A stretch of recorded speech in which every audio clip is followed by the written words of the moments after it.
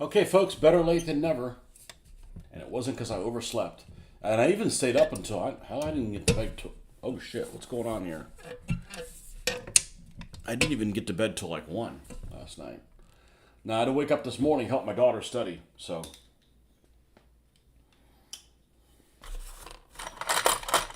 anyhow, here we are with the things that we painted yesterday.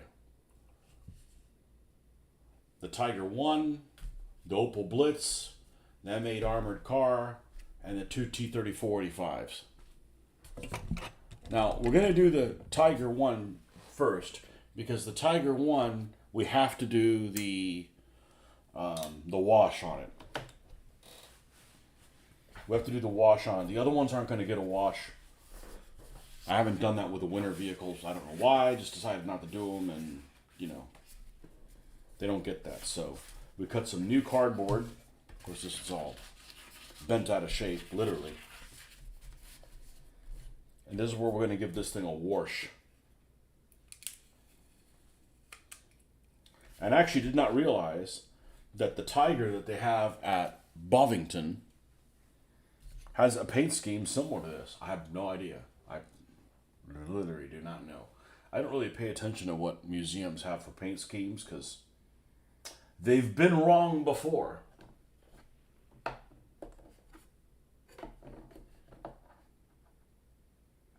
So we're going to do strong tone. And that's awfully dark. I'm like, yeah, but I like it. And we end up dry brushing the main color on it anyway, so. What's up, Amir? Happy Sunday morning. Yeah, it's actually an RC tank. Radio control tank of some kind. I didn't get it. It was already, did not work as a radio control tank. All right, so we're going to put some of this wash, and even though it is a dark tone, we're going to not let a lot of this pool on here. And don't tell me I don't have one of the clips, because I'm gonna need one clip. You know what? I can get by without one. I can just I can attach this to the bottom.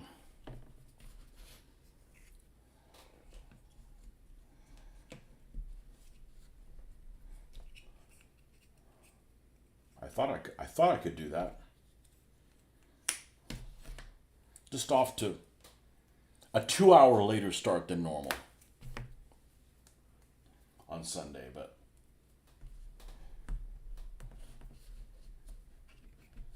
had to do some dad duty stuff, so.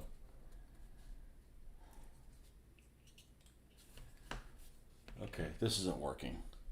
All right, why isn't this working? Maybe.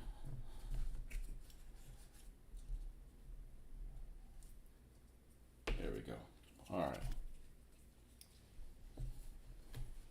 right. So, honestly, these tanks they look okay. These vehicles look okay. But they don't look superb yet.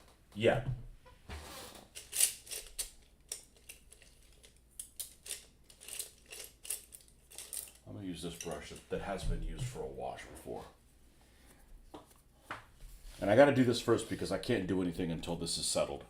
And this is the first tank I want to finish of these.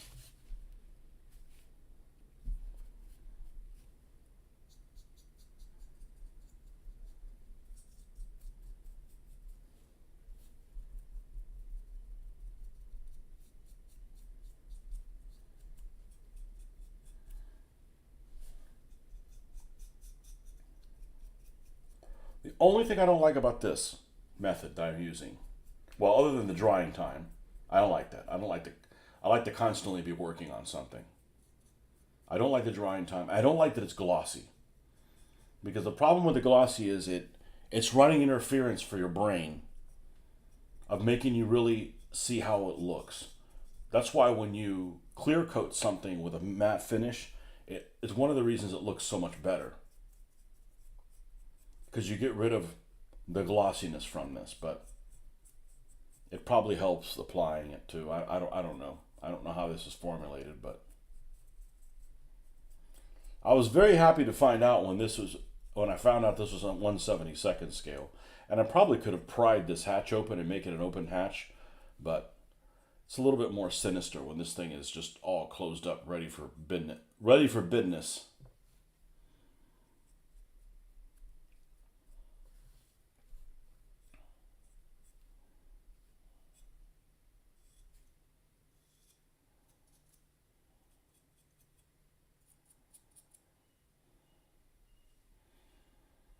Okay.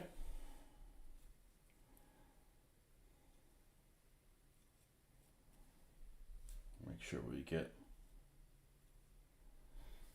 So between the modulation of their brushing and between the modulation of this and the modulation that we're going to do with the dry brushing and then the pin washing, it's all going to, come together. So the next step after this dries, is we're going to do the dry brushing step. We're going to do the main dry brushing color. Then we'll do the pin washing.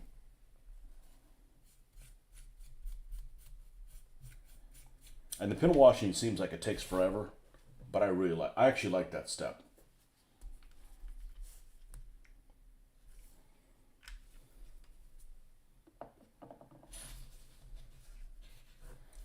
And yeah, I had to look this up. This is actually a dragon model called, I forget what the hell it's called, X something, X track or X something. And they only made apparently 2 models. They're both tigers. They made a gray tiger and they made this one. And they might have made a cursed one too. Kind of hard to figure out. I had no idea that they made a RC tank this small.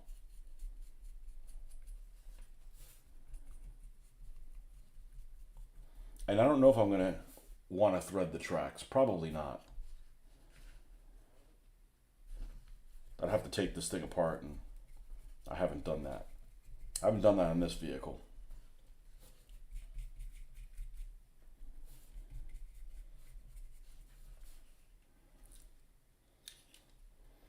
There is a screw down here, and I could probably get to it, but it's at a weird angle.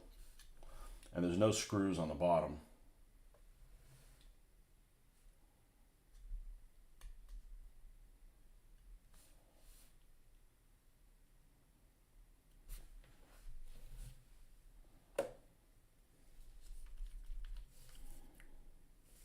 This is just strong tone from Army Painter.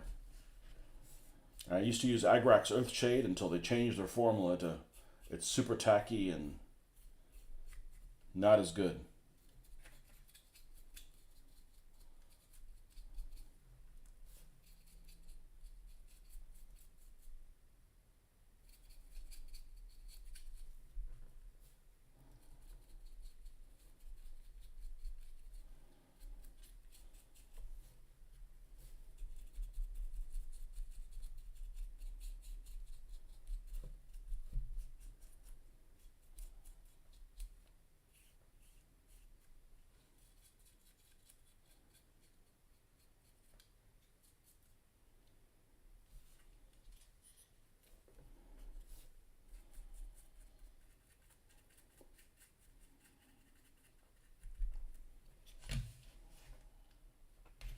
All right, now we get the tricky part. I gotta hold this and do the running gears somewhere, so I'm gonna get shit on my fingers.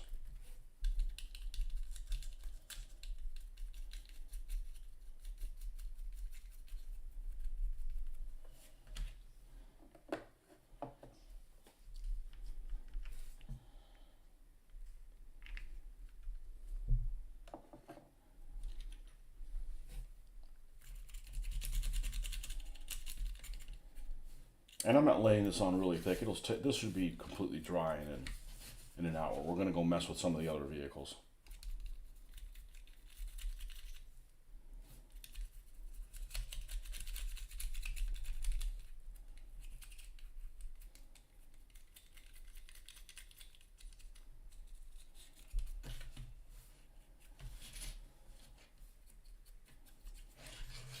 Okay. So let's take these 2 things.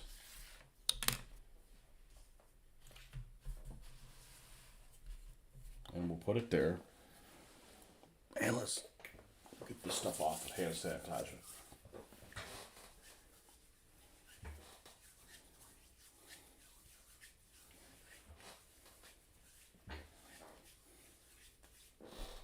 I'm not a big Tiger fan.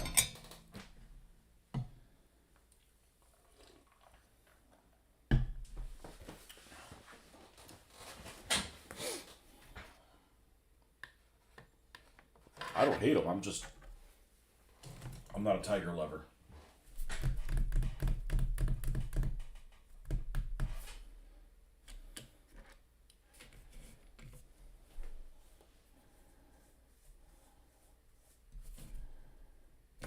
Oh, we didn't get all this stuff off? Come on, we could do better than this. All right, so this is a die-cast model of This is a die-cast model of an M8 armored car. Okay, so what we're going to do is we're going to do the black lining on this. Let's get my glasses on so I can pick the correct brush, which now I've made a separate brush container here of thinner brushes. So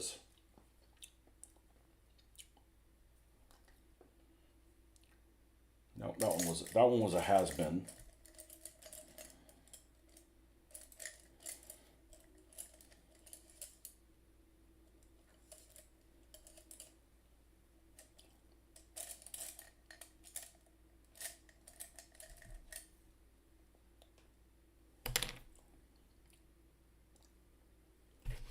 You want the brush to be in good shape, but not the best.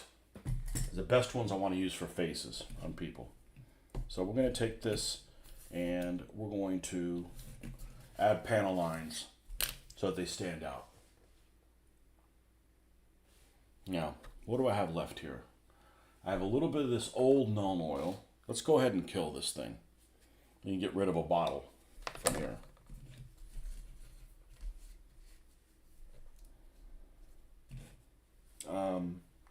Or should I do decals at this point? I think.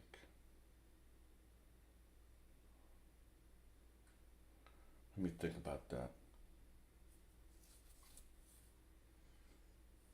The Opel Blitz doesn't have any decals on it. And the Russian tanks probably won't have any decals on them. But this thing will.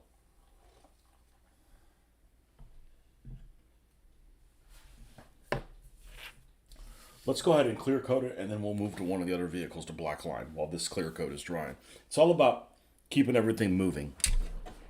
Let's not bang our head into that. Okay, Pludge floor care.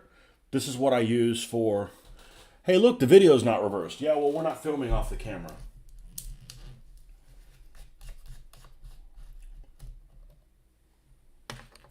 So if you're wondering, hey, why is your table the backwards from how it always is? No, this is what it's really like.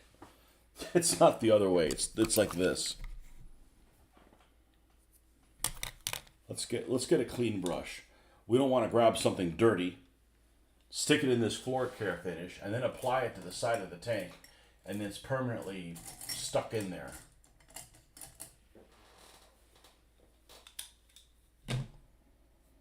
Okay, so we're going to come in, and we're just going to, I'm not going to look and find out where the decals go. I'm just going to go ahead and gloss coat this in areas where they're likely to be. And that's the front of the glacis here. Here.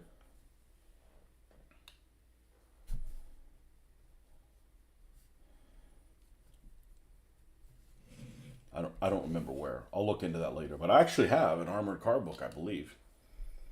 I believe I have an M8 armored car book, which we'll take a look at that in a second. I don't remember if there's one on the back, but I'm going to go ahead and clear coat it. It doesn't hurt anything doing this. And then on the turret,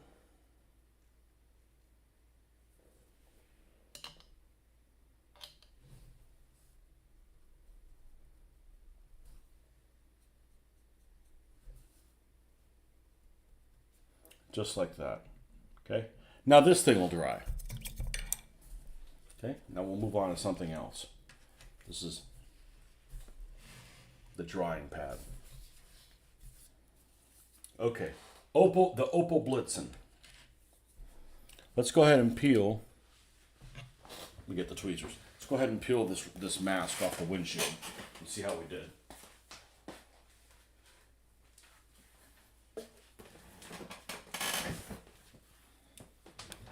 This thing jacked all the way down.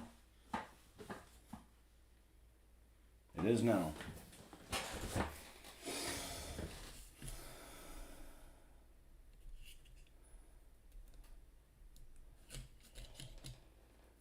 Well, that looks pretty good. And I didn't do a super professional job of doing this.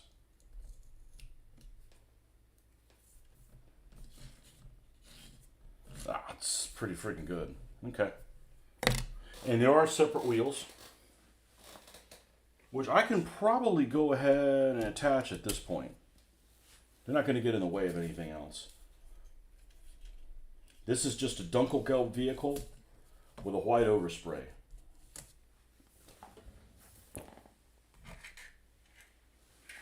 And this is a pre-painted vehicle. This thing was originally gray. Should be 1, 2. Should be 6. And obviously these wheels will be weathered, but you don't have to paint them black now.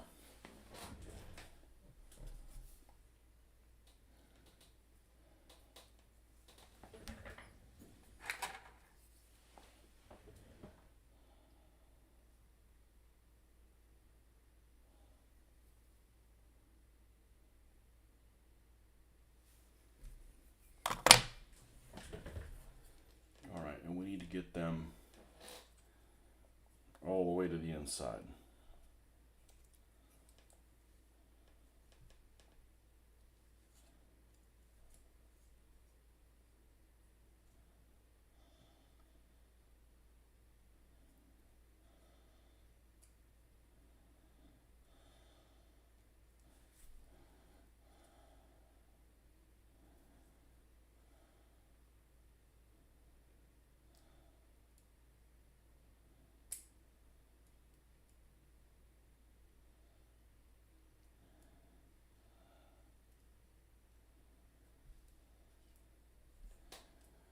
Now this is one of these things that if I had been using enamel paint, the enamel paint could actually make the rubber tacky.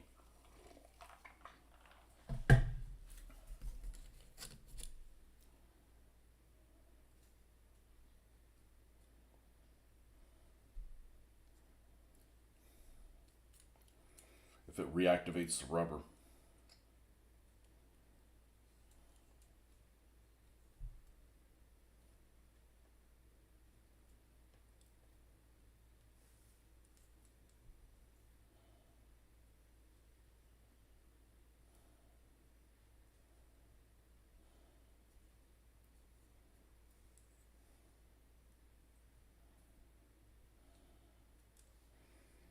Okay, that was the two most difficult ones.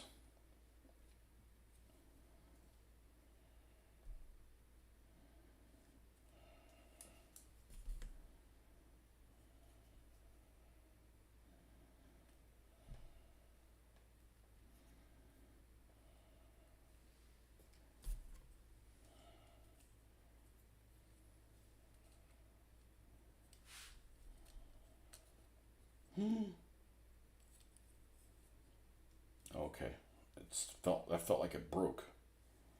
Nope, it just shifted.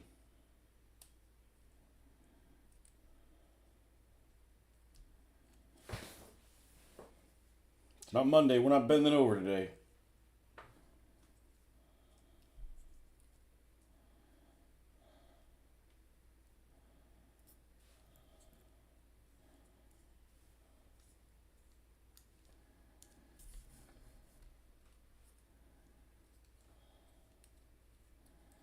So we've got a seat here that we could paint.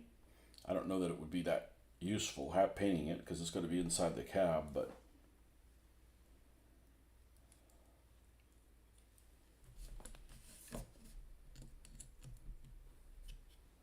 It's a die-cast vehicle, but really only this is die-cast. Everything else is plastic on the entire vehicle.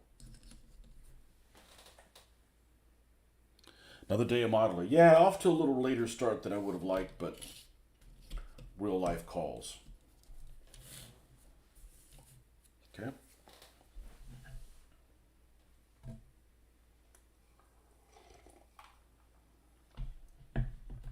Now, we got the Tiger drying. Still dry? Still drying? Yep. Okay. All right, let's go into black lining this the Opal Blitz. So I'm going to take this little bit of Nuln oil that's left. I think this is the last of the Nuln oils, right? This big container. I may have a small one too. Yep, I do. Okay, I'm not going to mix them. They may be different. And then we're done with Nuln oil, because this was about $6, and this went to $8, and it went down in size, and they behave a little differently, not huge differently. So now I've switched to dark tone from Army Painter. It's actually, I have two places in town, maybe three places I can get quick shade stuff from, but only one place I can get Games Workshop stuff. So the Army Painter is actually more accessible than, dark tone, this up here. Yep. This is a replacement. And what's this one? This is another strong tone. We need to start finishing some of these off. What else do we have up here? Another strong tone. Yeah, we need to kill some of these things.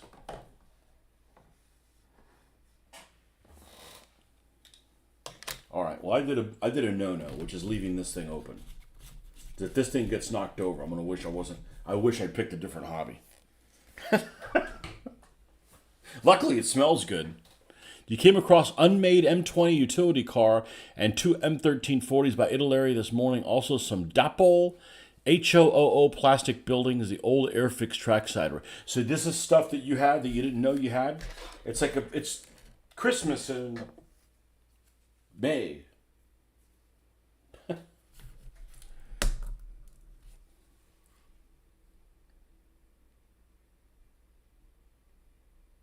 Well, these things that I'm working on right now, none of them are garbage, okay? But I do have some things that aren't very good, that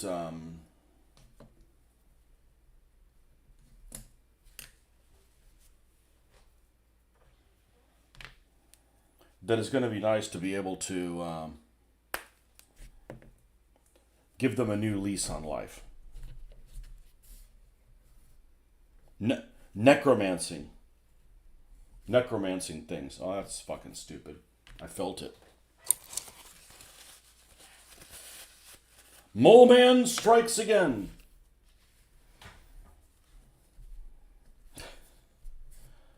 The Mole Man cometh.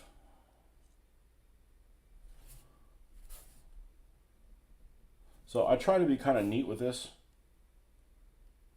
But this is going to get a dry brush of Dunkelgelb with white over it.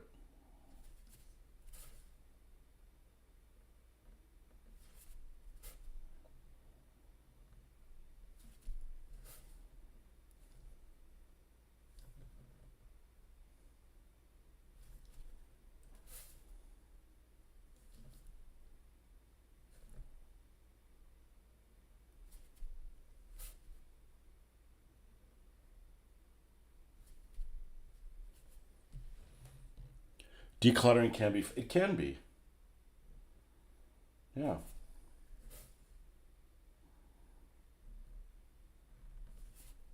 I see these people's workspaces and I'm like, and I don't do it because I'm a neat freak. I do it because I can't fucking find anything.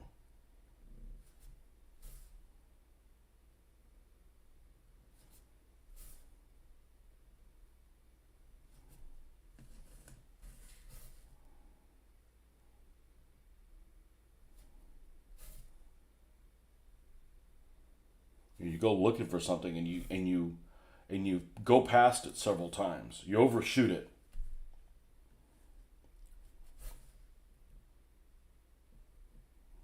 It might be right there in front of you, but you can't see it.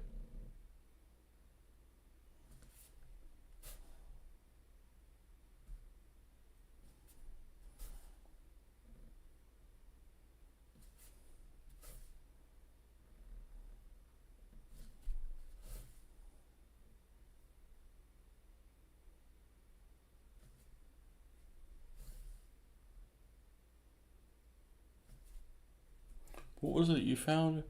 An M20 utility car. Okay, who's that made by? Not too many people make a plastic kit of an M20. Two M1340s by Italeri. I don't think that's the same model as the quick builds. Although I think Italeri makes Eschi made the original one, and then Italeri took over the molds. I believe they make a separate M1340, which is the same molds as the Eschi one. Plus, they have the ones that come in the quick build packs, which won't have any of the hatches, the commander's hatch, or anything that opens. You know what I don't have? I don't have a single German tank. Let me think about this before I say it. I might have one. I might have one Panther that has a coax machine gun. Not a single one. Not a Panzer IV, not a Panther, not a King Tiger, none of them. And it's not by design, it just happened. Let's see, is that Panther two Panthers? Nope, three Panthers. The Plastic Soldier Company ones had them. Okay.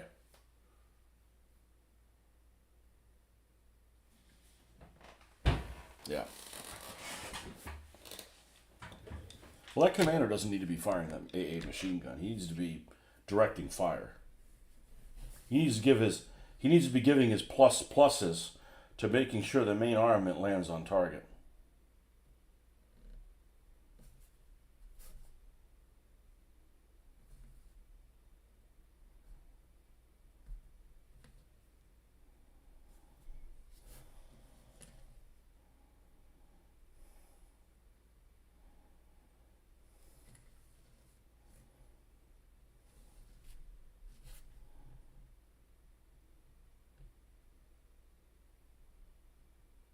And this may not seem like it's making much of a difference, but if you don't do this and put it next to one that you do, there's a big difference.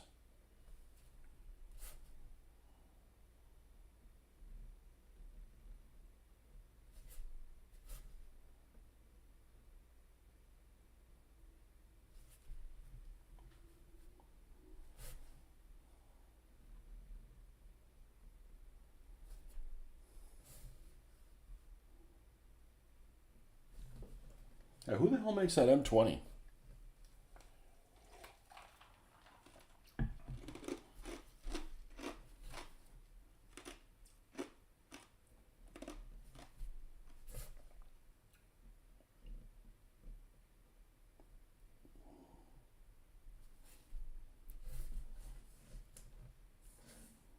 I'm gonna go on a limb and say I'm gonna say the M20 looks better than an M8.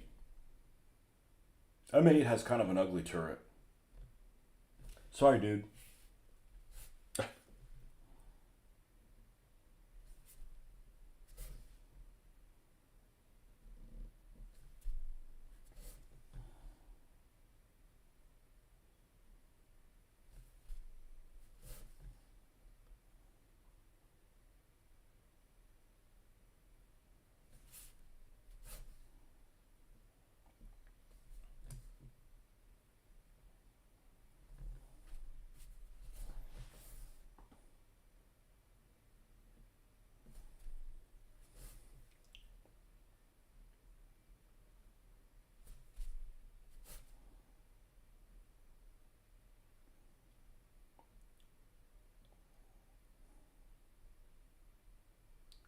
Most of the stuff that I do, if I screw up the order of it slightly, it's not a big difference. If I dry brushed and then did this instead, okay, well, not that much of a difference. Now, as long as you don't put the decal down first, then put the clear coat on top of it, as instead of putting it down first. I guess you could sandwich it in between clear coats. I don't. I don't do that just because it's like I don't want to wait another 30 minutes. Although this clear coat dries pretty damn fast. Okay, so that's done. So let's move on to the cab.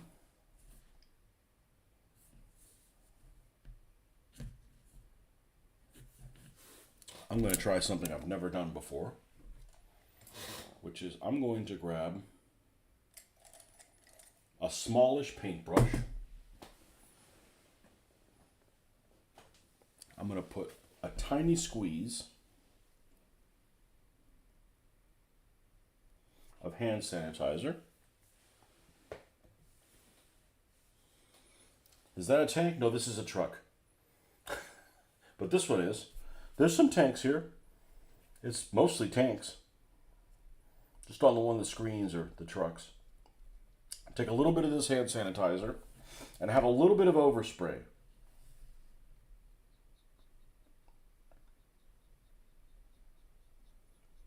Holy fuck, it comes right off. Holy fuck, I shouldn't have even cleaned the screen like that. Look at that.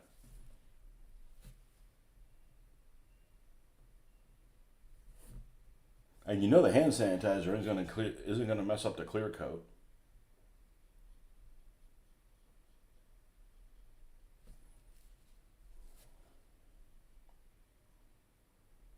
Let's see your rubbing alcohol do that.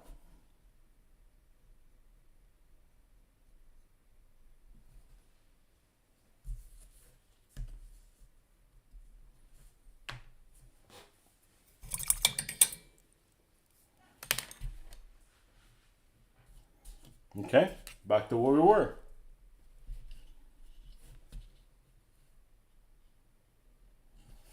So you've got this side that is made of slats of wood or something like that.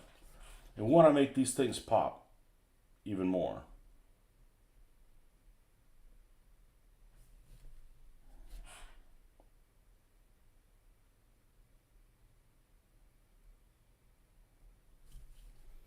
Now, there's a bunch of different ways of doing this. Some people like add a clear coat and then they use this enamel stuff. And the thing is, the enamel stuff's not any darker than this.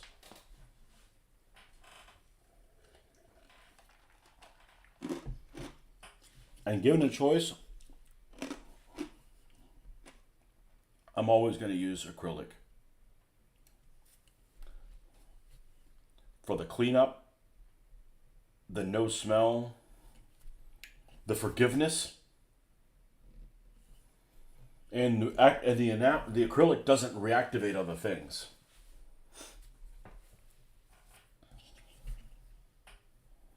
And we're going to dry brush over this anyways, lightly.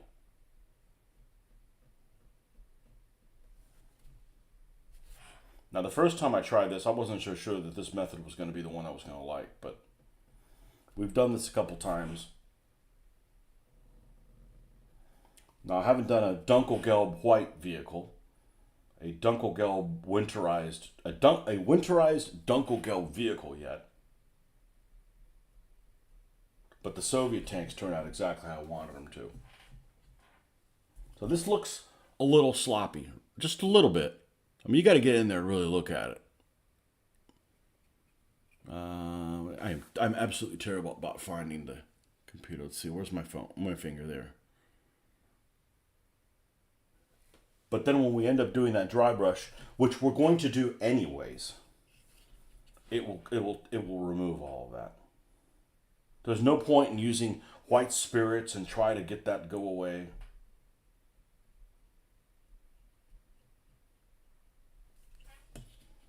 Okay, so this section's done now. Let's make this even darker. Make all these little details that whoever decided to put this little model together, or make the original, decided to make all this eye candy for you to look at.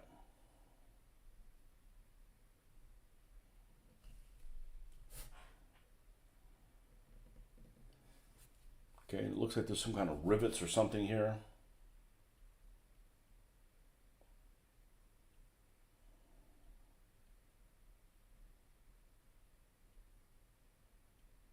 To go around those as well. All right, and that little section's complete. Or ready to go off to the next stage. And the acrylic dries a lot faster. So,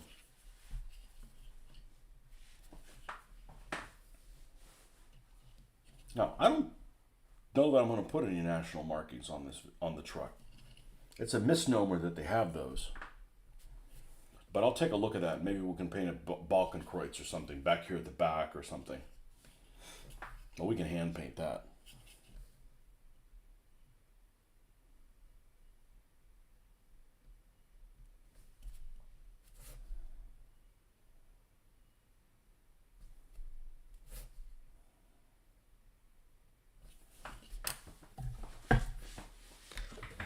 It's soda 30. I haven't had one yet.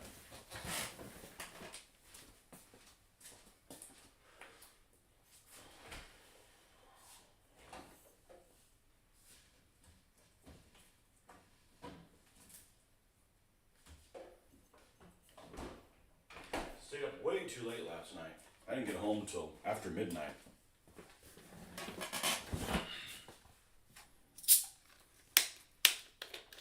It's funny. I got ready to leave and I'm like, man, I didn't have anything to drink. Usually have some whiskey or something like that when we're playing dominoes or something. Nope, I just forgot.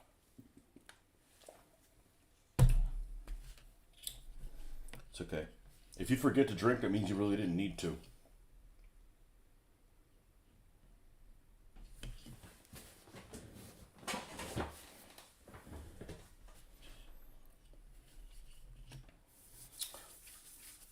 So the Tiger, because it has a built-in wash, then it will get dry brushed to get it to basically the equivalent of where this is. And then we'll do the black lining, and then we'll do a cleanup dry brush on it. A couple of cleanup dry brushes on top of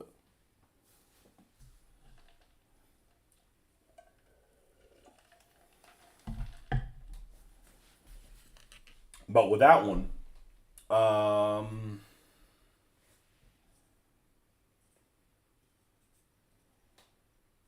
not sure if the clear coat will lift that.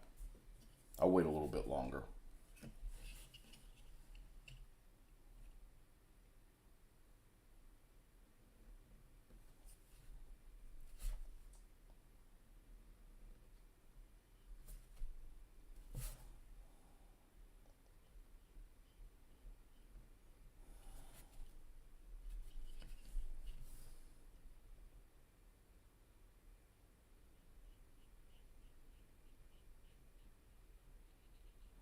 But again, I don't think I'll be. I don't think I'll be on this in the evening. I could be wrong, but I don't think I'm going to be on. It's going to be doing Mother's Day stuff. So Mother's Day here in the United States.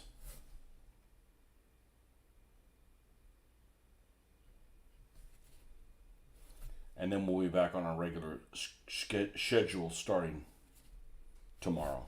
Starting tomorrow morning.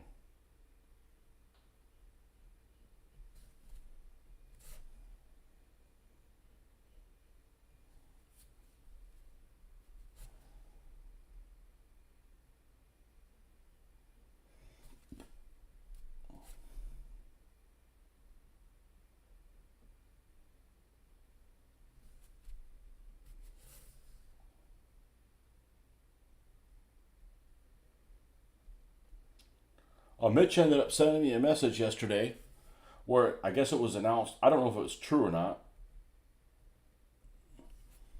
but he said that they're coming out with another season. They're coming out with another season of Firefly. I don't know if it's true or not because I'm not going to watch it.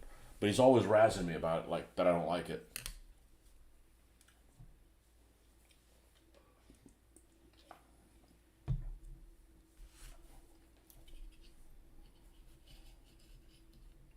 Good for you, Mitch. And I could say, man, I hope it sucks, but it doesn't have to suck. It just has to be the same as the other seasons, and I won't watch it.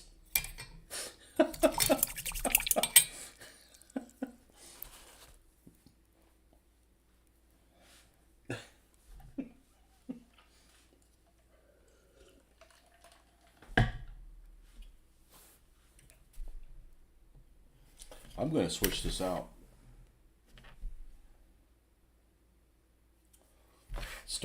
furl a little bit.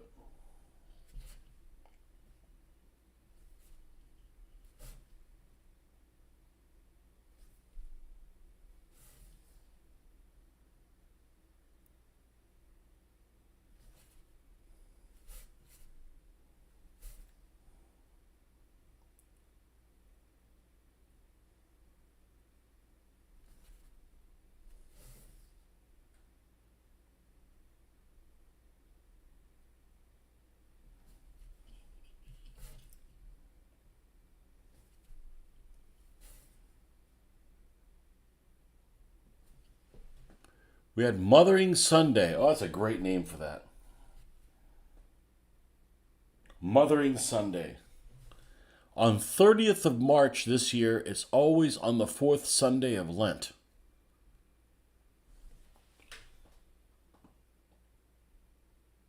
Yeah, here's what I don't understand, okay?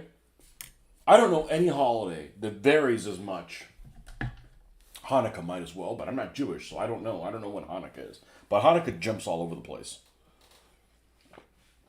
But Easter moves so much. I'm like, okay, December 25th is always on the 25th. The first of the year is always the same. Why does it bounce around so much? I mean, it shouldn't fluctuate more than a week. I mean, you need Easter to land on a Sunday, right? And that's it. So it shouldn't vary more than 7 days. Or really 6 days. I think this year was a late Easter.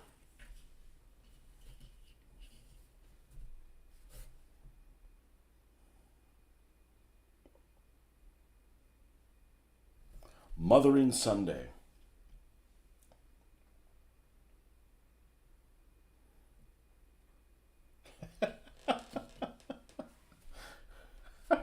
It doesn't have a nice connotation in American English. We're about to have a mothering. What?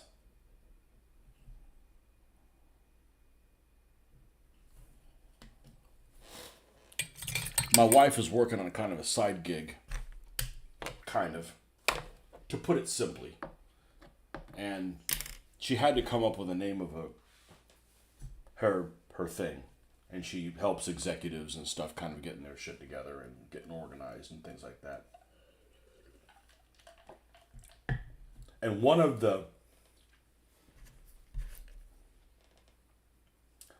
names in the name of her LLC is this word that I personally think has a bad connotation to it. There's just some words that I don't really care for, right? The biggest one I can think of and it is, for whatever reason, it's in vogue now, or it's been in vogue for a few years, and it just seems like broken English using this word, and it's bespoke. Now that word is not in the name of her LLC, but I can't stand bespoke. Custom, any of that. Bespoke just seems like it's just misspoke. Eastern Passover, or movable feast due to being derived from the phases of the first moon of the spring. Ah, so they're pagan. They're based on pagan things, both of them. So I can't stand bespoke. But the word I'm thinking that's in her, and she said, what do you think about this name? And she told me what the name of it was. And I'm like, I don't know. There's a word in there. It's a very simple word, but it's a word that, in my opinion, has a bad connotation. It doesn't have a positive connotation. You know? And that word is task. And when somebody says task, it just has like you're being punished for something kind of connotation. I have a task for you. Like, fucking great, right? Like, nobody says, hey, I got a task for you. Oh, yes! I can't wait! It's gonna be something awesome. No, it's not. It's a time-wasting, grinding type of redundant, over and over connotation to it There's no task that is like, oh, I can't wait to get on that task, right? It just has a, it has a bad, I think it's got a bad connotation to it.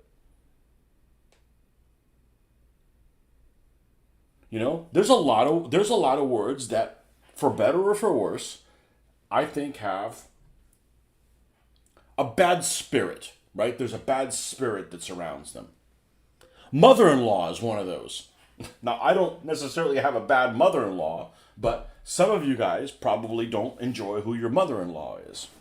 You know, ex-wife. It used to be the day you visited the church you were christened at. Your mother church, wherever you were, now a celebration of motherhood.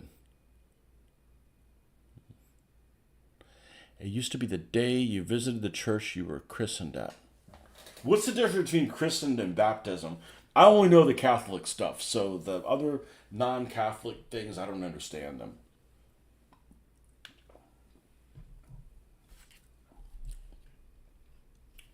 Sorry. I imagine the Anglican stuff is exactly the same.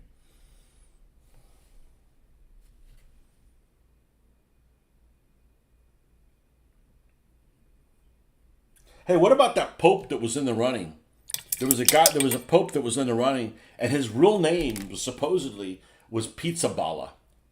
Like, I'd be like, sorry, you can't run. Why? Because if you win, I mean, you know, it's just, you know, no, that's really my name. That's no, you got to change it or do something. That's ridiculous.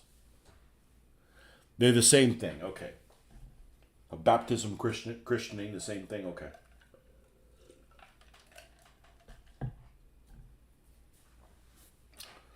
Well, there's just some things that are just don't make any sense to me. Like a wedding, okay? If you go to a wedding, and I'm sorry if this offends you, but if you invite me to your wedding, it better not be dry. I'm not going to a dry wedding. It's just weird, man. I'm telling you, you guys know me. Drinking is not a big part of my life. But a dry wedding?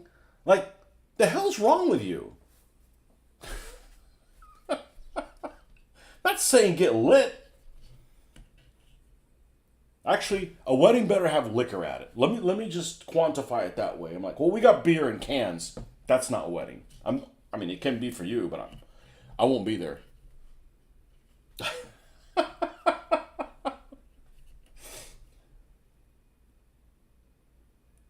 I went to a wedding one time that had an open bar, and they didn't have any gin. I'm like, what? How do you not have gin? That was the time where I was drinking gin and tonics. The gin and tonic is a great. I don't think I've ever had a bad gin and tonic experience. And I've had a lot of gin and tonics. I had like 11 or 12 at my own wedding. No bad experiences of. Well, other than I couldn't drive. But I didn't get sick. I didn't feel like crap the next day. Must be the tonic part. Never had a bad gin and tonic experience.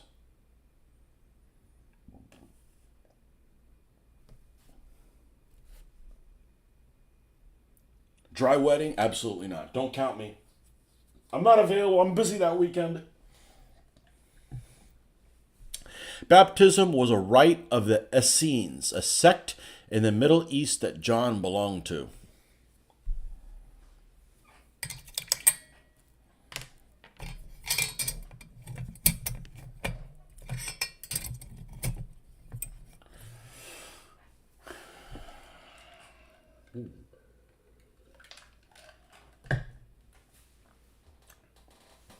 I know this thing's dry.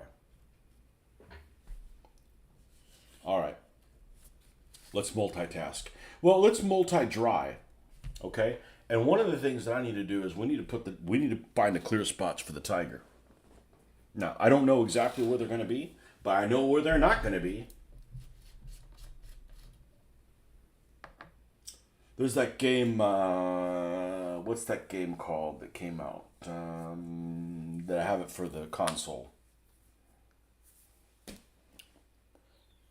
Classified, 1944. And there's a mission where you have to deal with this place where they're building tiger tanks. And the tiger tanks have the numbers up here in the front a front corner, and I'm like, I think I'm still having nightmares about that. Somebody, they don't go there. Jeez, man, what a maroon. What a maroon. All right, let's.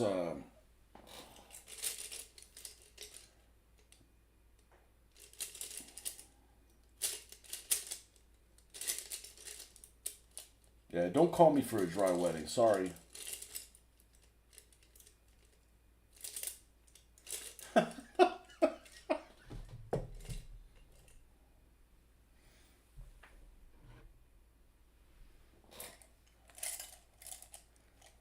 I mean, think of it this way: like, people had to put up to sitting through your ceremony. You can at least reward them by having an open bar.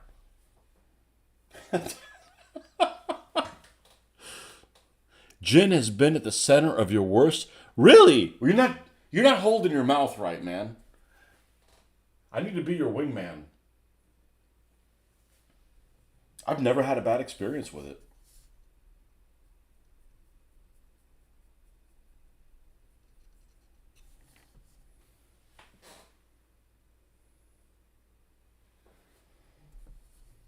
I haven't overindulged in it and felt rotten afterwards. That's probably the right way to put it. And one of the things is, if I ever have gin, I'm not having something sweet. It's not sweet. And it's usually the sweet stuff that just makes me feel rotten. Okay, I may have to hand paint this Balkenkreuz. I believe the Balkenkreuz is in the middle here, somewhere. I'm certainly not laying it over those damn cables. And I'm not scared of painting these things. There may be a spot there. It's just easier to just go ahead and just do this than try to. I believe it's in the middle of here. And I don't know that I have any of those. It'd be nice if I had one of those stalking tigers, but I don't believe I do. Did we get the back of the turret? Yes, okay. That should be good there. Okay. And then we'll stop. Put this thing away. I know the T-34s won't have any. T-34s will hand-painted stuff. And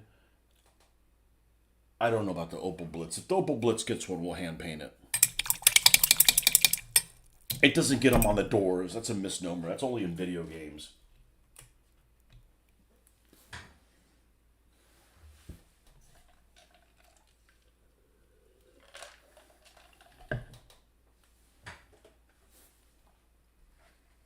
One of my worst alcoholic experiences was really strange.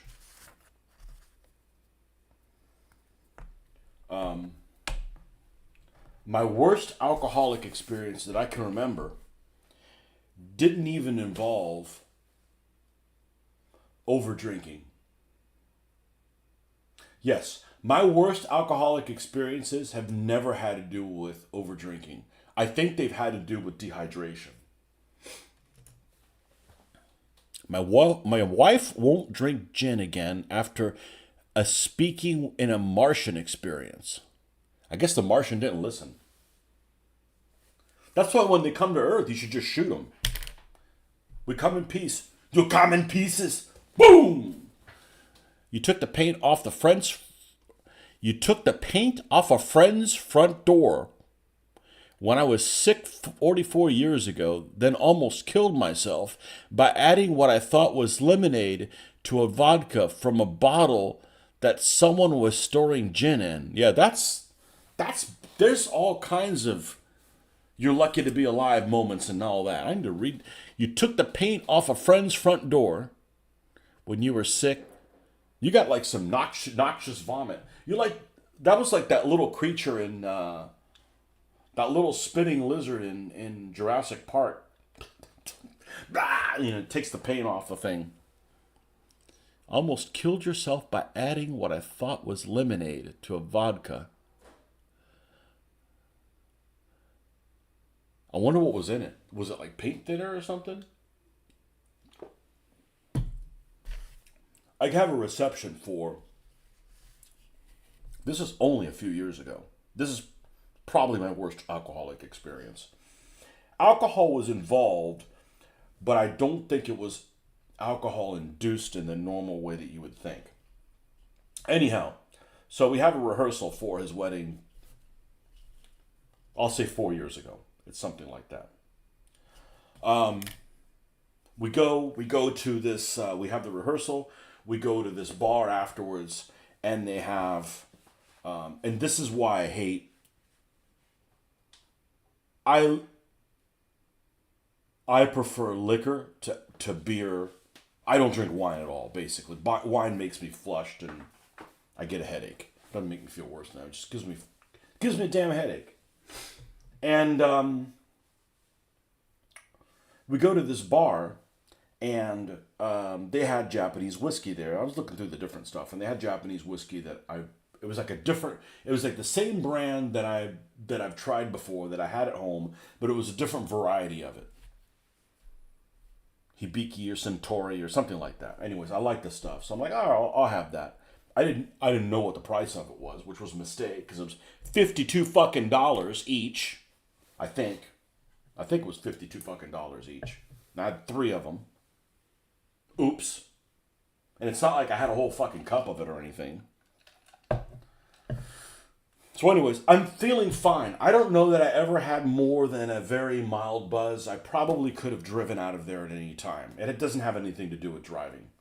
I didn't even drive, I don't think. And we didn't have anything to eat, so we had there's like a pizza place next door, so we had pizza. There was kind of like a trendy bar, and we had pizza. And my daughter was with us, and my wife, and nobody got out of control or nothing. So I just have my, I think it was 3 whiskey, 2 or 3 fingers of whiskey of each. I go out of there just fine, have a couple slices of pizza because I was hungry. Go to bed. I wake up in the middle of the night feeling like if I would have died, it would have been a relief. My head is just pounding, just absolutely pounding like nobody's business. I want to throw up, and there's nothing to throw up. I think I just got dehydrated between the salt and the pizza, eating late, drinking late. I didn't even go to bed intoxicated. And the next day is the fucking wedding that I'm going to be in. And I feel like, horrible. I feel undead. I'm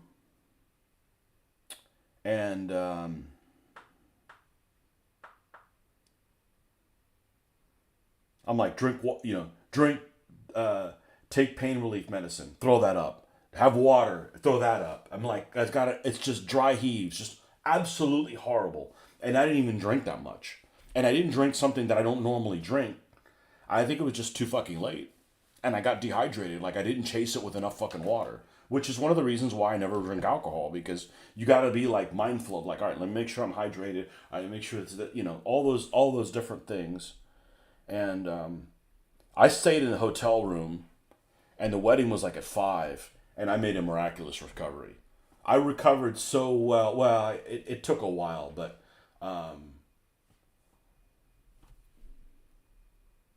I felt absolutely that was probably the day I felt worse than anything else. And I went to the wedding, and I even had scotch at the wedding. So I don't think it was alcohol in itself. I think it just induced dehydration. So it was the first time you had gin. I was at a house party, and the gin didn't agree with me, but I couldn't get to the toilet in time, so you just opened the front door. Well, it reminds me of this time that I was at a party at these apartments here in town. Well, not in this town, but in the old town, which is next door. Were apartments, which was a popular place for apartments. For parties. In the early 90s, it was a popular place for parties. And they had this party, they had a beer keg, and I had too much to drink, and they had pimento dip, and I've been eating pimento dip, and I had too much to drink, and I'm going to the bathroom, and I'm like, I don't feel very good, and I went to throw up in the toilet, and instead of the toilet being here, I threw up beside the toilet, and I sobered right up and walked out of there, and somebody else got blamed for it. But that's like that would probably qualify as the craziest thing I've done while being intoxicated. I've never gotten in a car accident. I've never done anything stupid, taken my clothes off. Gone. That's probably my mundaneness. That's as mundane as it is. Yeah.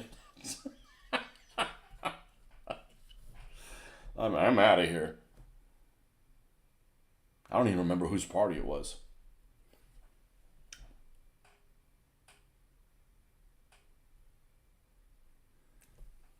I remember somebody else got blamed for it.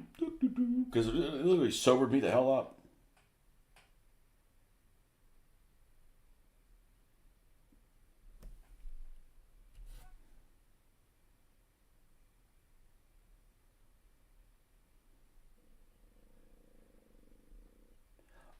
Other time I felt really bad. Historicon 2018. I think it was the first time it was a downtown Lancaster. I go there after the midnight game, and the Welsh guy invites me to have a beer. So I have a Yingling at like midnight. Don't even have a buzz. Go to bed. Wake up at the next day is thick Saturday. This was Friday night. The next day, the next morning, I wake up at 6 o'clock, and I'm like, I need to eat. I have an excruciatingly. It's always an excruciatingly pounding headache, which I can't think or do anything like that. I go to have breakfast, can't feel like eating, end up throwing up, can't. And I thought I recovered from it. I go and Mitch we're parked in the parking garage, and unloading the stuff, and I'm like, man, I don't feel too good. And I ended up like throwing up in the parking garage in between his car and the other car, like 3 times. And then I recovered from that. But it was like, it's almost like when I've had really bad experiences, it's not like I've had too much alcohol. It just like dehydrated the shit out of me. And I waited too long to rehydrate, because once you realize like, oh, I'm dehydrated, well, let me drink water. Well, it's too late. Now you've got some bubbly thing going on with you that if you drink too much water, that makes you throw up too. So that's why I just never drink. I just never. And that was one beer, but it was at the end of the evening. And I didn't even have a buzz from that beer. So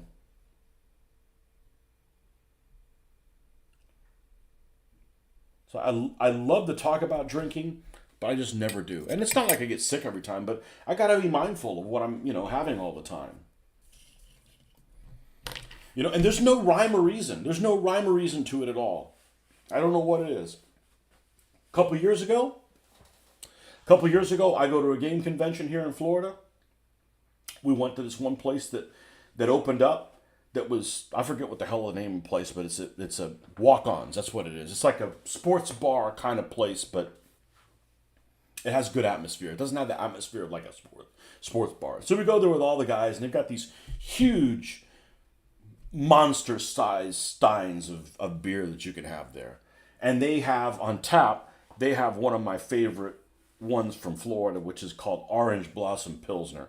And it is smooth and superb. It is excellent.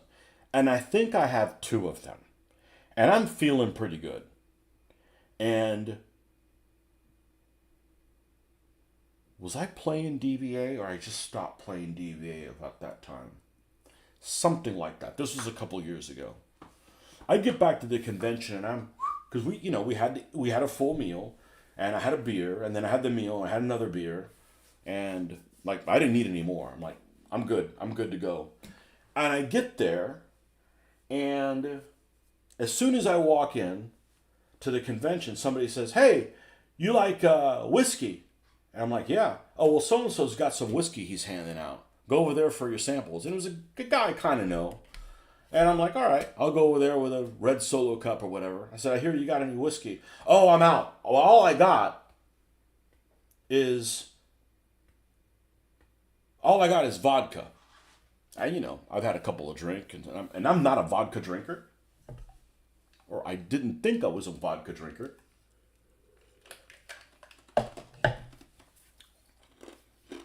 I'm like, all right, I've been drinking. So I get his red Solo cup, which is about the size of this. Give me some.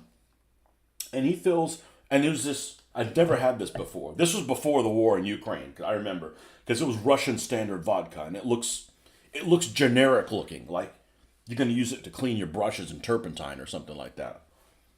Big bottle of it. And I get probably about this much vodka in it. Now, I'm already lit on beer.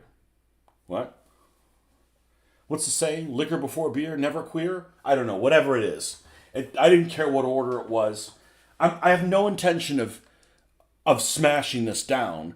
I just want to I always want to sip it slowly, which that's what I like about liquor as opposed to beer. I can't drink straight liquor fast. I just sip on it and kind of savor it, almost like a breath mint, I guess. Any liquid breath mint. So I'm sipping on this. No, I was playing DBA. I was playing DBA. Probably the last time I played DBA or the time before that. And it takes me 2 hours or something to drink this, or 3 hours. It sobered me up.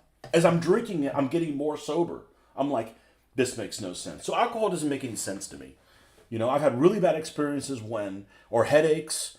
I'll have like one beer and then the next day I'll have like this lingering headache that I can't get rid of between drinking all kinds of water or pain medicine. And I didn't even have a buzz for the whole following day. And then sometimes like I should have felt like shit from that and didn't. So I don't know. I haven't figured it out. The Firefly rumors are because Disney bought the rights. Oh, they're going to ruin it.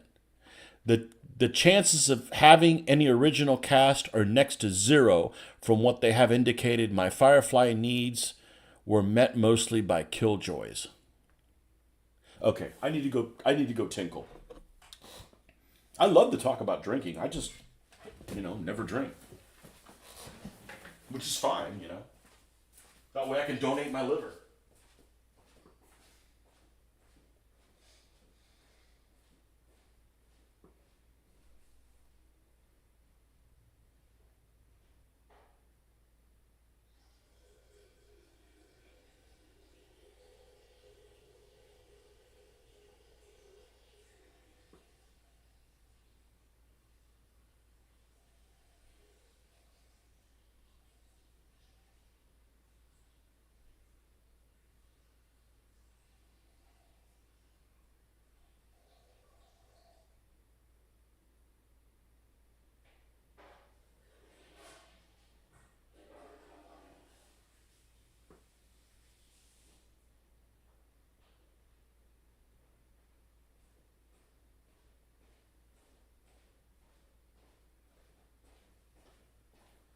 My problem with Fireflies, I just don't think Fillion is the right cast for that.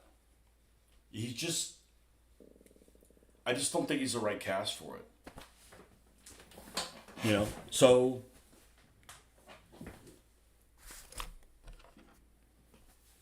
and I didn't hate it. Okay, I didn't hate Firefly. It's just like I don't understand what the big fuss is about. And I watched 4 episodes or so and didn't finish it. There's shows I liked that I haven't finished watching. So I just don't understand why it's so popular. I guess everybody likes Fillion, but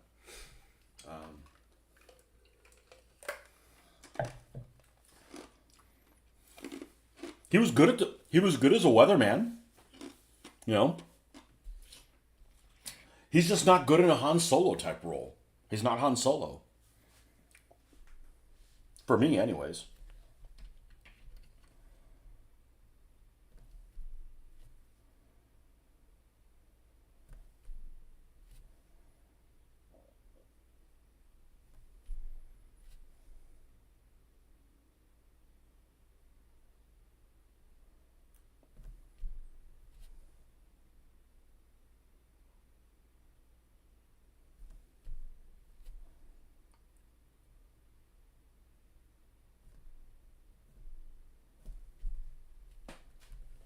I believe Fillion and Glau are the only originals of the new one. Glau is the Japanese-ish girl. There's three girls on it, right? There's like the mechanic, who's like spunky. I don't know who she is. That's how she is. There's the prostitute girl, which is that's the only reason I was watching it, and then prostitute ambassador, and then the Glau girl, which I don't know what she is. I think she's like half Japanese, or the actress Summer Glau, right? Yeah, I'd give it another shot. I'd give it. I don't hate Nathan Fillion. I just don't think he was cast. He didn't fit my needs in that role. The crazy chick. Okay. Good crazy, or he's fairly attractive. Is it what network was that on? Is that a show I can watch with my daughter? Or is it going to be awkward? Because that might get me to watch. She's gonna be around for a while, so we need to find stuff to watch. And the wife I can't watch shit like that with the wife.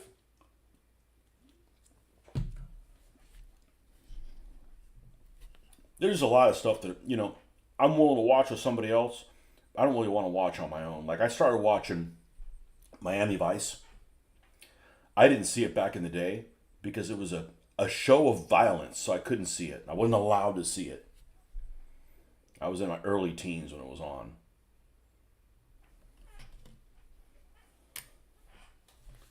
But I watched 2 or 3 seasons of it. I don't know why I stopped watching it. I liked it. A lot of the thing that really struck me about Miami Vice is that it was very New Yorky. There's and I don't know how Miami was in the early 80s, but man, there's a lot of New Yorkiness to it. And like you go to Miami now, or you go to Miami even like 30 years ago, and it's like it's North Cuba. But there's a lot of New York type things to that. Firefly was just cowboys in space. Most were watching from her. Yeah, she's hot. She's super hot.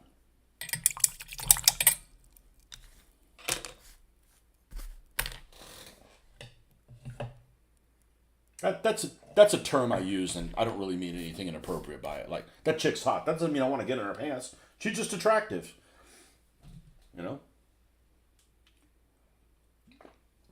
Just like I say chick. I don't mean anything derogative by it, like.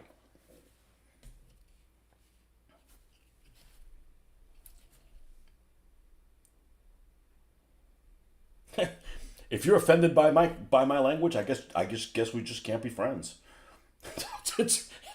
I'm not going to tiptoe on eggshells. I'm going to piss you off eventually,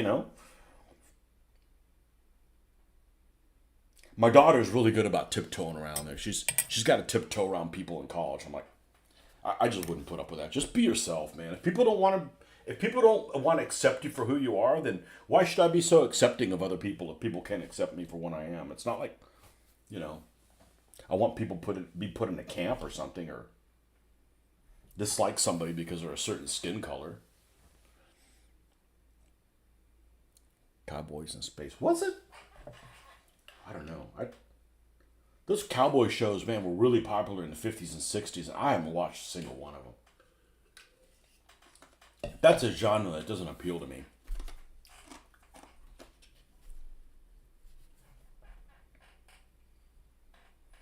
You non-Americans like cowboy stuff? Summer Glau was a Terminator in the Sarah Connor Chronicles. Huh. She's half Japanese, right? I think she is. I want to say she's German Japanese or something.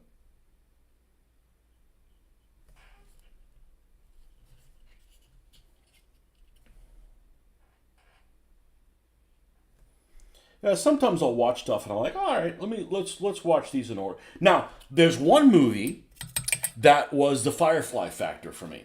There was a movie that came out that everybody and their mother loves this movie.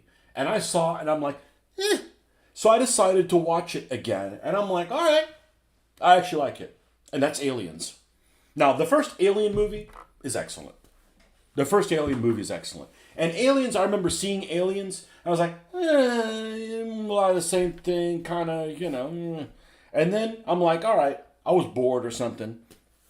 And I'm like, look, 5 or 6 years ago, let me watch the Alien movies in order. I watched the first one again. I'm like, yeah, it's still freaking good. And watch the Aliens. I'm like, it's pretty good. Yeah, it's pretty good. And then I watched the third one, and of course, and it's nothing like the other two. And then I may have started to watch the fourth one, or just said, fuck it, this isn't worth my time. I forget which one of the two. But, so Aliens came back for me.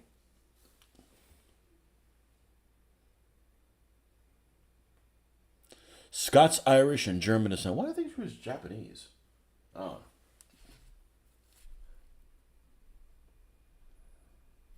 And you got to watch the movie afterwards, right? You got to watch the series first, and then the movie is after the series. I might try watching it. Now that I know what.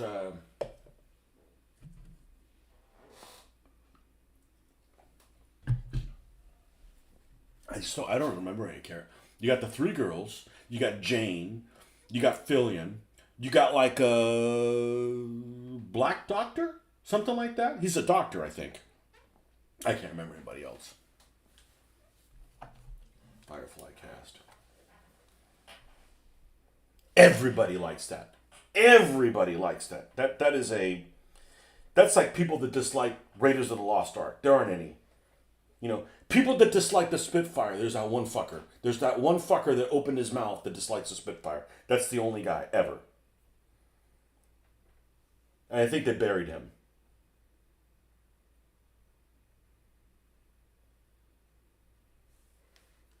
Oh, hold on. I gotta check. What kind of.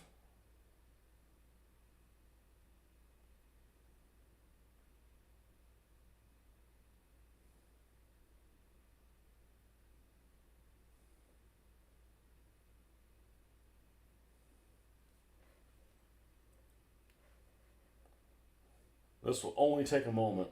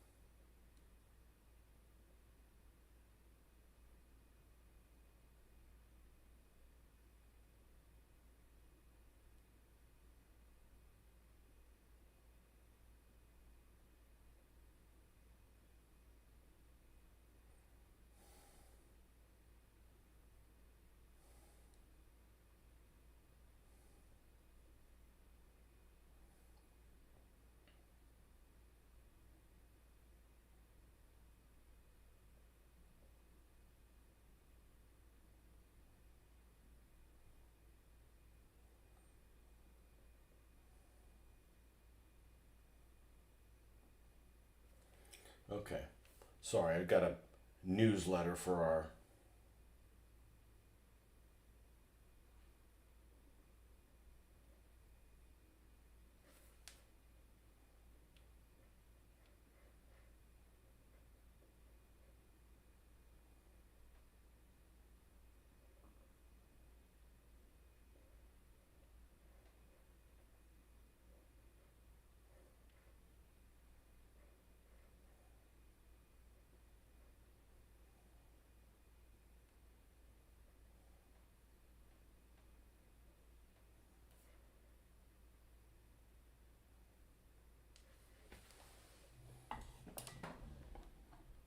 What was I looking at? Oh,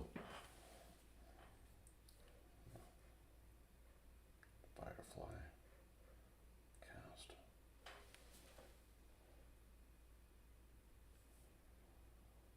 Okay. I don't remember this. I don't remember this person. Adam Baldwin. He's such a bad actor. He's such a bad actor.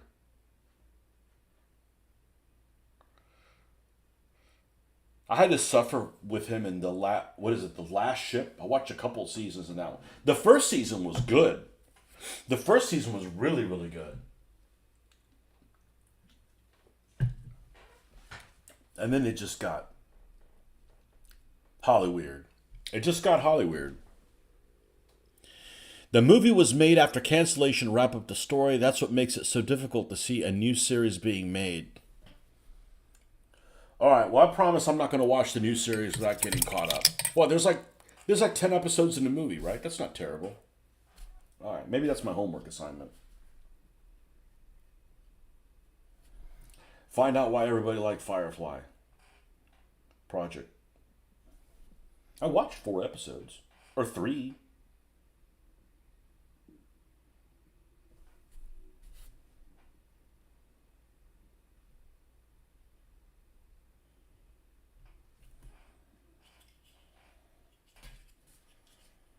Well, now, how is this thing doing? Oh, I fucked up. Ish. I should have. I gotta do a dry brush coat on top of this, and it doesn't make sense to put the clear coat and then do the dry brush. I've put the clear coat on again. All right. We came here to do the tiger. That's what we're gonna do.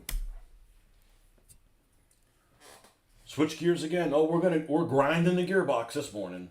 All right. So we're gonna take the tiger. We're gonna put the same color that was on it, dry brush over it, and we don't want to do it heavy. We want to do it, You're barely gonna be able to make out this camouflage scheme, but that's fine. That was the intent all along. Where is RAL 8000? RAL 8000 is. I brought it inside, by God. There it is. Green Brown. Vallejo Green Brown. What's up, Ben? Sorry, I haven't signed into Steam yet. They got back like at 12:30 last night. And I have a feeling today's going to be a whirlwind of a day. I don't want to do that on this. Let me see if I can cut a piece of cardboard out and violate that instead.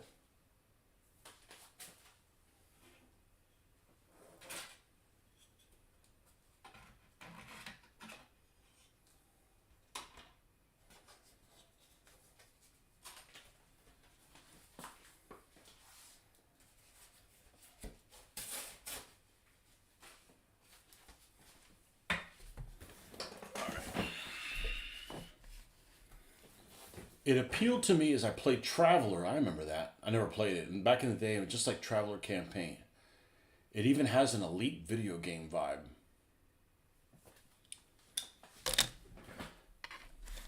Does it feel like Borderlands? Because then I would watch it. The Borderlands movie could have been a lot worse. It was trash, but it could have been so much worse. Talk about the casting being all wrong. No Borderlands fans? That's a great fucking game. And it's the same people that did Brothers in Arms. I didn't know that. Well, at least the same company. Might not be any of the same people. All right, here we go. Green Brown. We're going to use a new brush for this. This puppy has earned it.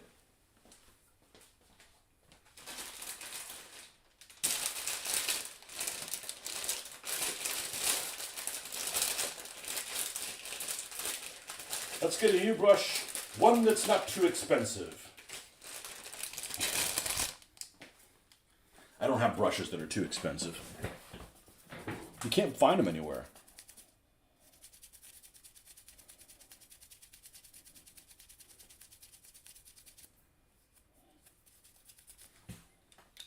Right out of the package. I mean, you don't pre-wash your brushes? Nope. Ooh, that's ugly.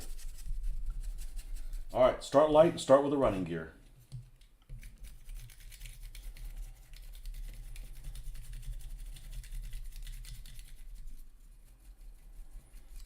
I glued this running gear, and it apparently did not take. I wish that Crusade could have been completed. It ended up being canceled, and after 13 episodes, a Babylon 5 spinoff. I haven't even heard about it.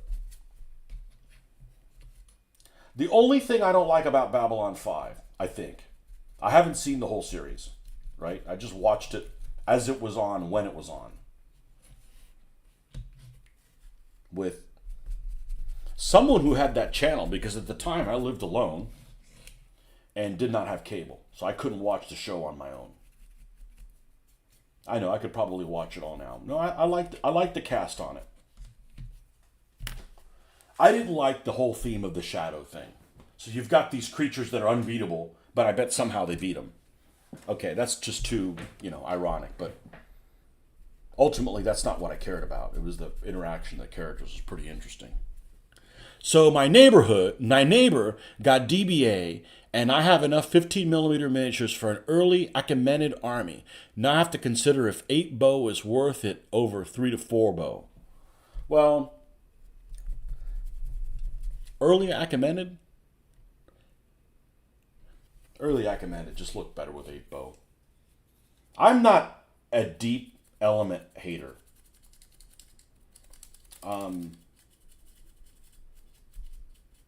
There's lots of things about DBA I have a problem with. There's not a lot. I mean, it's still a good game.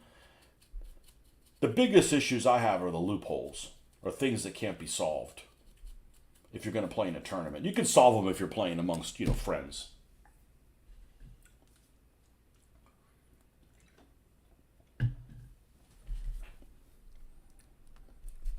I am not one of those 4-ox suck and they need to be replaced by. Okay, yeah, you could come up with house rules that are better. Solid auxilia. But 8 bow, I don't have a problem with. I had a problem with them in DBA 2.2 when they made you put them on an 8 fucking bow, and they weren't any different than regular bow. As a matter of fact, they were better in bad going because you could put their back toe in it, and they'd still be considered in bad going when you hit them. It just weird shit. It didn't make any sense to anybody you were playing with, but you had to play them that way. So I hated those deep bow elements in 2.2. And 3.0, okay, they're different. They don't even necessarily have to be better, but they just have to be different. If you're going to make me base them differently, they need to behave differently. Otherwise, why the hell am I basing them differently?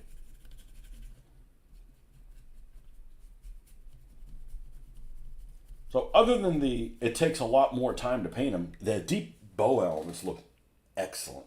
They're like a mini diorama. Fanatica seems only to rip on deep bow, but I know that place has some quirks. Most people all right, but there's some people that one guy, man, I don't think he's ever played the fucking game straight. And he doesn't use his real name. Freaking 3 initials. And that guy goes on and on and on and on about how you should change elements. And probably now he's played things, but I'm talking like 3 years ago, whenever he reeled his ugly head. And I'm assuming it's a he. Whenever he reeled his head, it just bringing up, you got different guys. You got one guy on there who used to come on there and he doesn't even play DBA. He plays the other set of rules, and he can't make a comment about DBA that doesn't involve promoting the other set of rules. And if you did that on the other set of rules website, they would rip you to shreds. I don't have a problem promoting another set of rules, but if you go to the other set of rules bulletin board and do the same thing with DBA, they'd rip you a new one. What the fuck are you doing here? You need to just go play DBA.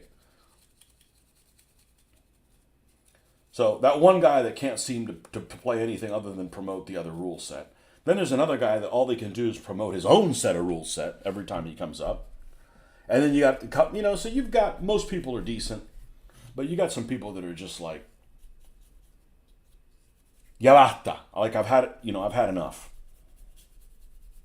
And that one guy's never played the game straight.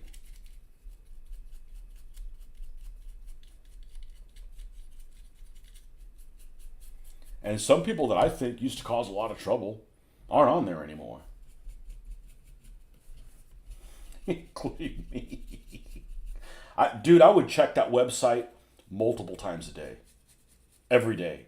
And then I got to the point where I was still checking it once a day. And now I'm like, who? You know? So, my 50 step process of recovery is I've recovered from it. My biggest problem with that website is like I want to show a picture of something and I can't. I got to get some kind of hosting thing. It's a pain. So that's why I love Facebook. Because Facebook, I can send any of you guys, if you're on there, a direct link like we've done. And it's just easy to share information with, you know?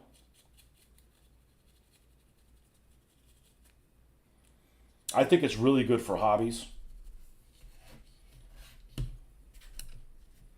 There's a lot of, I get that there's a lot of bad stuff about Facebook, but a lot of it is self-done to yourself. Like, I know three people in particular that they put what I would call controversial stuff ish on their page. And they always have this cadre of people that are their Facebook friends that they only come and comment on their Facebook stuff when they are the opposite viewpoint and nobody's converting anybody else. I don't put shit like that on there. Like, I want to just put hobby things on there, the stuff for my travels. I don't want to put political shit on there because honestly, I'm not devout to anybody in particular. They're all dirtbags. So, but there's one guy, and I've come really close to saying one of these days you're going to say something that's not negative to one of his posts, and I'm not going to know what to do. But I don't want to get into that shit. But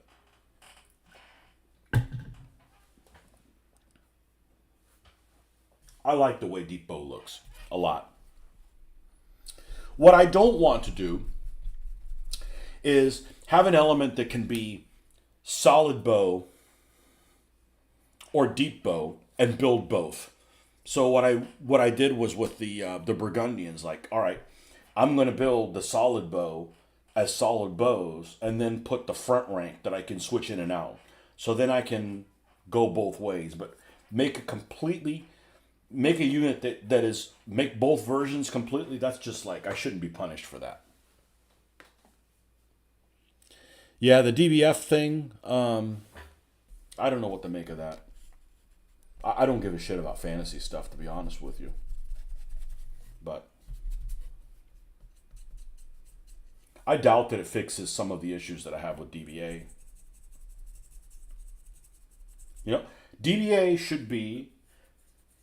My biggest problem with DBA is that you spend way too much time making contact and the combat is too simple.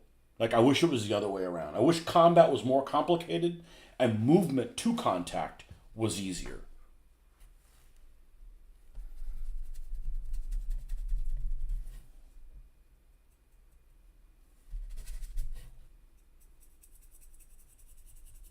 But as much as I like Phil Barker, I don't think the same way he does. I'm just not programmed that way. And that's not to say that he's a lunatic or anything. We're not programmed the same way. So things that maybe make sense to him don't make sense to me.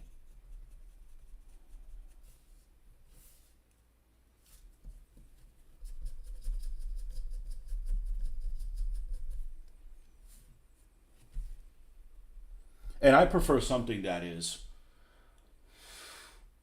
simple, straightforward, but there's a lot of variables and multifaceted, so it doesn't turn out the same way. More than, this seems simple, but really isn't.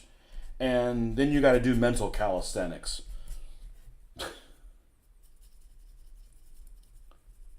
Like, I don't mind hey, these guys are better than this unit unless it's on a Tuesday and there was a full moon, unless it rained more than 3 inches. But that is assuming the fact that they got a full night's sleep.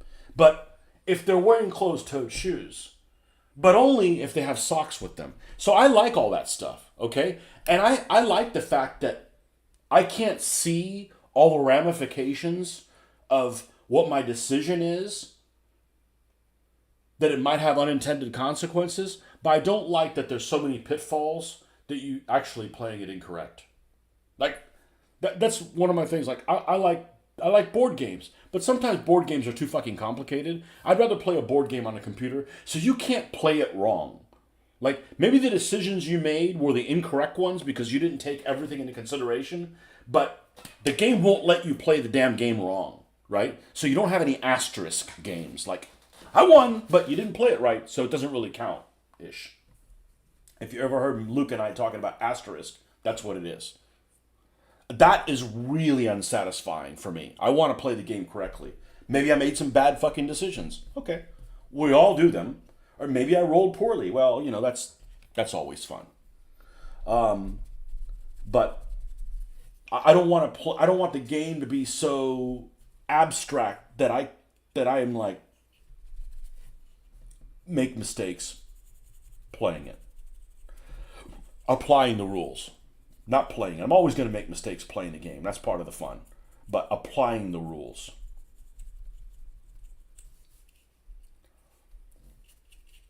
And that's the what I hate about DBA.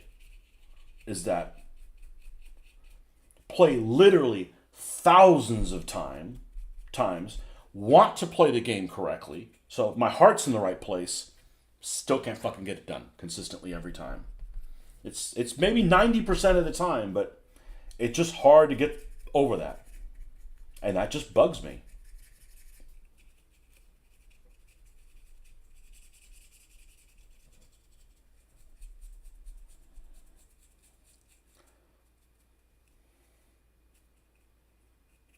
And it's difficult because there's so many variables, and the variables are abstract. Like I think it's a lot easier to play the face of battle, and the face of battle is infinitely more complicated than DBA. But is that really the case? Because if you can't find something, you could probably figure it out and come up with a reasonable approximation of what it should be. Because it's not abstract. So we had a camouflage pattern. Probably won't be able to see it. That's fine. I was kind of on the fence anyways about doing it.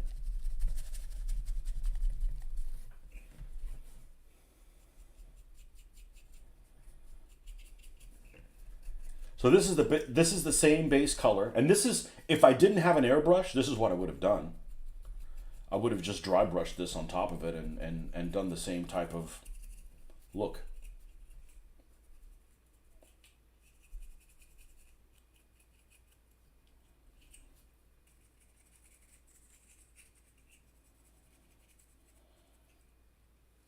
Now, let's see how this is coming along. And I could see how somebody would say, oh, this is an olive-looking tiger. Not really, but...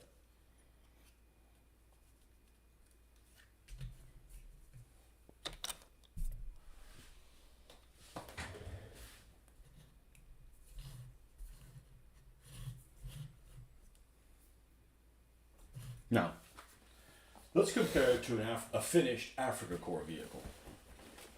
Now, it's not going to be the same color.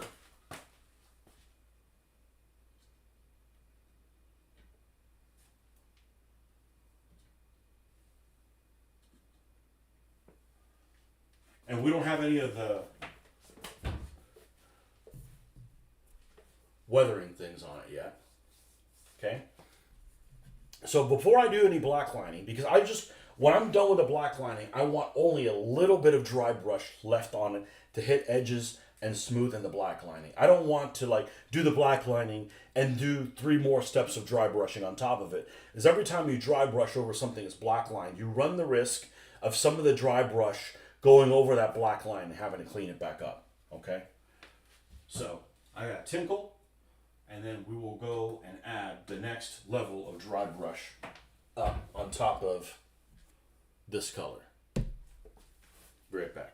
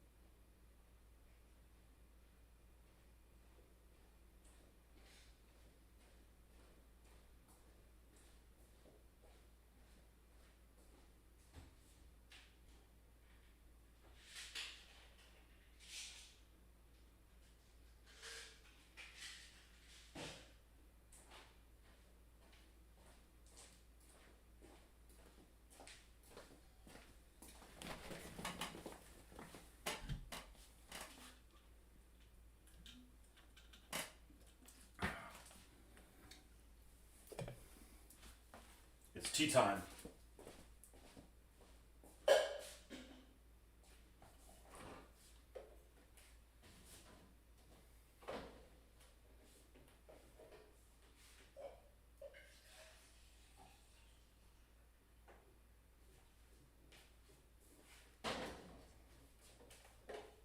So, one of the things I really liked about Spain, and maybe it's everywhere in Europe, is the Fanta you guys have is excellent. And it's different than the Fanta here. The Fanta here is just full of fucking sugar. Our country puts sugar in everything to make us addicted to it. That's the kind of dickheads we live with here. And the Fanta over there has literally like a quarter of the sugar. Maybe even less than that. That Fanta orange and the Fanta lemon, it's freaking great.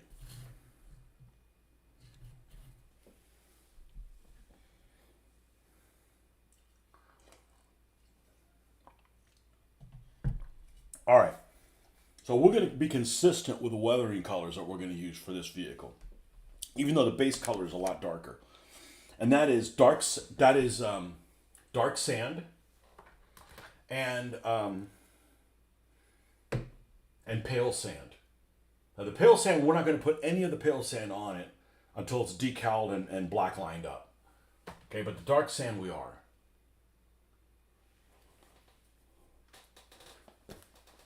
And no neon food coloring either, yeah. These fucking evil corporations, man. And I'm not an anti-corporation person. I didn't used to be. But then I realized that they're just fucking dickheads. They're run by bankers that just want to fuck us all. Okay, I'm done.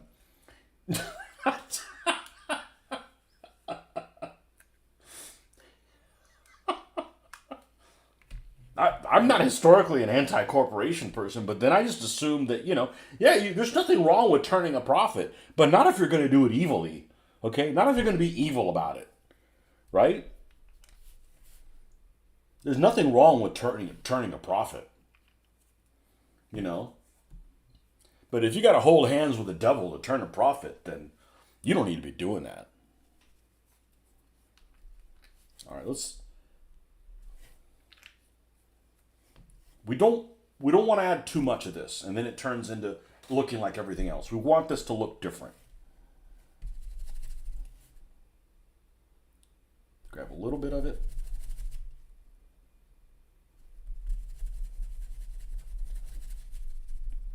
Probably no more than that.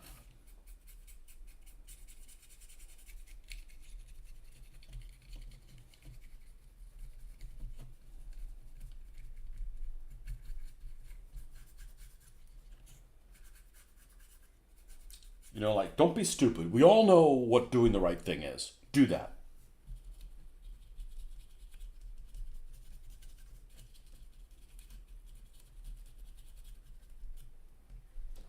UK has a sugar tax or levy on sugar content over a certain amount of soft drinks. Those corporations now own your country. Yep. They own every country. They own every country.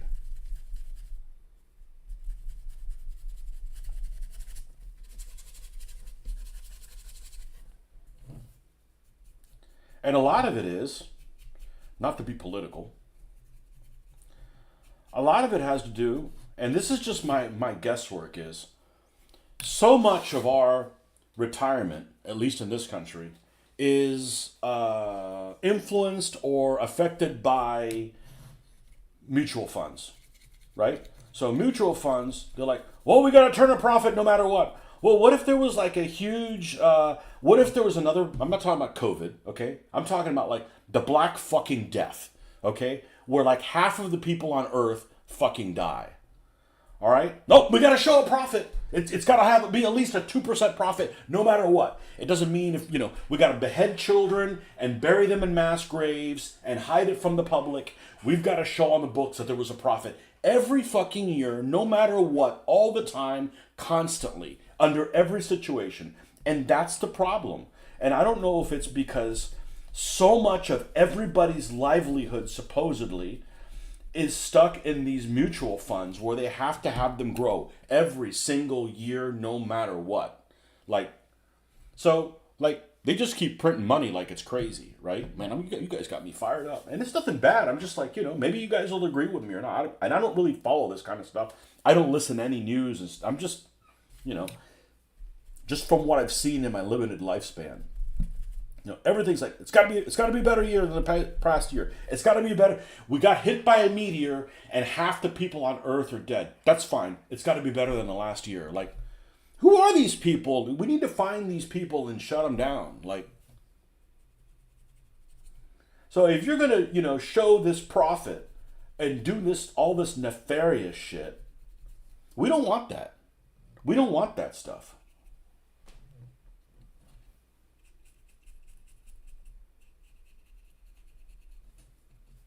I don't want that stuff.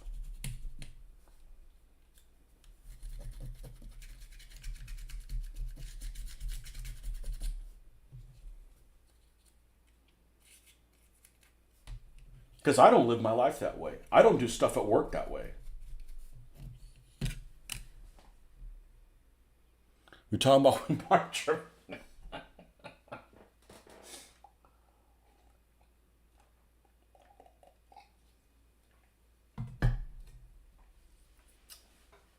And the news isn't happy unless there's all this content. We're fine in this country, right? As long as we don't lose our jobs. When we lose our jobs, we're fucking armed to the teeth. Okay? Let's just hope we go after the right people, not each other.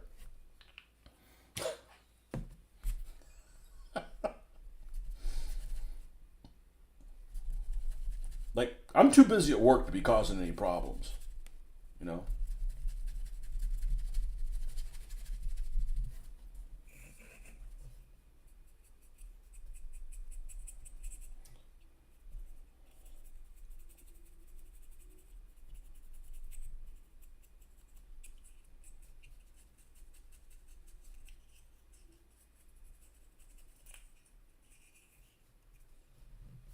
I just got to 1917 in the Prit Blutar series, and it's going into the February Revolution.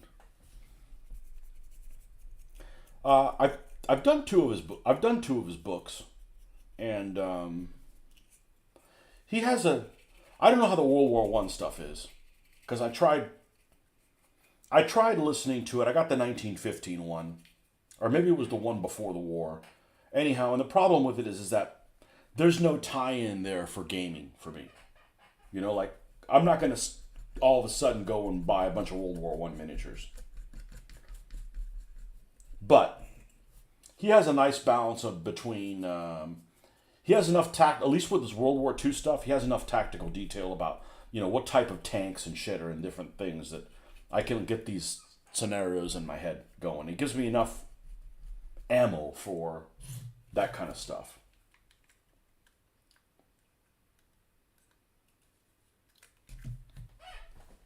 Russian soldiers were shooting their own artillerymen when they shot at the Germans because it stopped the Germans coming across no man's land to trade things. All right, I got to read that back again. That didn't make any sense. Russian soldiers, right? I got that part. Okay, there's Russian soldiers, right? Were shooting their own artillerymen.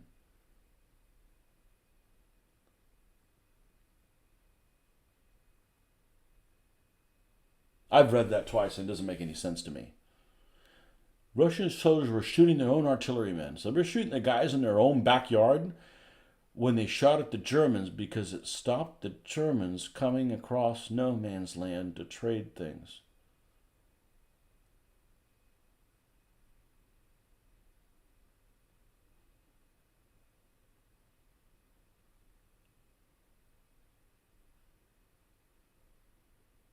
I'm not following that. I'm not following that. I'm not following it.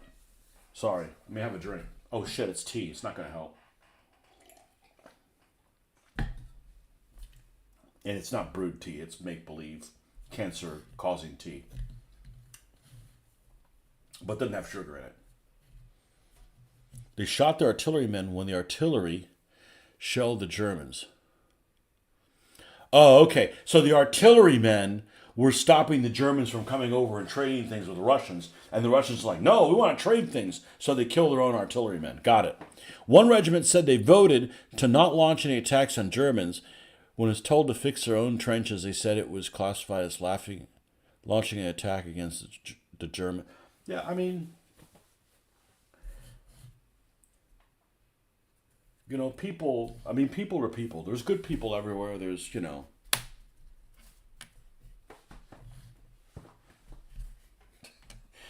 Hitler and his ridiculous racial things. To, I get killing communists. That sounds really good. Okay, but not really fair because a lot of those people that are in the Red Army, they didn't have a choice, right? But in principle, I'm all for killing communists. Communism is terrible, but it's another totalitarian society that's being replaced by it, so that's not any better. But this whole thing that it's like they're they're Slavs and they're scum of the earth. They're the same fucking people, man. Slavs are the same freaking people as the Germans. They're intermixed. We're all intermixed with each other. That whole hate people because they're a different. I mean, they're the same fucking skin color. They're all related. They have, there's a bunch of Germans that have Slavic last names and vice versa. Your tea has 1/6 the amount of caffeine as coffee. I know. That's why I don't like tea more. And you know what I really dislike about tea? And I like English tea. Don't get me wrong. It's just I don't like drinking things hot. I don't like the taste of coffee. Like Earl Grey and shit like that. I love the taste of that stuff, but it doesn't have the caffeine.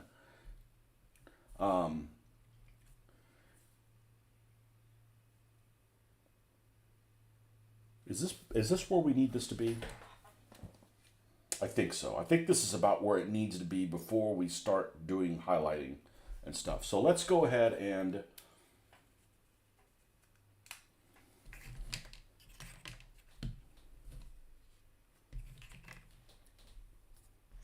let's rinse this. Let's go back to this. Sorry, little truck. You were just an in-between stuff. It was just about getting the tiger done.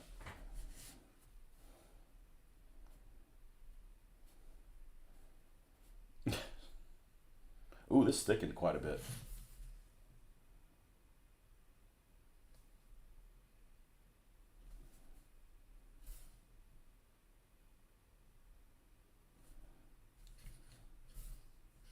Yeah, it was one of those books. It was either one of Prutar's books or David Stahl's books, because I don't read political World War II shit.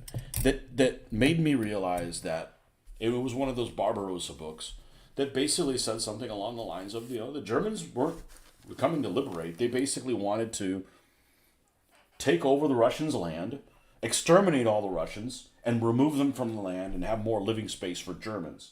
I'm like, okay, well, you're not going to make any friends that way.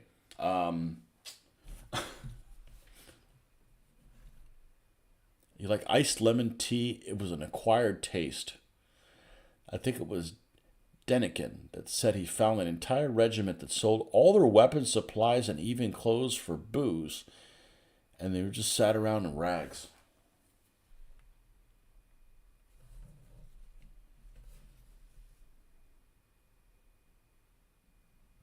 Well, if the Russians didn't want to fight for the Tsar, I think they would have been less inclined to fight for the communists had the Germans not raped and pillaged their way into Russia. All they would do is just pretend to be liberated. And that's a good thing they didn't do that, because we don't want Nazi Germany taking over everything. Let me be that clear. But let's assume it's a war game and you want the Germans to win Russia. If they would have been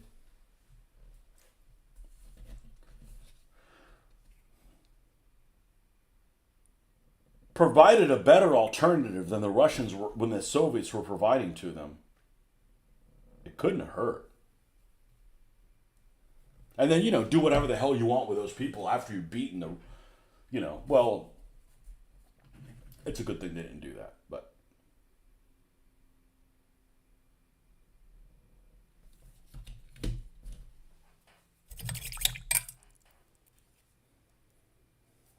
it was kind of a case of, well,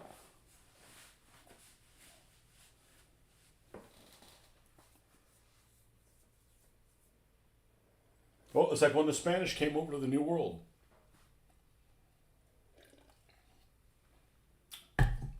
They weren't nice guys, but they were better than the fucking Aztecs.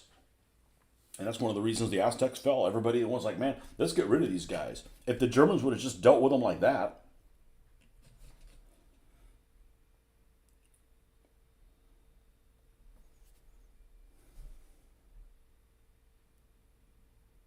But I can see a little bit of the reason why Hitler thought Russia was just going to fall down. Look, they fell in the First War. Other than Battle of Britain and the Bismarck, everything had pretty much gone the Germans' way up until Barbarossa. I mean, really, I mean, what else?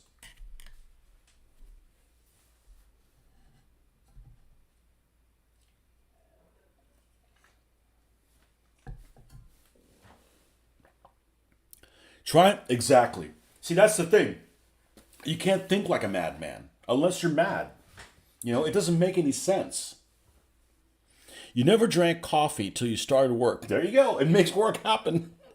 I drink tea now as it helped wean me off coffee. The Putard World War One book is actually getting me up for World War One gaming, but I would need to source some small unit actions. You could probably make your own after you read enough material. You know, you go and you order a scenario book from somebody, and then you realize, shit, I have better ideas than this.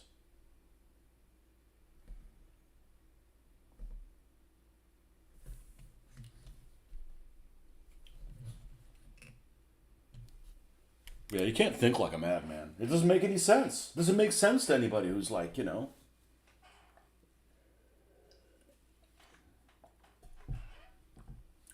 Like, see that guy over there? You're not supposed to like him. Why? Because he looks different than you. Is he human? Yes. Okay. Is he a communist? No. I can see communists like, that guy wants to take all my shit. Like, not cool, right? We can't get along. But he's just like, he's different than you? So?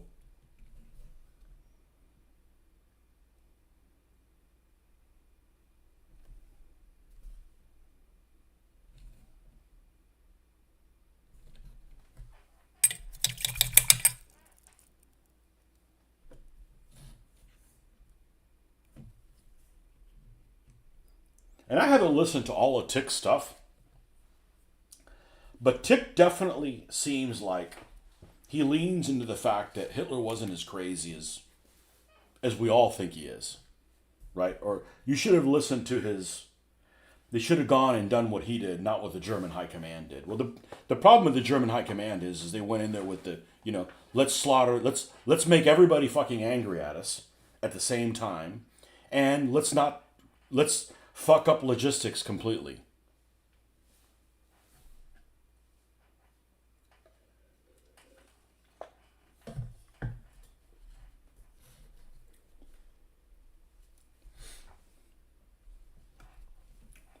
Try to rationalize irrational. Absolutely irrational.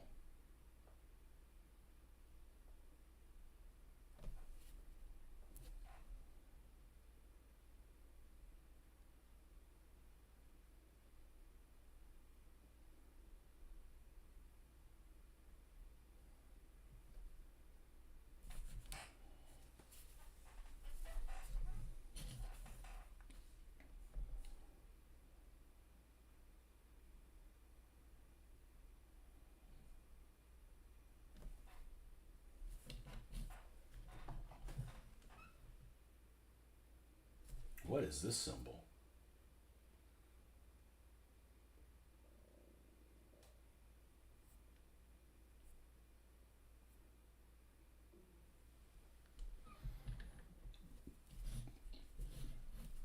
I don't know about you. I hate getting those. Hey, we noticed you left something in your cart. We noticed that you went to our website and you didn't buy anything. Yeah, I didn't like your whatever. I was window shopping. Leave me alone. Through the Mud and Blood Rules by Two Fat Lardies would probably suit the scale you're looking for. Only available in PDF now, though. £8. Well, the good thing about PDF is you get it immediately. And in that respect, maybe it should cost more. Hey, there's something to be said for like, hey, I want this, and I can get it right this moment.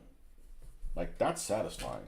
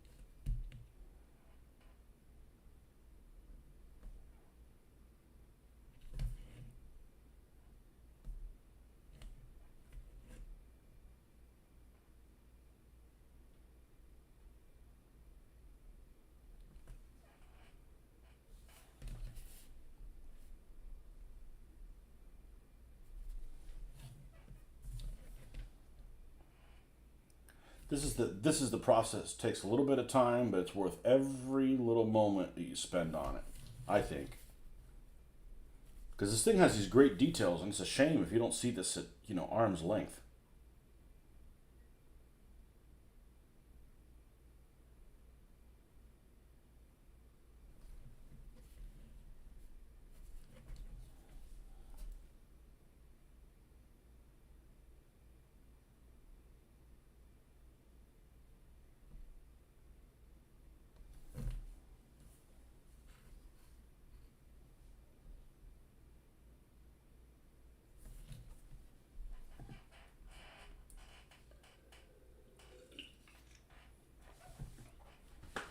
But there was this website that I came across. I can do this now because now I have a phone that's free. And see if I can find this. This is the incredibleness of the internet.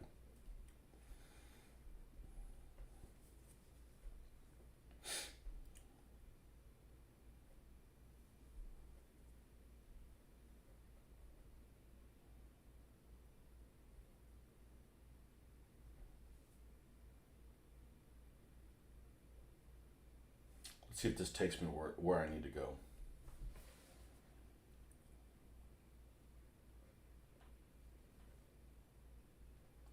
Okay, it's this website called tiger1.info. Okay, let's make sure that we have this set towards desktop site. Okay. And over here on the left side of this particular web page, it says um, Spare Panzer Abteilung 501 Africa. And if you click on this, one of the things that's really interesting about this is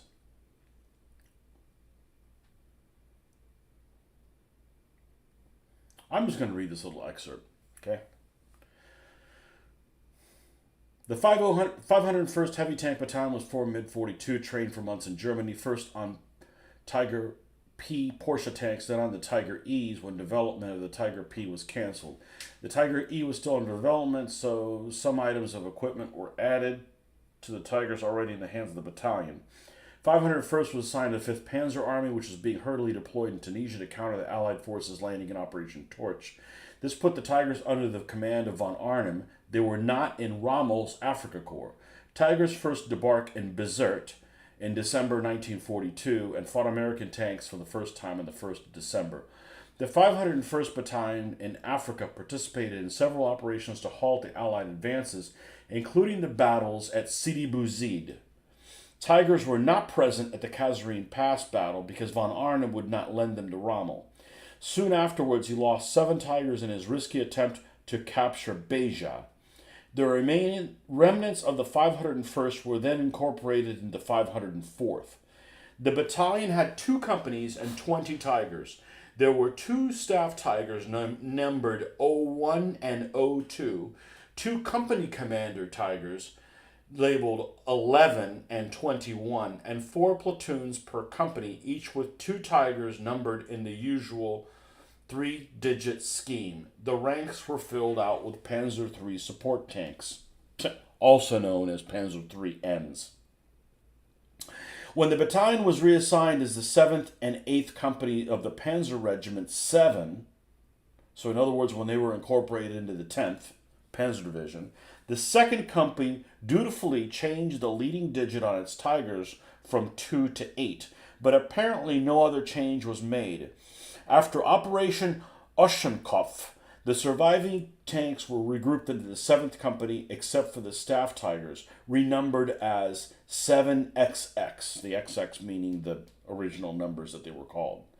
The company commander now was 71. Published accounts of Tiger losses in this battalion contain obvious errors. Researchers now believe that the tally runs so: 20 Tigers delivered, Tiger 122 lost on 22nd of January, Tiger 231 lost on 31st of January, 7 Tigers lost in the Battle of Hunt's Gap, 11 Tigers absorbed in the Schwere Abteilung 504. Badly damaged tanks were not counted as losses until abandoned. Some Tigers of this unit, and it goes about listing a whole shitload of tanks with their numbering schemes. And if you click on one of them, say like Tiger 142, it gives you the examples of the chassis numbers and photos of the son of a bitch. It's in freaking incredible. It's absolutely incredible. It's absolutely incredible. So, without spending a month figuring out which tanks I want to do in this unit, you know, like you can go on here, here's the different operations. Operation Eilbot. Tiger 122 burns out.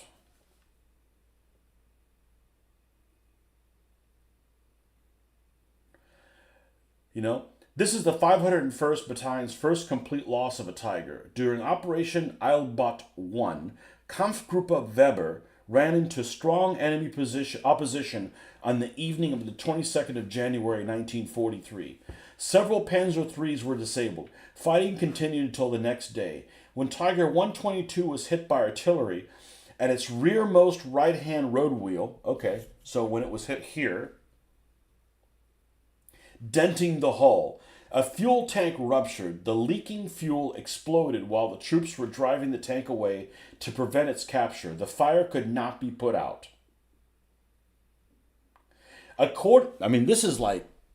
This is the shit I live for reading, okay? According to the German after-action report, and it lists which one it is, during the night, this Tiger was hauled out of the enemy's sight by 2 tractors. The still usable outer parts of the running gear were used as a spare part reserve. The turret with its gun was tested for possible reuse, and the chassis was cut up with a welding torch so that no part of this tank could fall into enemy hands. The turret was eventually found by British forces in a repair yard. The book Tigers in Combat 1 reports this loss as Tiger 121, but that must be an error because 121 was photographed at later events.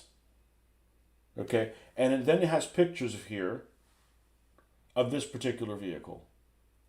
And it's funny because it says, for discussion only. I guess they don't want a bunch of Verboos coming in and, you know.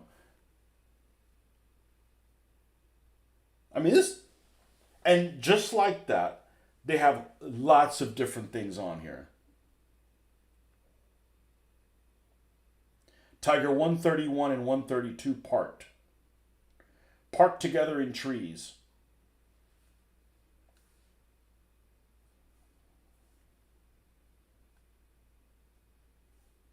Now, this is like a super weapon, right? Tigers at this point are like a super weapon, so they're going to attract a lot of, fame and shit.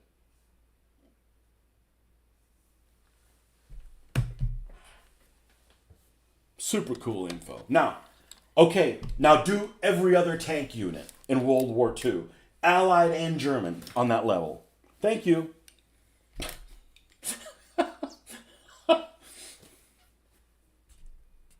Sidi Bouzid is in the Tank Warfare Tunisia game.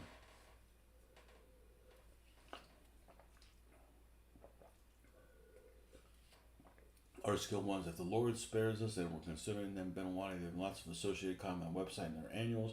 If I do like nice hardcover edition of the rules for my bookshelf, and then I want to kick back with a fire and peruse. A fire. We don't need fires in Florida. It's fire outside.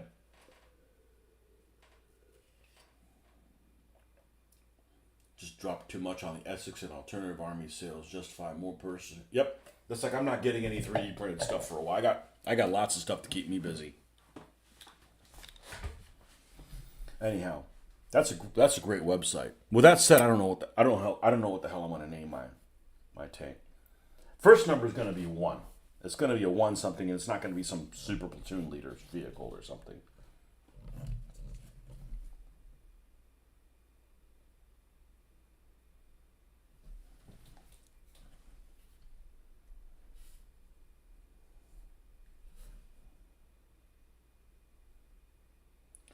But then I'll have a tiger to use for that CD boo boo scenario.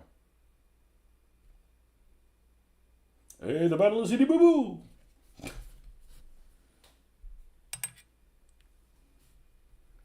I read about it. I don't remember which one's which one. I mean, that book that I'm reading, An Army at Dawn, is an excellent book. And I've got a pretty good grasp of the geography, but I need to sit there with a freaking map and find out. Because sometimes it'll go east. It'll talks about something east and west, and it might be like a line it might be a line of hills, for instance, that isn't exactly up and down. It's like at a little bit of an angle. So that kind of changes different things. Yeah, you got some hot ass weather down there.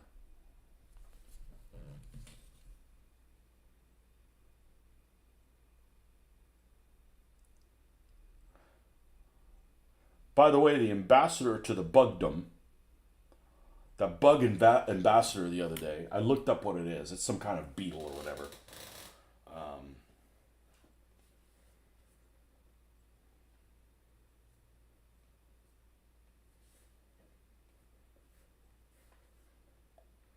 Brown, Florida, big beetle. And apparently it can bite people.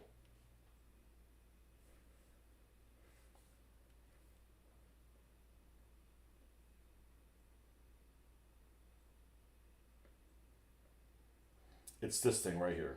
This is what it looks like.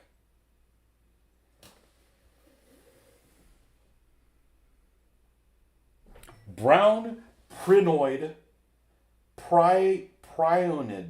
Brown prionid beetle.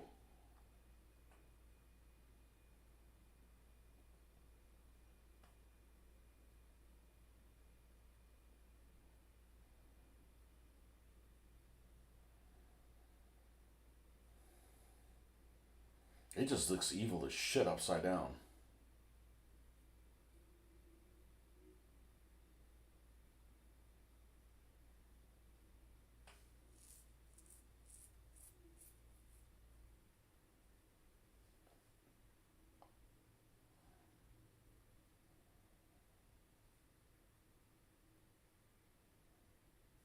Eats bark and shit. He just found himself in the fucking house.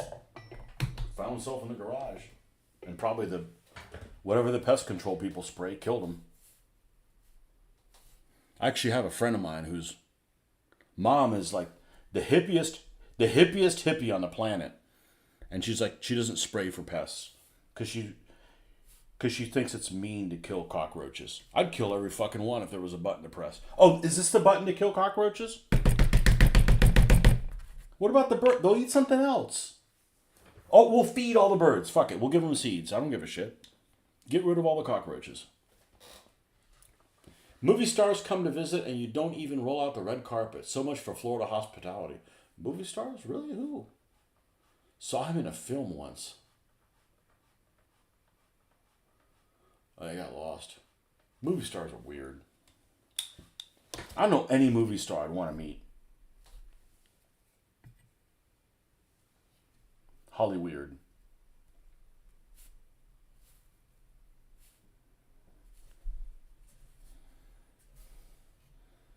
Florida sucks. It does. Now get the fuck out of my state. Go. We got too many people here. Oh, my favorite one is, man, I came to Florida for the weather. I'm like, what kind of a shithole do you live in that you like this weather? I mean, okay, we don't have to shovel snow, but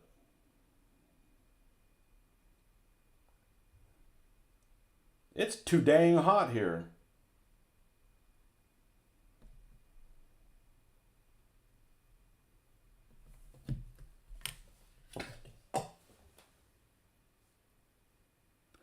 Since you, oh, who is it?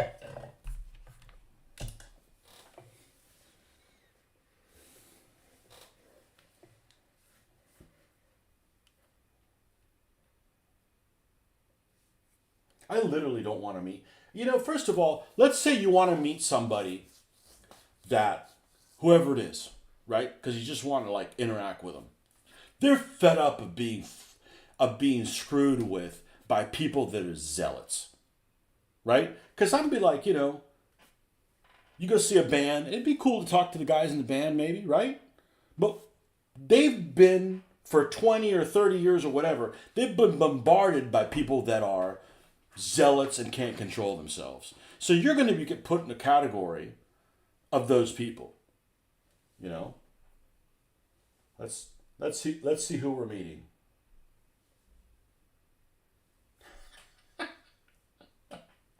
What is that from?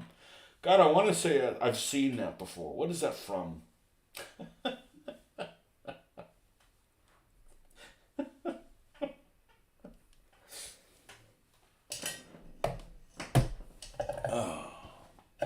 Get more tea. Oh shit! I'm gonna go to the refrigerator without glasses on. Wish me luck. I hope there's no turpentine in here. I might actually get that.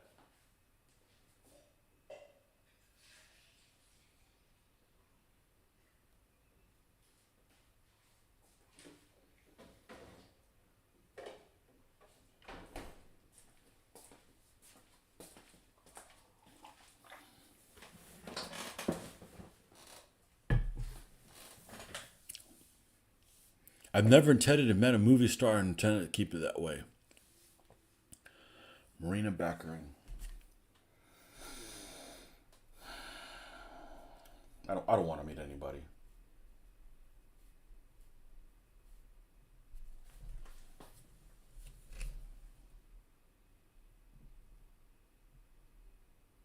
And besides, you like them. If you like any of those people, it's for the characters that they pretend to be. A perfect example is Harrison Ford. Harrison Ford played two of the coolest characters that have ever been on the screen. Indiana Jones and Han Solo. Those two characters are super cool. That's not him. He's a weirdo.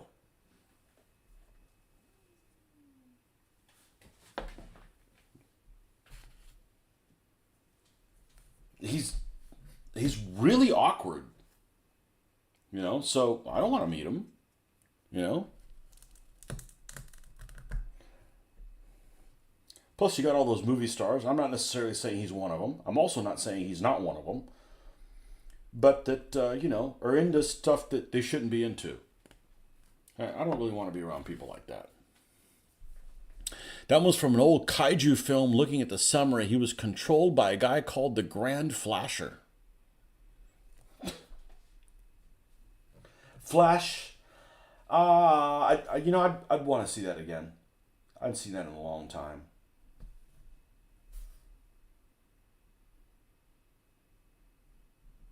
I remember seeing part of that movie the first time was like in 1984 or 85. And we were checking into a hotel in Mexico. And it was playing on the TV, just kind of like if you had like this lobby area to keep kids in line. I didn't know what movie this was. I didn't know shit about Flash Gordon. And all I remember is this instrument panel flashing with this sign that said, and this might not be accurate, okay? But this is the only thing I can remember, and this is the only time I've ever seen that movie, or parts of it. And I want to say I've watched like the whole movie there. Like something went wrong with the hotel and we couldn't check. I'm like, we're going to be a while. I'm like, whatever. I'm just watching the movie. I didn't give a shit. I was like 13 or 14 years old. I didn't give a crap. And there was this one button that said hot hail. And I'm sitting there thinking, what kind of a spacecraft would have a specific button that would only light up for that odd circumstance.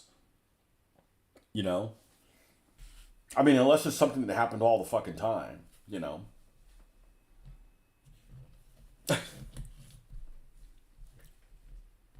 Old kaiju thing.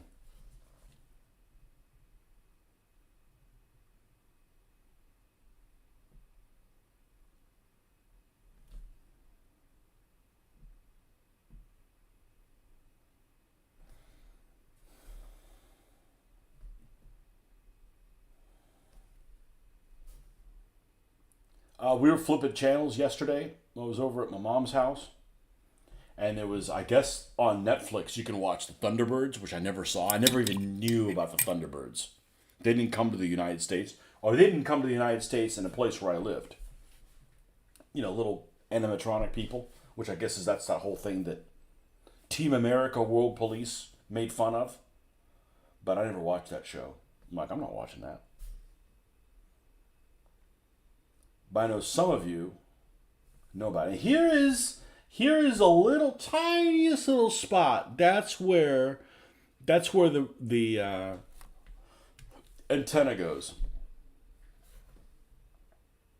That's where that tiny little antenna goes. And every time that turret swings around, it clips that damn antenna. Or, as they say here in the South, antenna.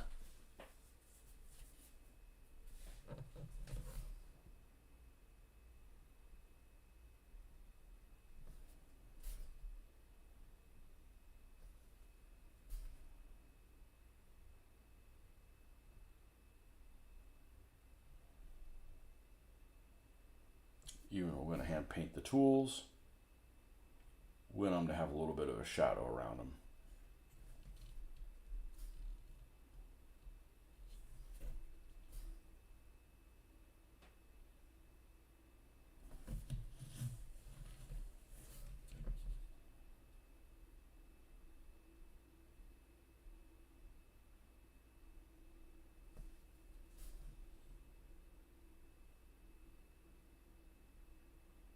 Now, I'm not going to paint any of these tools until we're done doing most of the dry brushing, because we don't want to dry brush over some of these tools and then they don't pop. That's just my own personal spin on how I like to do things.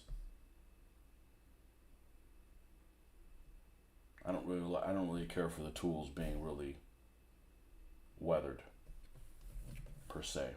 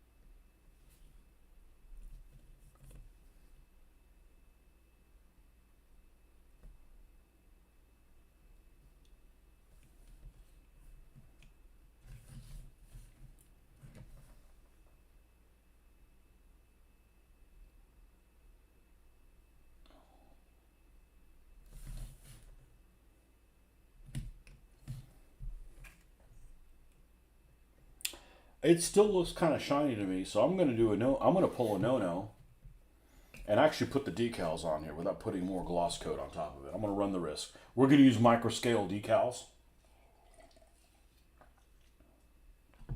I'd hand paint them if they weren't hollow numbers.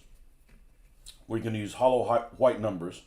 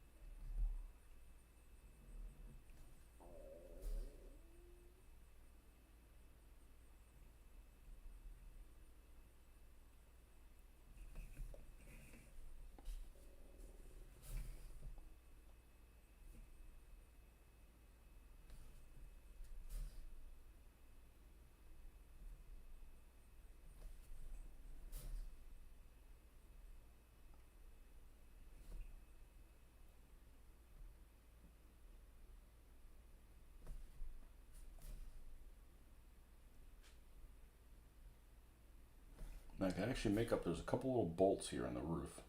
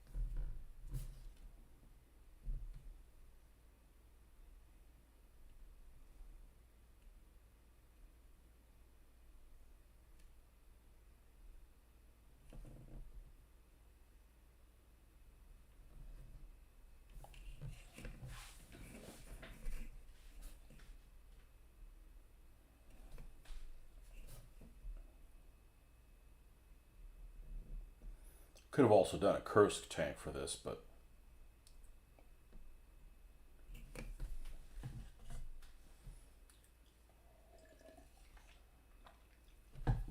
if I really wanted to do a tank for Kursk, I could see motivating myself to buy one. I don't see myself going out and buying a Tunisia Tiger.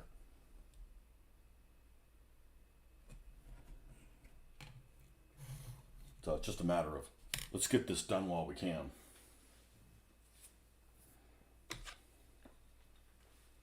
How are we doing here? Okay, I'll be right back in a jiffy.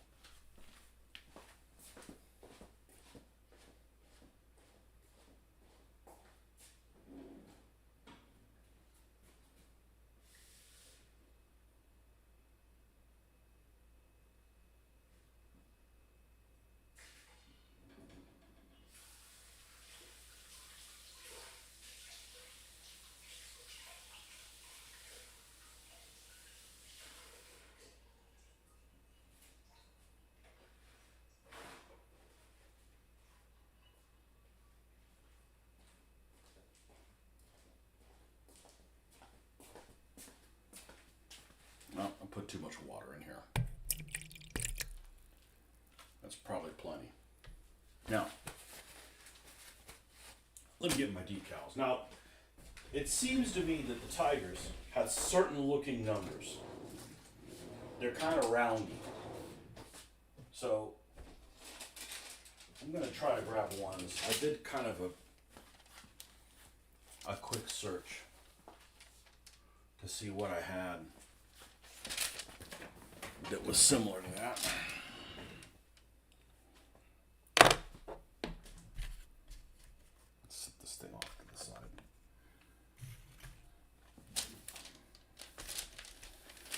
and I want hollow white ones. So with all those conditions, the ones that made the most sense, and I want them to be big too, is to do these 1/72nd scale ones here. Now, based on that, them being roundy, I don't want to use the 3, I don't think. Because it's more of a squared, and I like how it looks, it's just not roundish, and the 3s were more round-like than that. And these are the hollow ones, and there's only... So 1 is definitely one of the numbers that I want to use.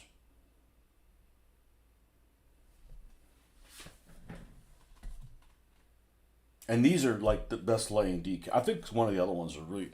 There's some decals I have that are actually really good. Like, I want to say like the ones are really, really good. And these microscale ones are as well. And they're individual numbers also. So, let me take a look at some of these tanks in that article.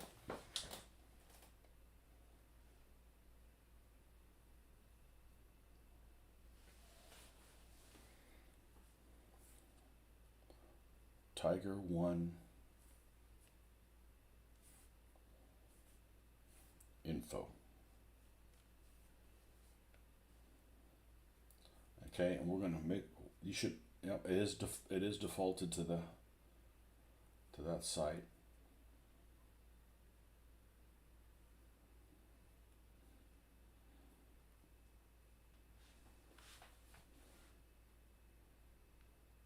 Tiger 141. The 4 is a legitimate number. The 4 looks okay.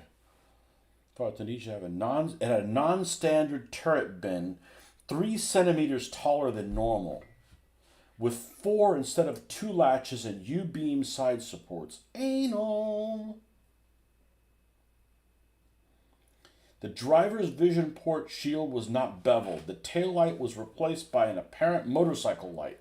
This tank was lost in the Battle of Hunt's Gap when it left the road and became stuck in the mud. Oh, that is just really something to be proud of.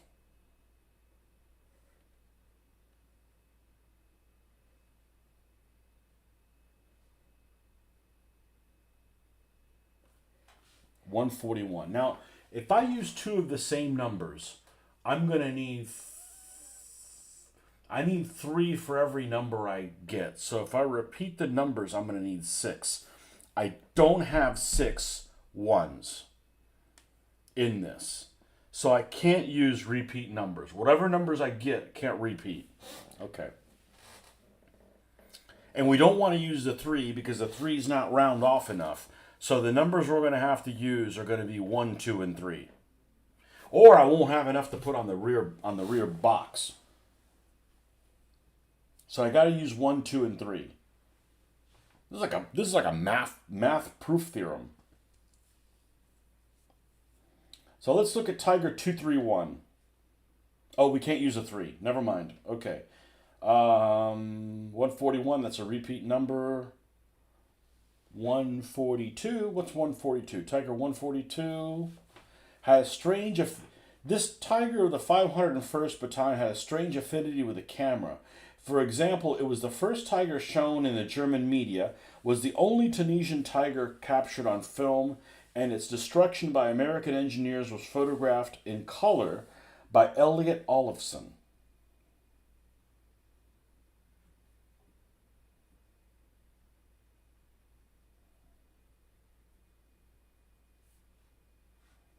All right, show me the numbers.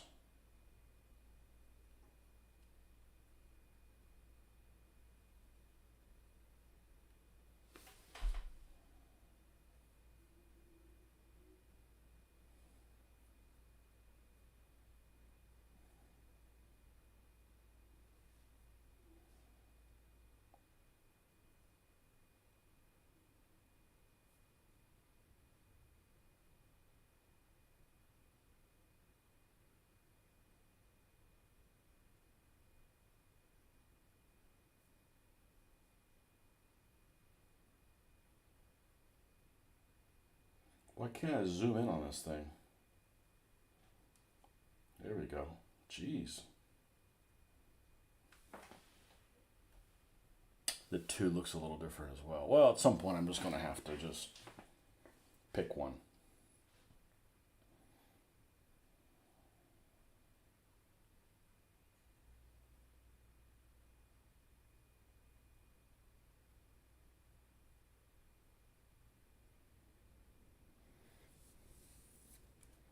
$241 and then $841. This Tiger at 501st had a name painted on the front upper plate and a small flat Eiffel Tower attached to the spare track bracket.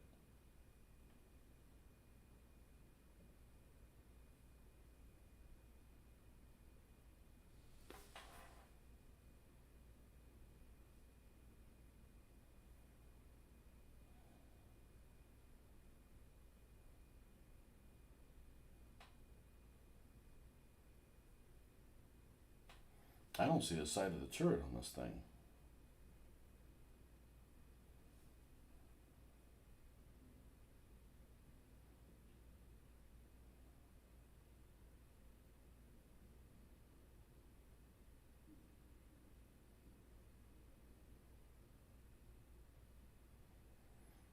I like 142. Oh, they don't have it on the back of the turret basket at 142. Let's do 142 on this one.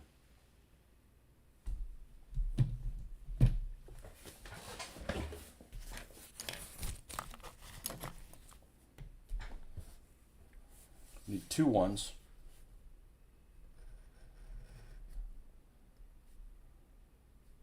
These are separate decals, right? Yep. Okay. We'll cut the 1 and the 2 out and then the 4.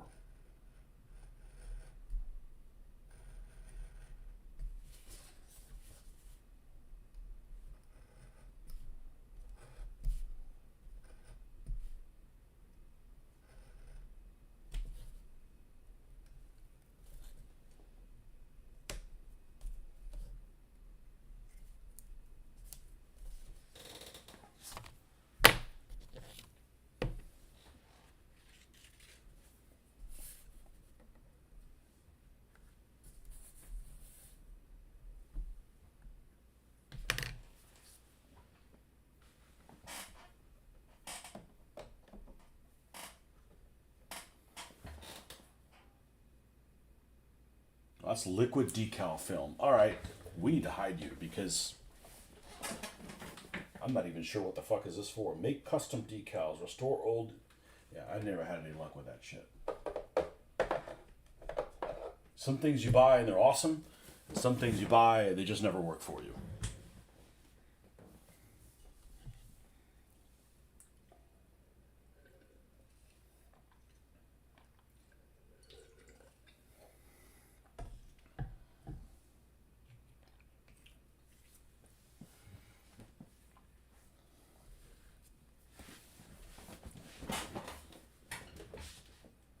And we're going to put the 4s in first because they go in the middle. And these decals don't take a long time to release either.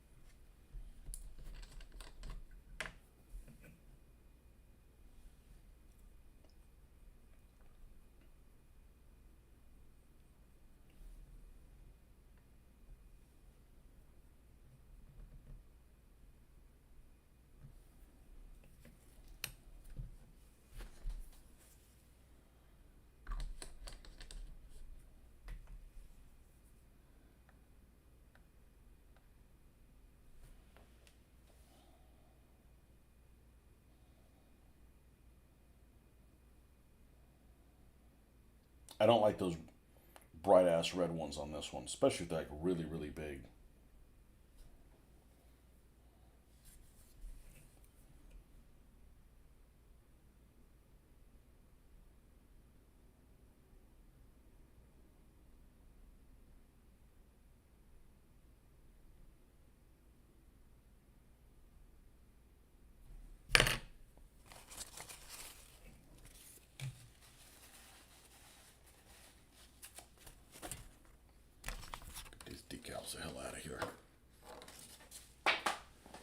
fine, fall on the ground. That's how everything turns into a mess. Yeah, just move it over there. I'm online. I ain't got time for that right now. You come back and like, holy shit, how do I get out of this place?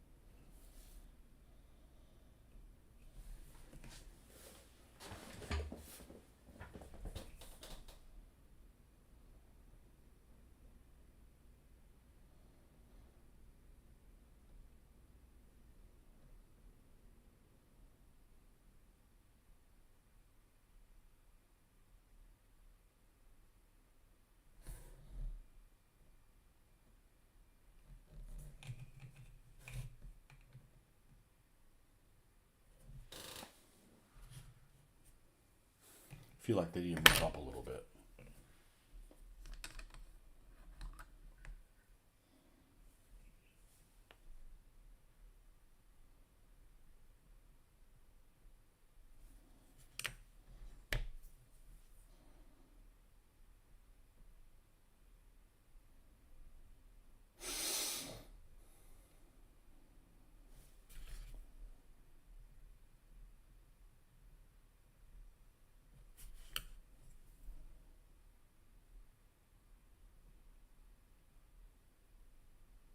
Dude, you're not budging.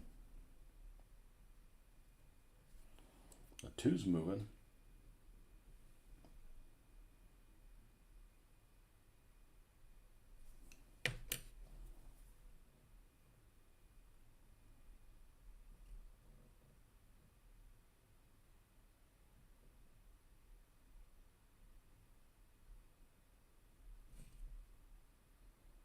Or we could just leave it there. It's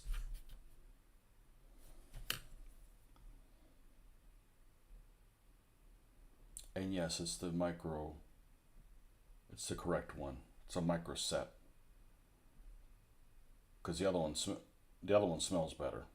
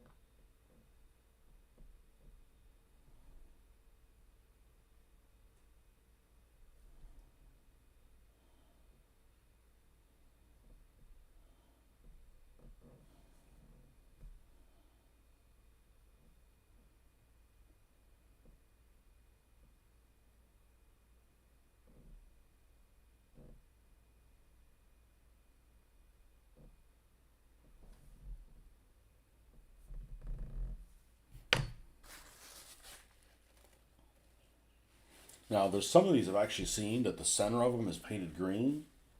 Now,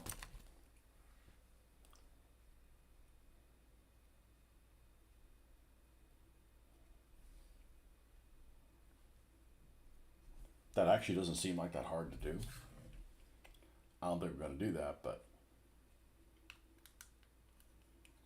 see what this thing looks like.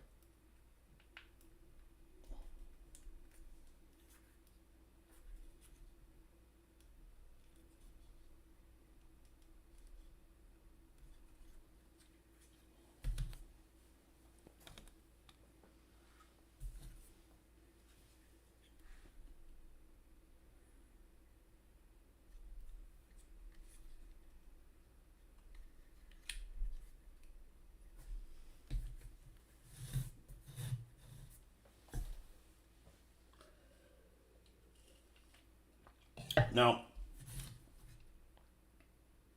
you put the German cross on this side. I can use a decal. You put it on this side, and you got these damn cables in front of it. So, I'm going to hand paint both of them.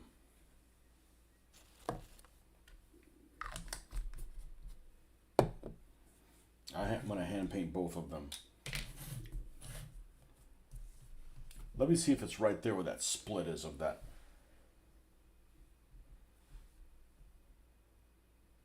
Sure looks like it.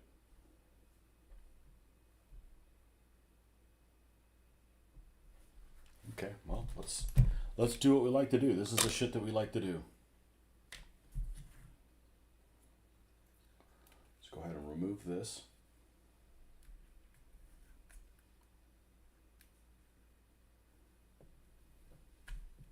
Okay. Where's me craft colors? We're gonna need white for this. Everybody go to sleep. Sorry about putting you guys to sleep.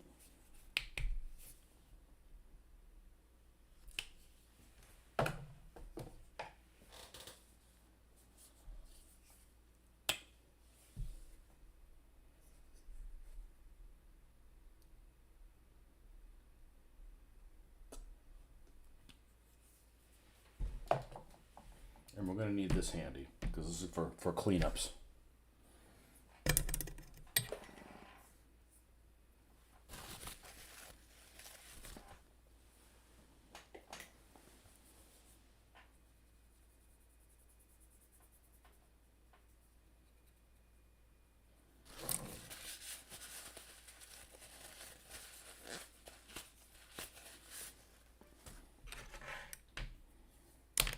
All right.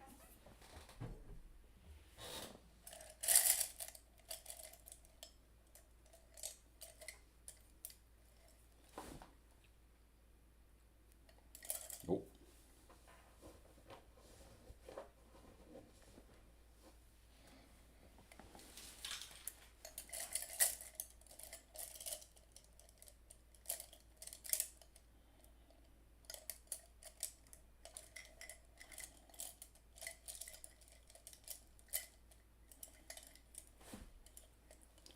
What keeps falling down? What's these stupid little tips that these things come with? Useless little tips. All right. Let's get a little bit of water.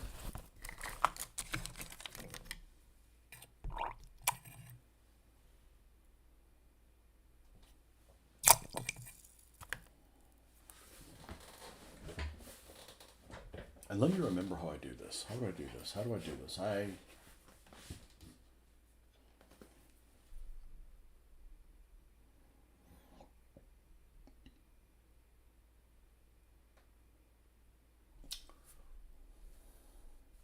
We're going to do this in light gray.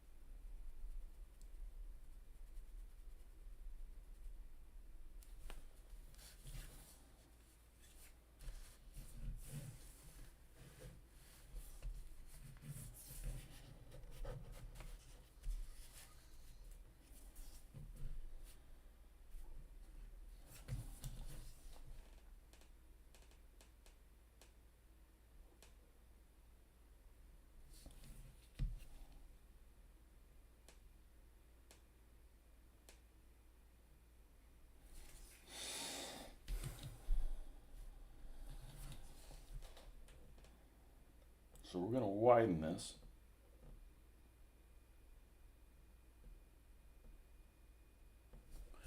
Basically what we want to do is we want to have a cross that's 90 degrees-ish.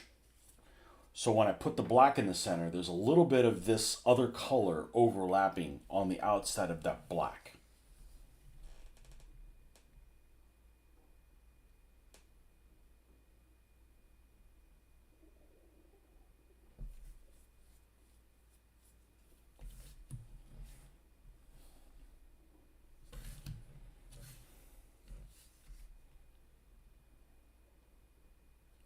Now, on this side, we're going to have to pretend like that cable's not there.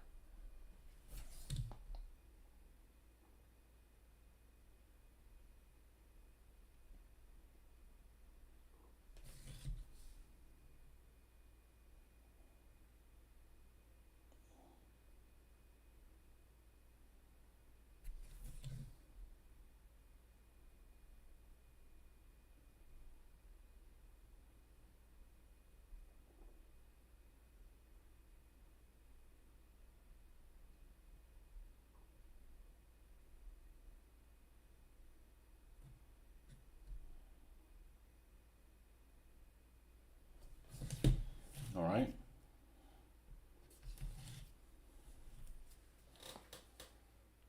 Does it have any other markings on it?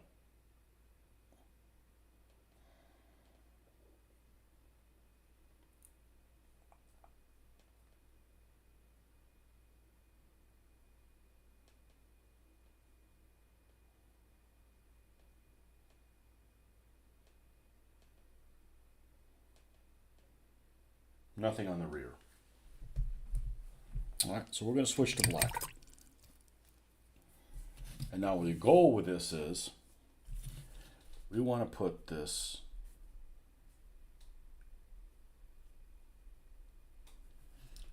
line in between there.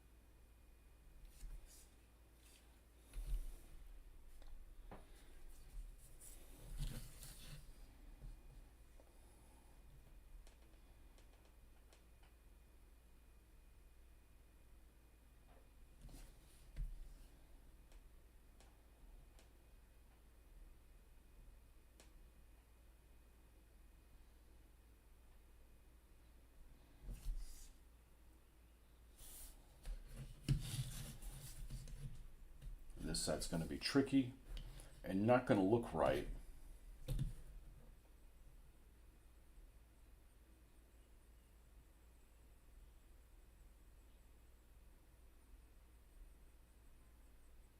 Until I paint the cables. It's going to be a little while for it to look right.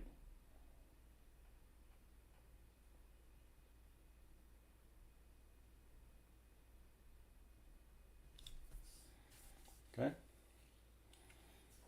That looks pretty decent. So what I'm going to do is I'm going to expand it because it is kind of a wider cross.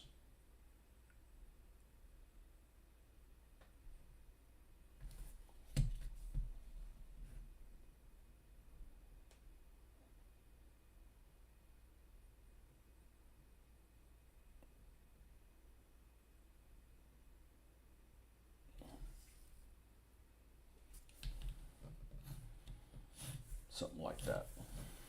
Do the same thing on this side.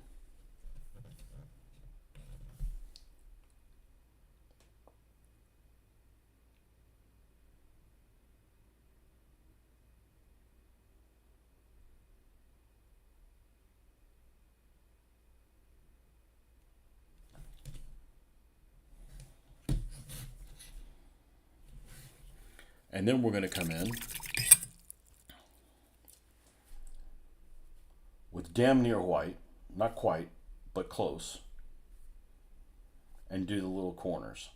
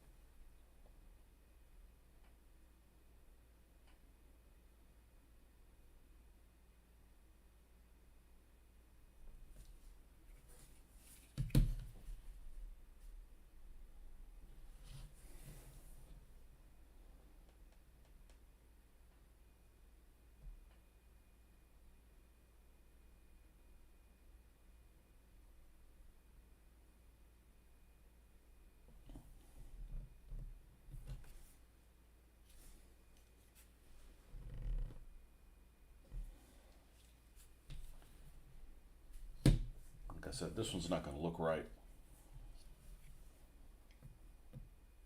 because a lot of it's going to be missing.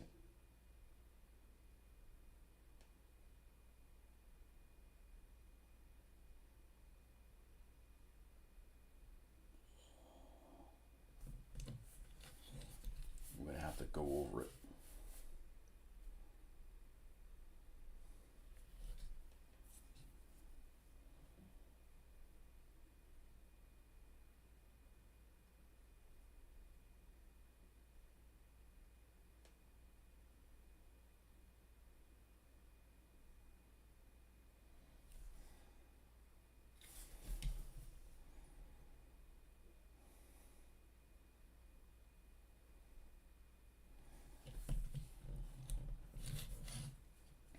All right, let's clean this up with a little bit brighter white.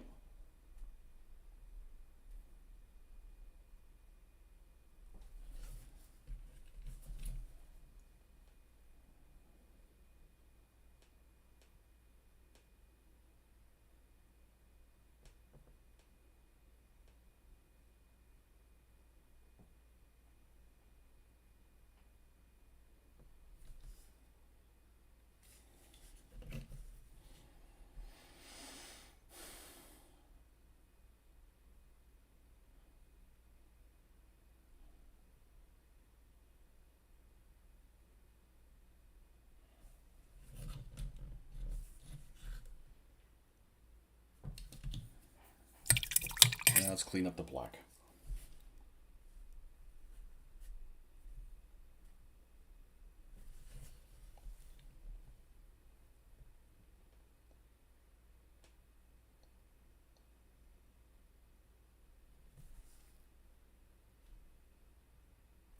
Looks pretty good. That looks pretty good too.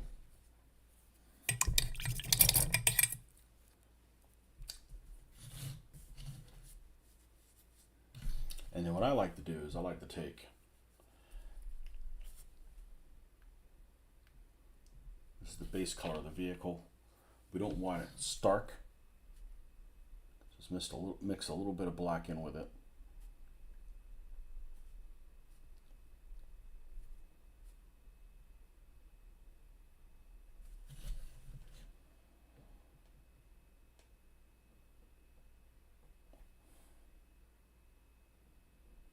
And let's clean up the edges so that it ends up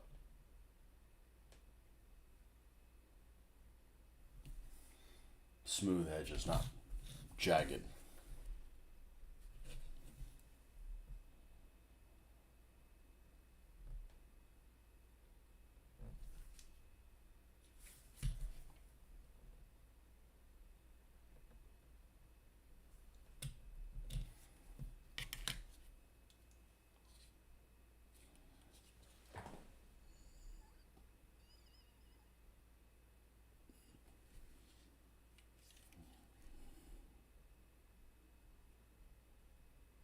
Now, this one is behind these cables.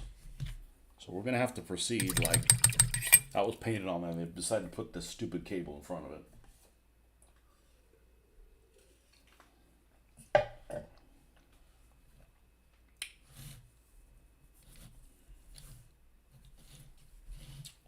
Let's put it with a number. Let's see what this thing looks like with a number.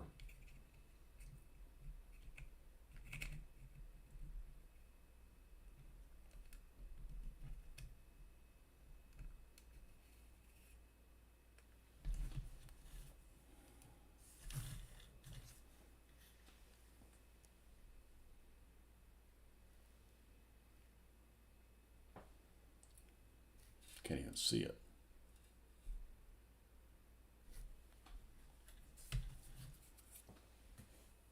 Yeah, there was a camouflage scheme. It wasn't drastic enough. It's fine. I'm fine with it being overall one color.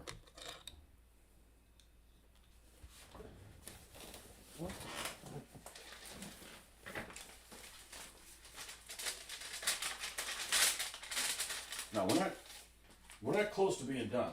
There's still a lot to do to it.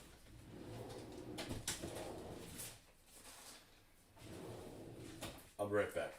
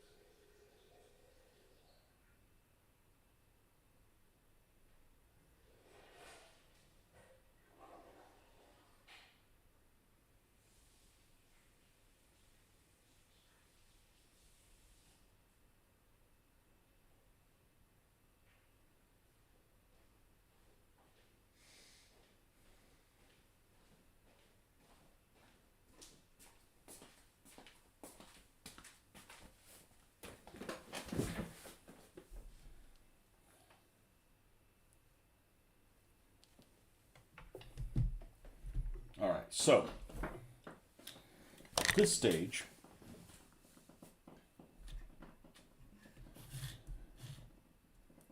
we don't want to do that until we do the final dry brushing. Let's go back to the base color.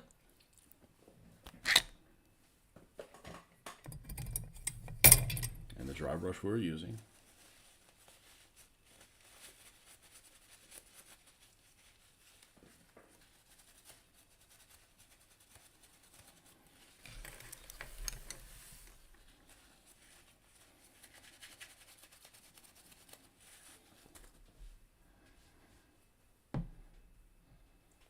And use some of this dark sand by itself, not with the green brown color.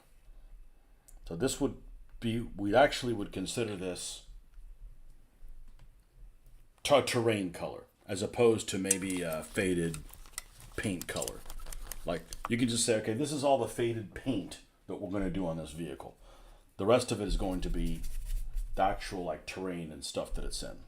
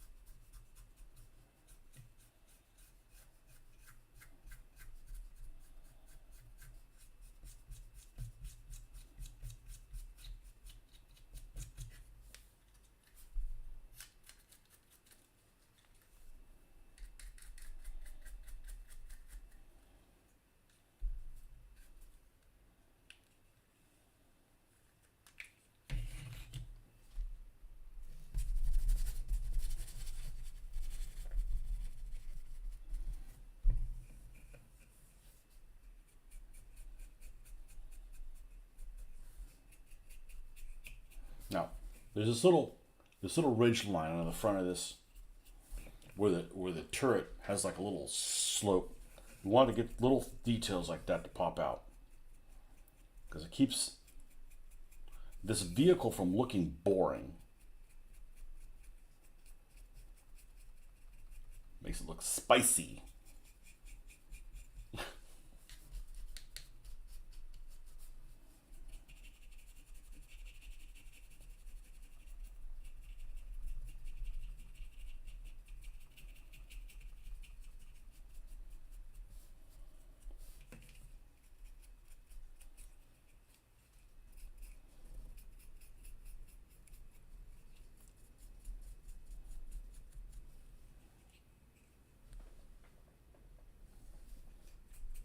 Thanks, man.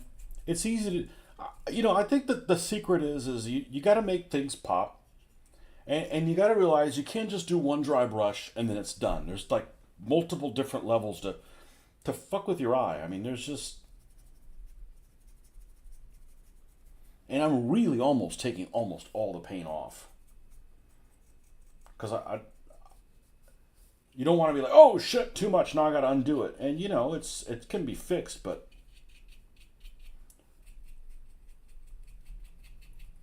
it's a lot quicker to do it right the first time, and it just take a while than have to go back and fix everything.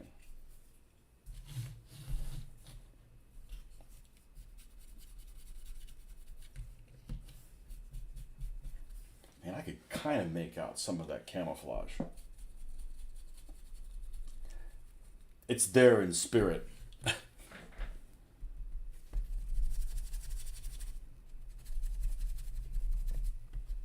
Yeah, we haven't even added the drippings yet, man. The drippings make a huge difference. Again, it's all modulation. You know, you look at a vehicle and you look at a vehicle of a model that looks really good. And why is that? You have this surface, whatever surface it is, it doesn't all look the same. It doesn't look like it just came out of a spray booth and it's all the same. That just doesn't look believable to me.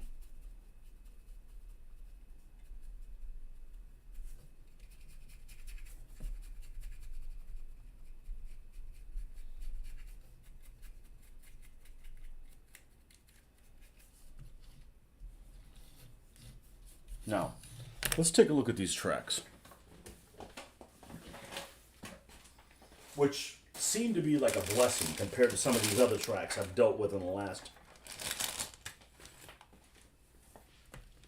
week.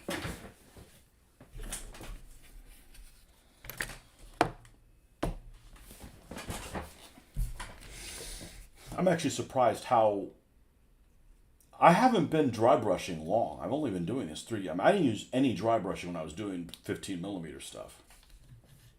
But let me step away from it.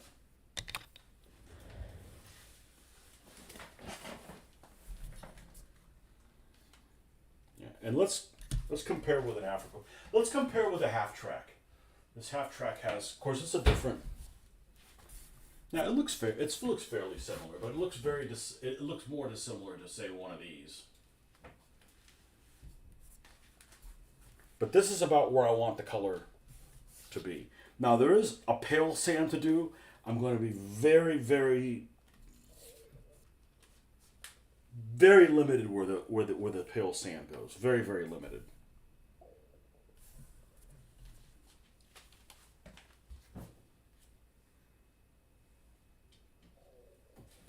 And if this turned out as light as that, it'd still look good. It's just not the look I want.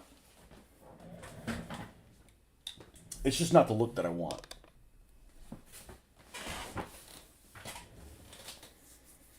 I don't think I'm going to fool with painting the road wheels on it.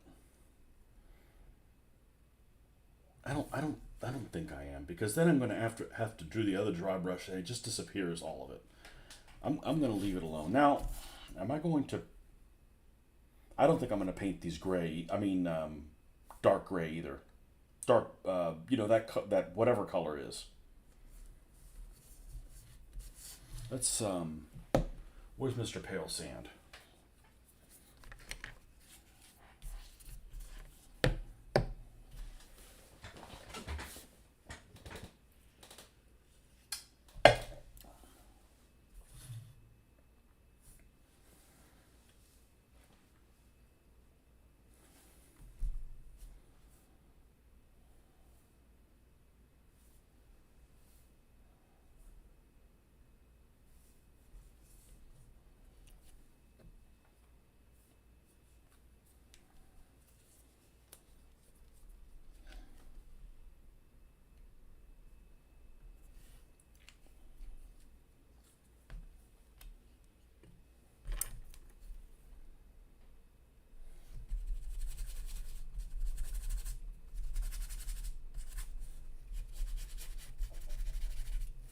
And we just want to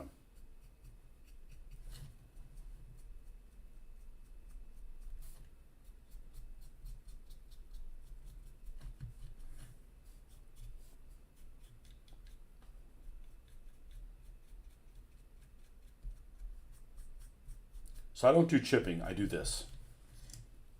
I think chipping looks out of place.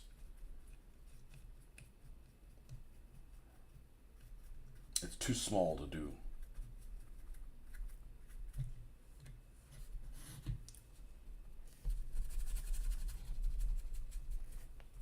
Do the chipping and it look right.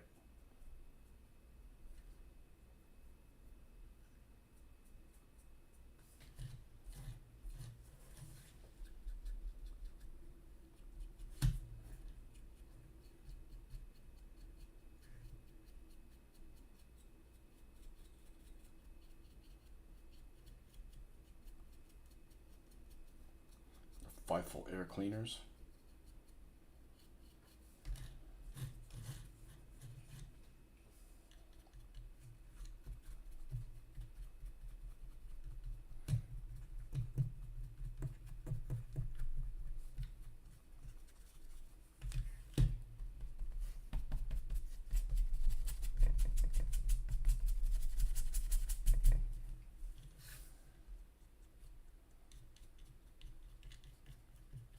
It's gonna grind this stuff to freaking powder. I mean, I work at a place that has a lot of lime rock. And when you have a bunch of vehicles going over lime rock, it turns it into like baby powder. And those vehicles don't weigh 56 tons.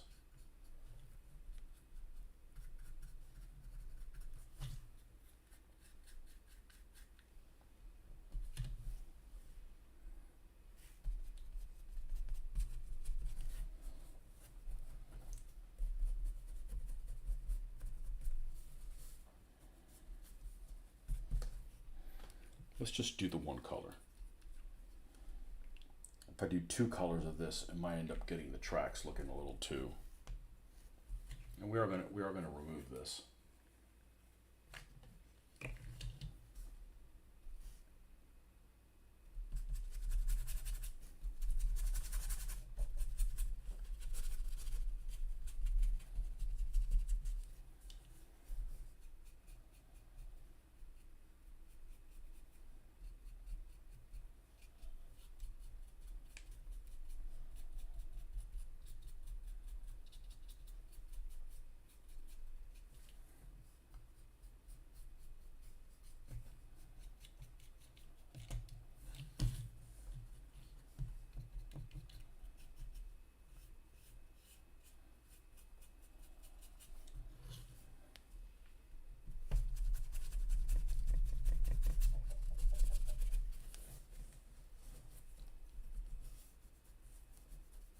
This way, this thing's gonna be, but I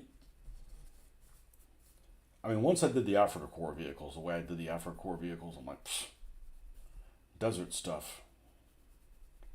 Desert stuff looks great. And I don't do desert stuff correctly. Meaning what I should be doing is all these little crevices should not be dark. They should have light sand in there. But it just doesn't look right. It doesn't look right. It's not going to pop off. Whoa! That's all right. That's all right.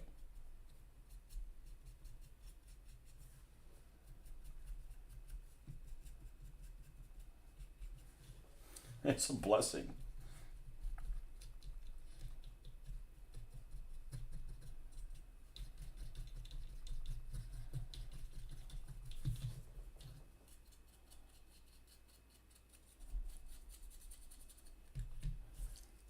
You got to be able to see these things 2 and 3 feet away.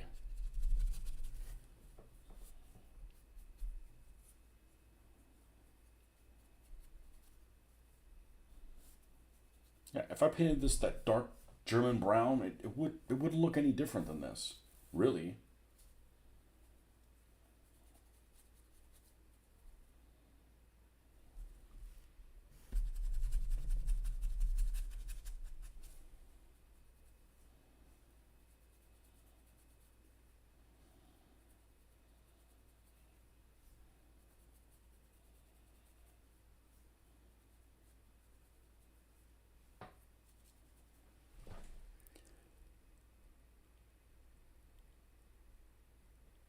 Is the audio from your computer now that you're at your paint desk? The audio is here. It's on a microphone. I could turn it up louder. Barely hear you. It was good when you were airbrushing in the garage. Now the other one was airbrushing. That was through the phone. Is it not loud enough? I could turn it up, but then things can happen to. It can be too loud.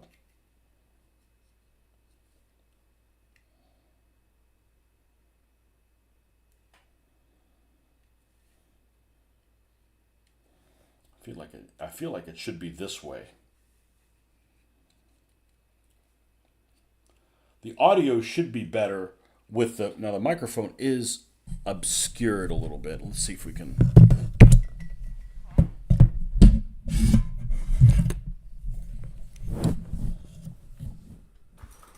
We're just using the camera before.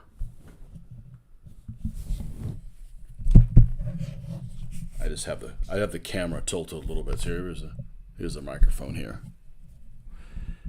Am I going to bass the tiger? Well, yes, but then I'm not in a hurry to do so. You know how it is. I'm not sure which one of these two ways this is.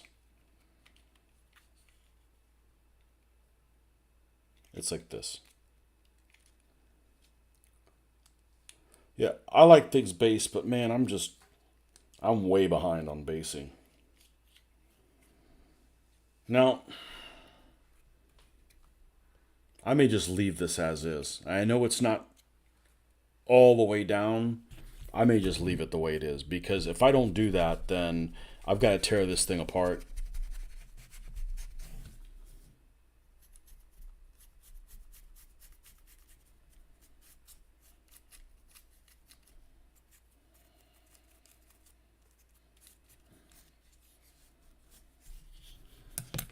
Let's do the same thing on this one.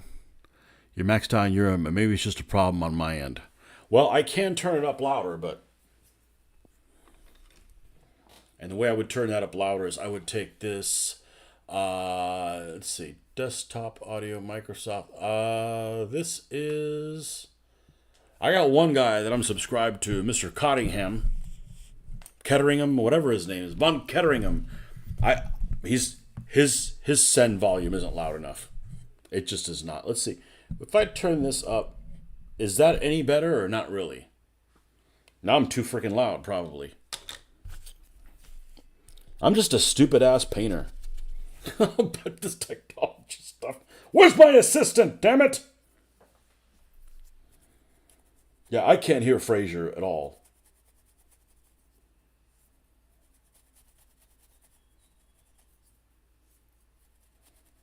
Yeah, I don't know what it is. Oh, what's his name? I can hear fine. Ralph. I can hear him just fine. He must have had an altercation with somebody, because he's got no comments available on his stuff, and he's got some pretty interesting posts.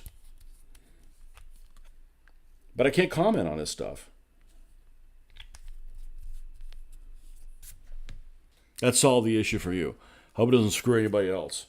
Well, if it does screw somebody else up, Dan, what's your address so they can come pay you? They're in Europe, man. They're not gonna come over.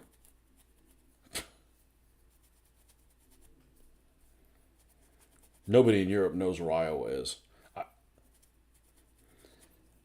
I see those posts on Facebook, and people go like, "Oh, just an American not knowing about where geography is." Like, look, then I'm not a typical American, because I'm a map whiz. I think maps are cool as shit. I spend a lot of time on Google Earth. But there's ignorant people everywhere. Even in Britain. You got all those Essex people over there.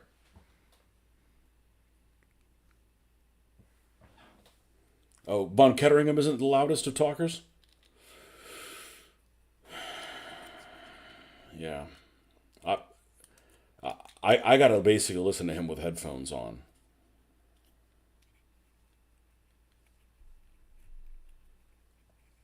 I got no problem listening to Ralph. And he's soft. I'd say he's soft-spoken.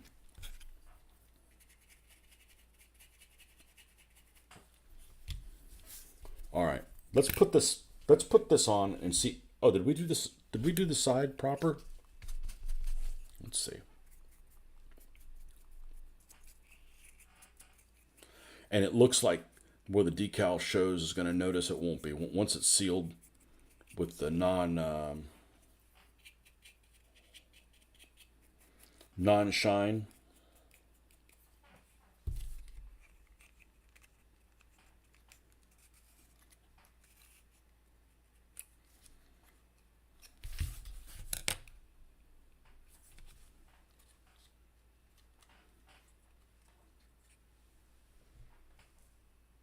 And again, all these lights pollute the look of these things all the time. So it's getting there. It's not there yet. It's getting there. Every step is one step closer. I see where you could I see where you would think that this could be olive. All right. Let's get the blackout paint on the black things.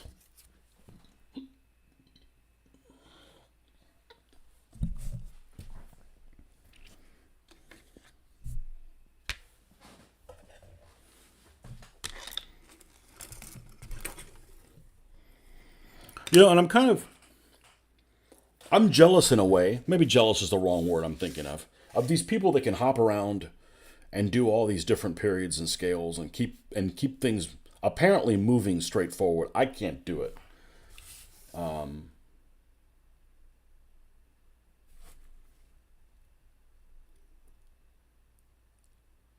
I can't do DBA stuff in this.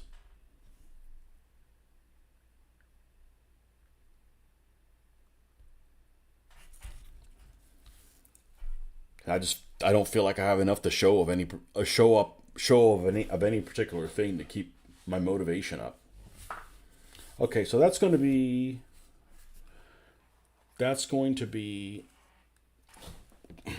fuck me. Not that this comes off. Come on, stop being a fumblefuck.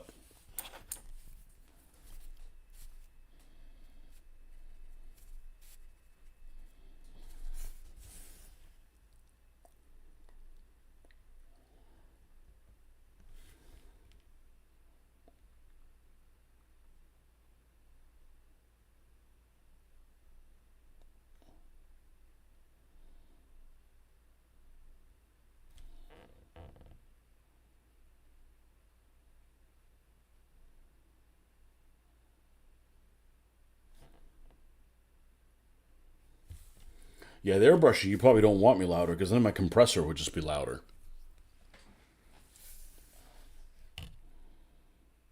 Which not a single one of you guys has complained about, so maybe it's not as big of an issue as I think it is.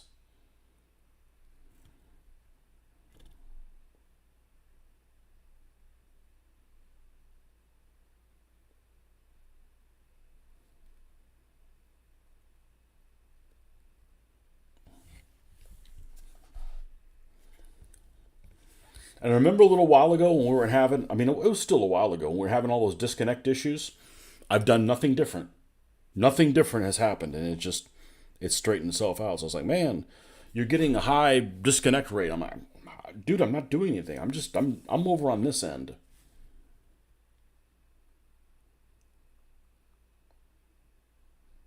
So I said, if I'm having an issue with connectivity,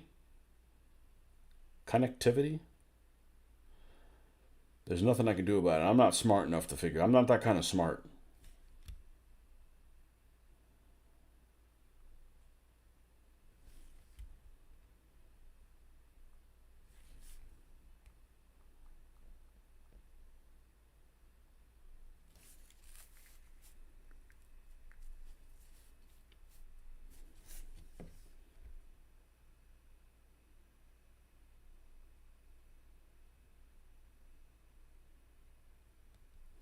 Is it louder for you guys? I turned the volume up on this thing. I don't know if it's that. The one on the computer is turned all the way up, so I can't make that any louder.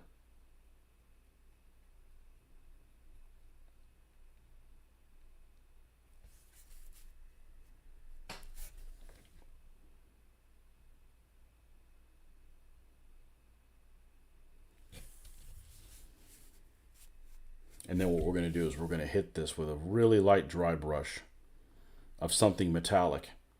And then when we go and do the rusty drippings, we'll coat this in a rusty dripping type color.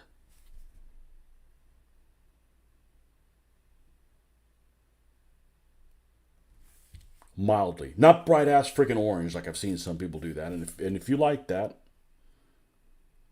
well, that's good for you, but I just don't think that. I don't think it looks right. It doesn't look right in my little world. Some of the tigers in Italy had the olive green over Dunkelgelb scheme in lozenges. Huh.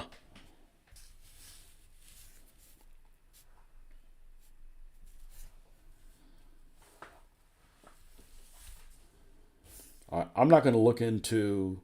I don't have the Osprey book on German shovels of the. I don't have the Osprey book on shovels of the Wehrmacht. But I'm going to assume that it has a little metal part that's a little bit longer that comes up the shaft.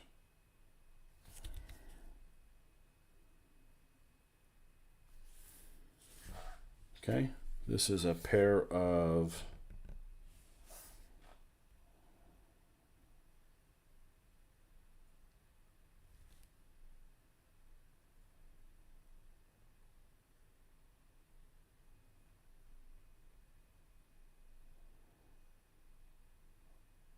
can't think of what they're called.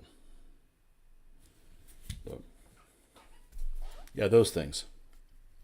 Accordion? No, not an accordion.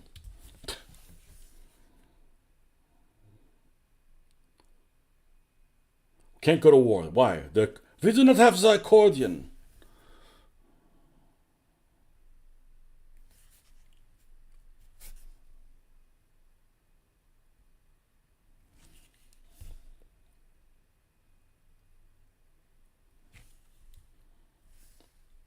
Another shovel.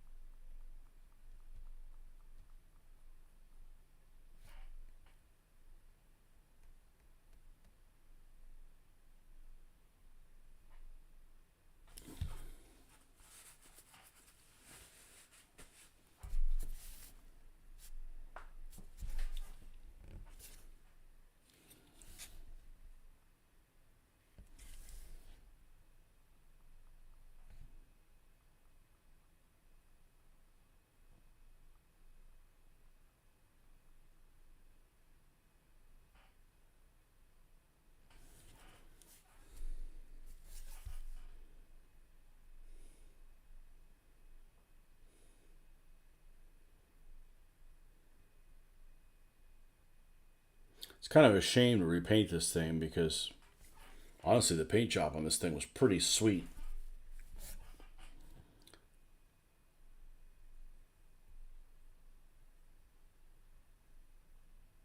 But I'd like to think that it's even sweeter now.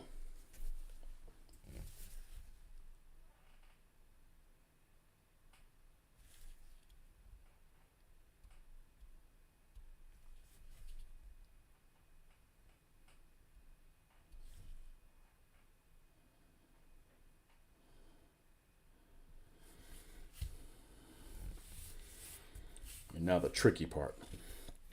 Another set of cables.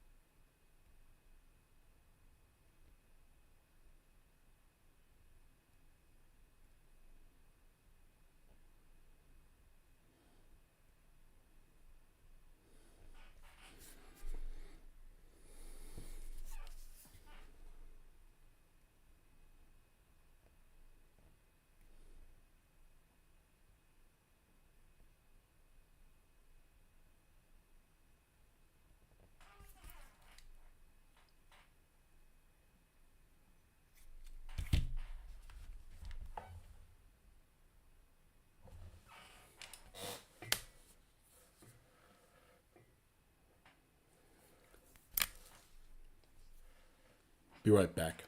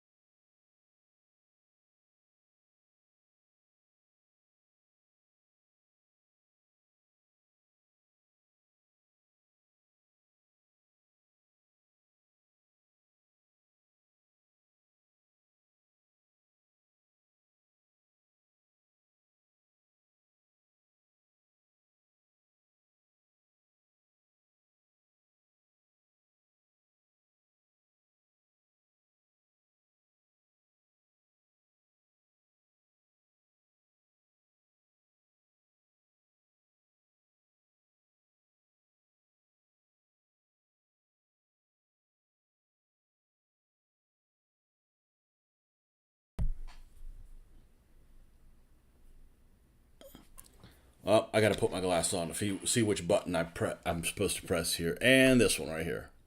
Okay.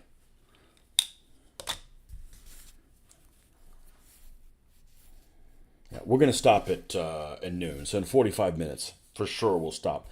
We should have this thing done by then, other than sealing, that's the thing I'm really slacking about.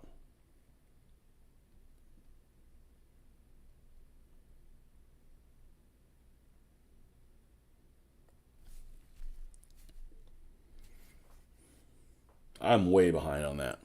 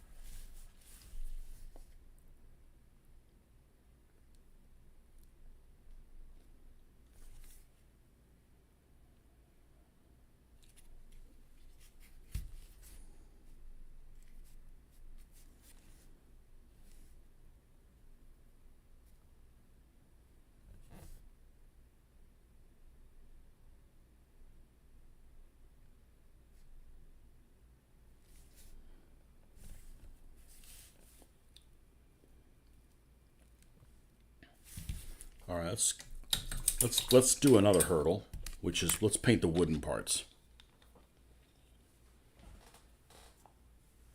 What color is this? Leather brown.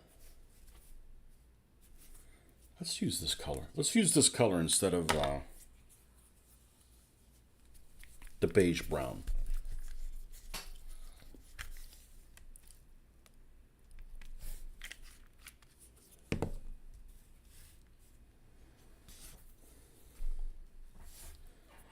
I think I'll have this done at noon. If I'm not done at noon, I'm not done at noon, you know? Shit happens.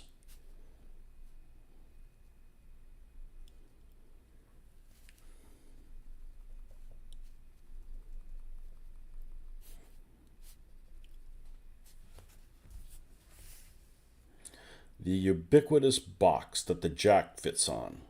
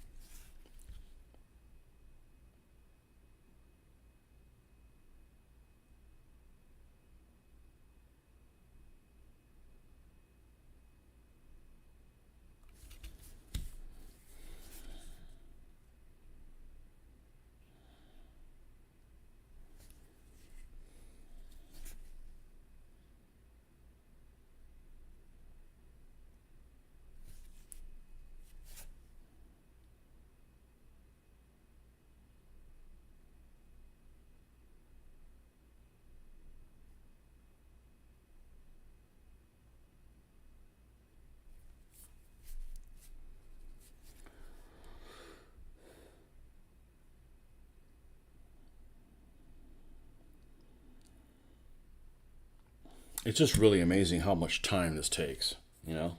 But if you do it right the first time, you don't have to redo it. Or if you're happy, if you do it right, if you do it in a way that you're happy the first time you do it, you don't have to feel like you need to redo it. There we go. That's what we're going with.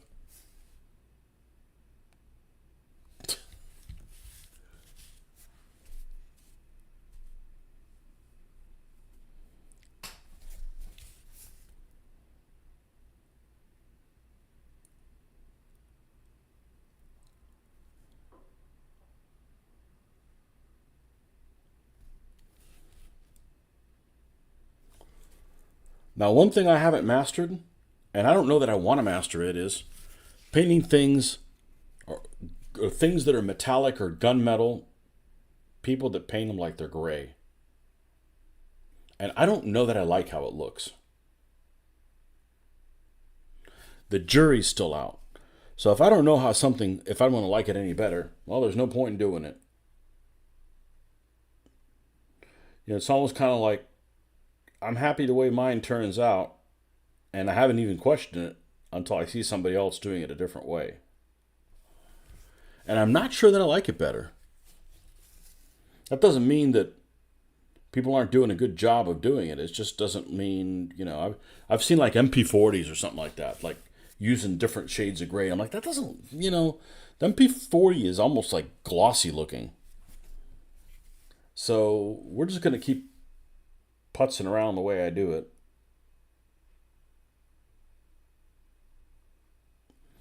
And it works okay. It works okay for me right now.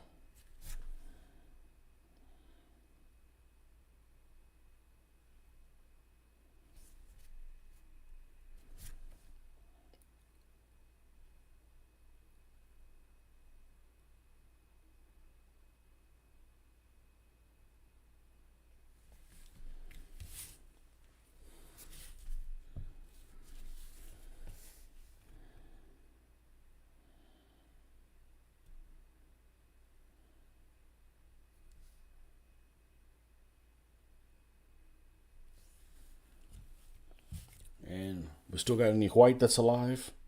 It's alive!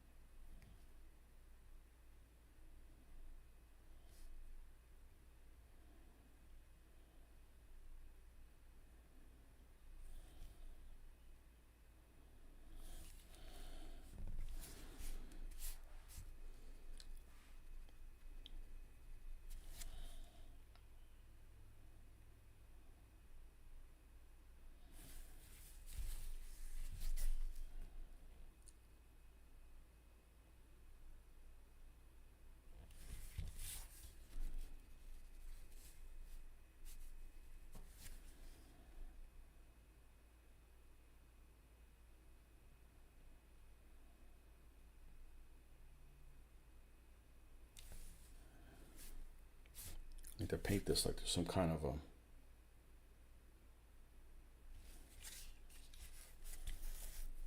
wood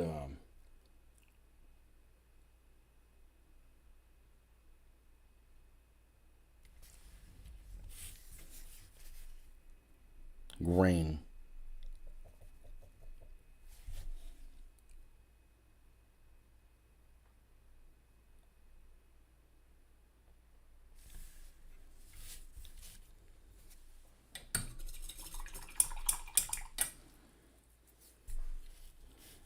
Okay, now we're going to hit Iron Warriors.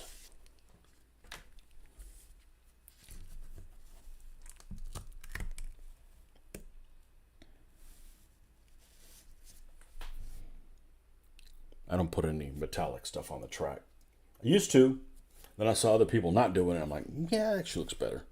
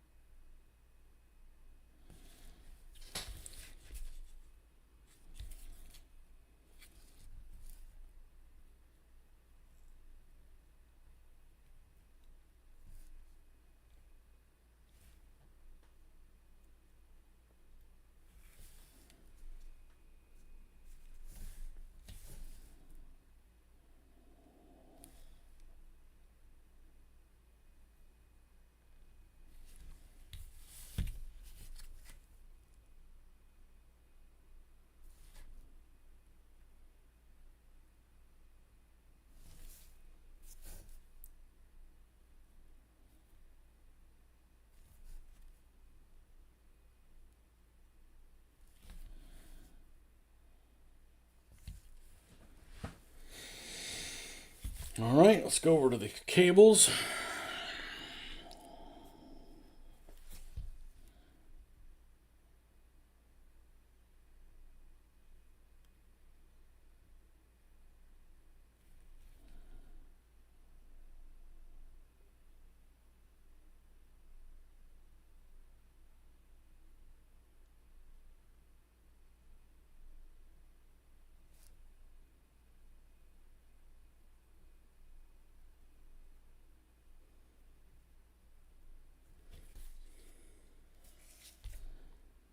Much better.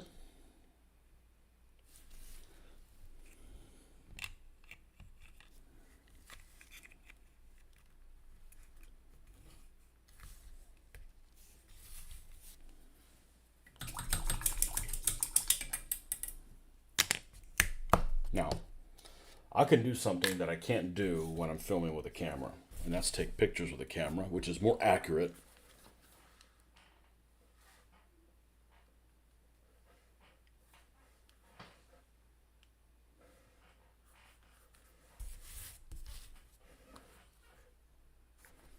Kill this. That's really washing out the color.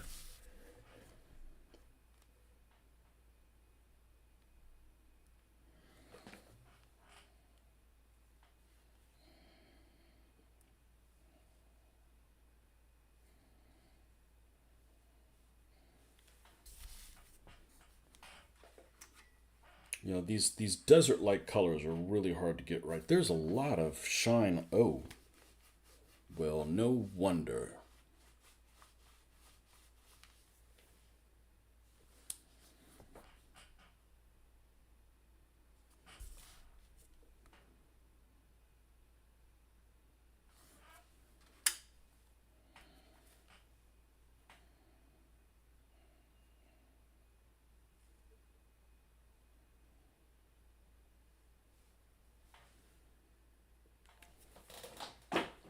If you're looking at the original one, I could see where people thought that this looked kind of olive-like.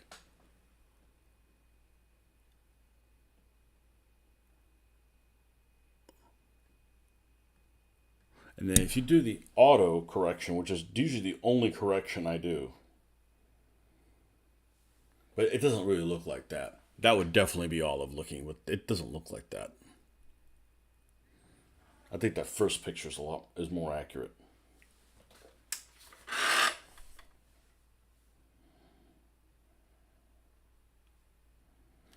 So now we're going to come in here and we're going to do my favorite part, which is the drippings. Why do you call it that? It gets people excited, that's why. Mid-brown, light tone, and soft tone. The Three Sisters.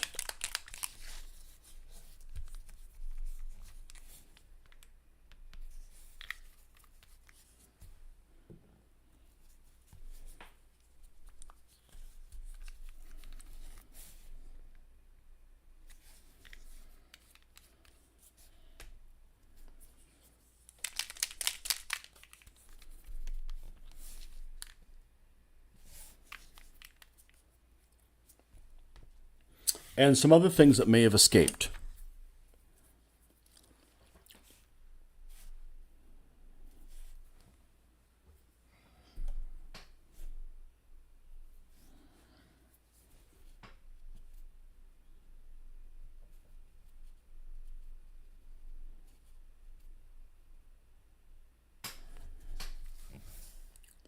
And by that I mean something like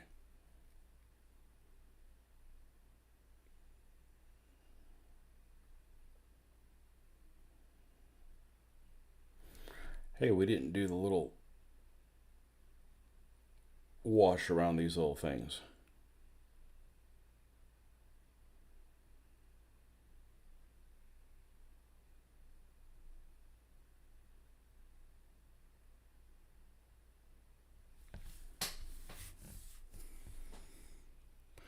The three aspects of tone.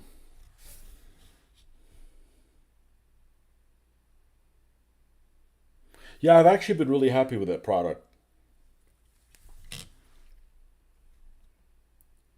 I mean, I've seen other people do like the little three dot things. You know, they put like the little color things and they wash them, and I'm like, I don't want to use mineral spirits.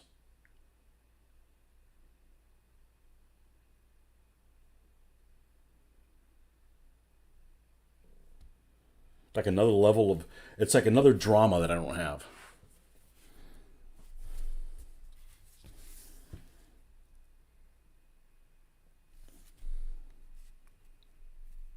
And just anywhere on here where it'd be like, I wish that was a little bit more dark than it is.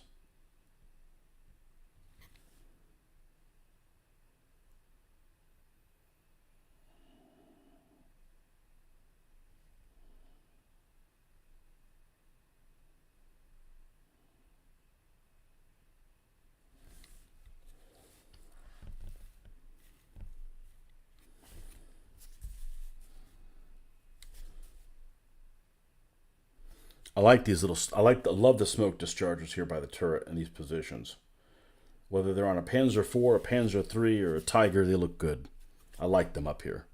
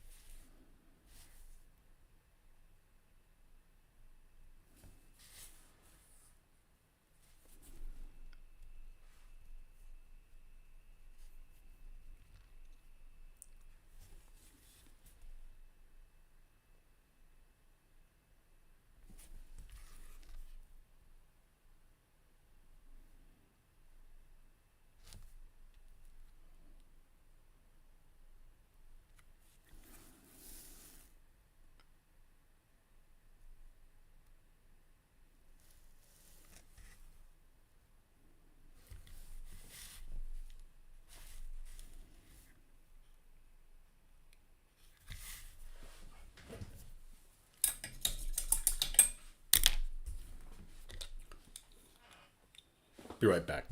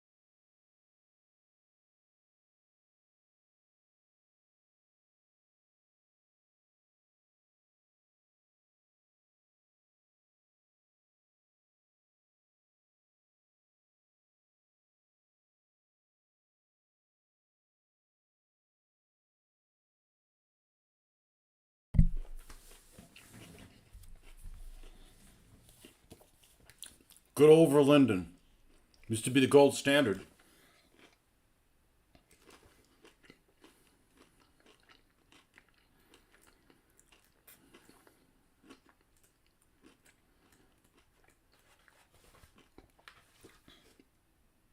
You gotta have a Tunisian one here.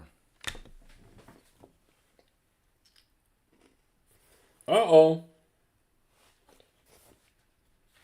Uh-oh.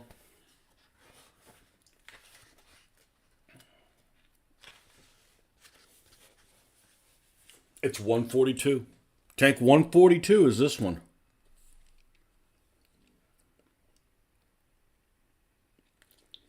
I want to look at the exhaust things here in the back. I'm not familiar with it. Well, mine's different, and it's also not in this olive color. Even though I like how this looks.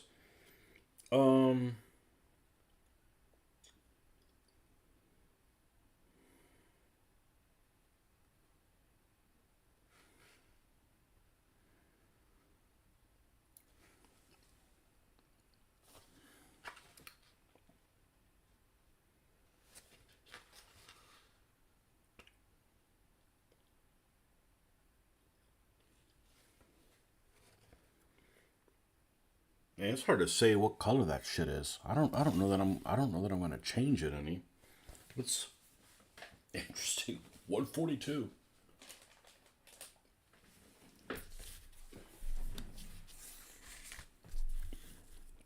Hey, you could have got it wrong.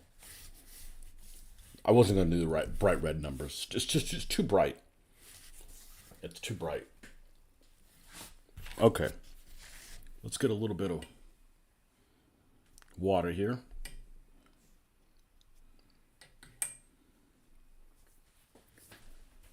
I remember Verlinden. That was the gold standard.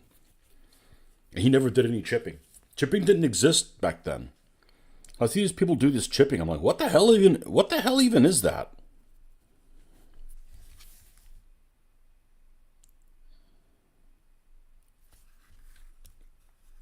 So the reality is these tanks were probably really damn new when they went to Tunisia.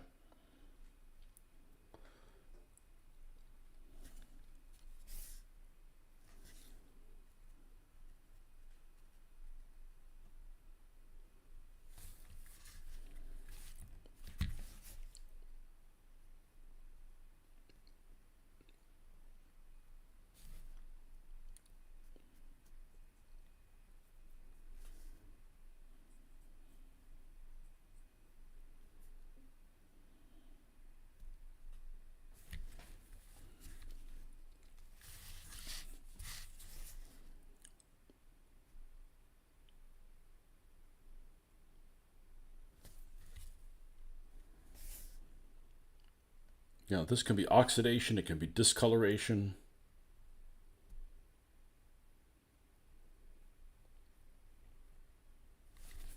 I don't have to commit to what it is. What do you want it to be? It's painting poetry. Well, what do you think it is? No, there's a ubiquitous jack back here.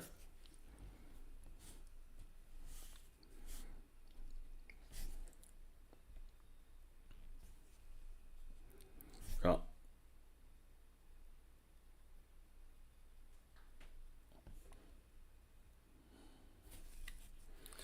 Oh, a box. That's an odd little box back there.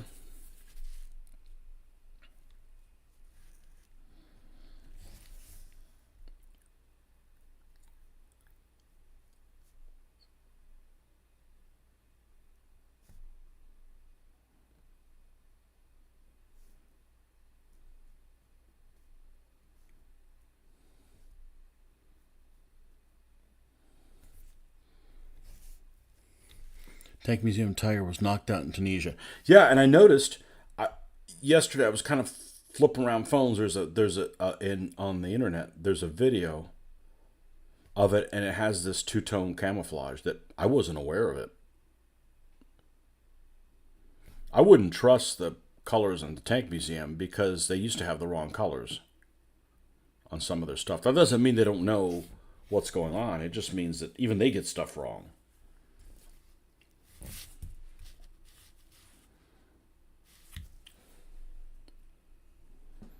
Yeah, the one that's knocked out in the Tunisia, that was the one that was like left for dead from get hit by a 6-pounder, wasn't it?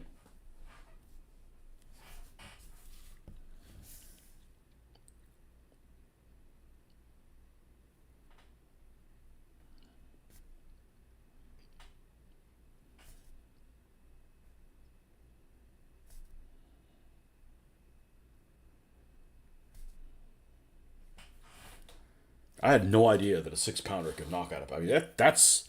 I'm impressed. 6 pounder is a fucking great weapon then. But then I start thinking about it, like logically, like it's a 57 millimeter gun. Okay, so it's bigger than the long 50, which honestly I think is a pretty damn good weapon. Certainly for the desert.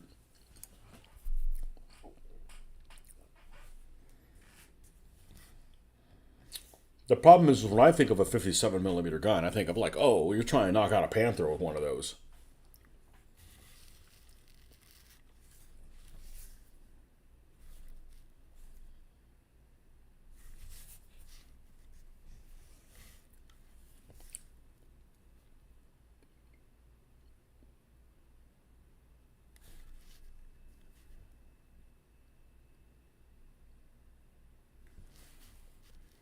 Fuck, I love doing this. You can overdo this, but just having it in a couple different places, it just it it's things that catch your eye. There's a bracket there. Maybe it starts dripping a little bit. And it's just so easy to use this. The fact that this stuff reduces with white water so well. People always say, "Oh, enamel stuff works." And enamel stuff does work really well. These reduce with water so well because they're thin. They're thick and almost gel-like.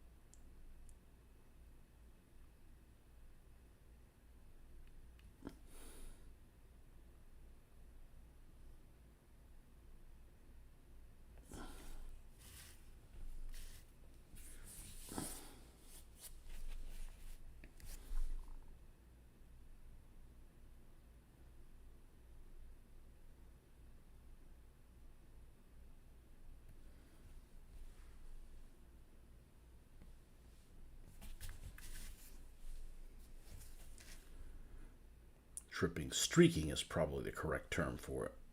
I like drippings. Sounds exciting. Well, what's dripping? Yeah. Come over and find out.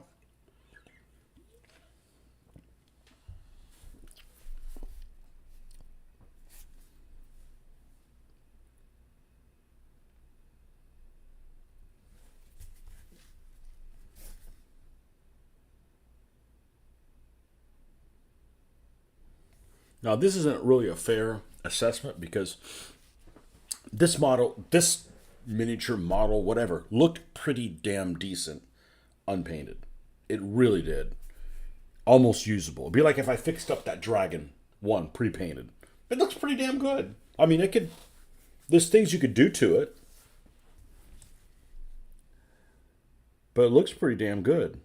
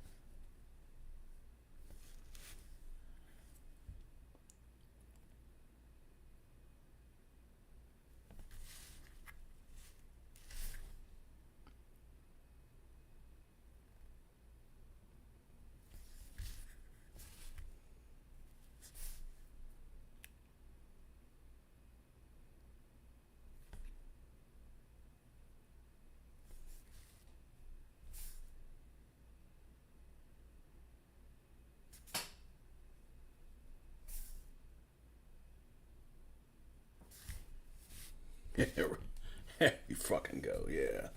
And it's not necessarily rust, but let's have some different kind of colors that happen.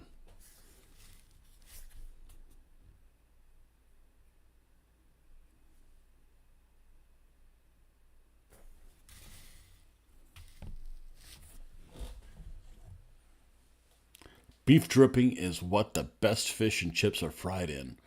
Beef drippings.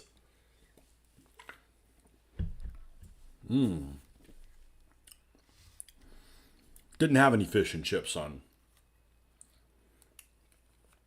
going the 48 hours I spent in Britain. Might as well. It's not likely that I would have found ones that were worth eating. You know, there's probably a bunch of knockoffs that aren't any good.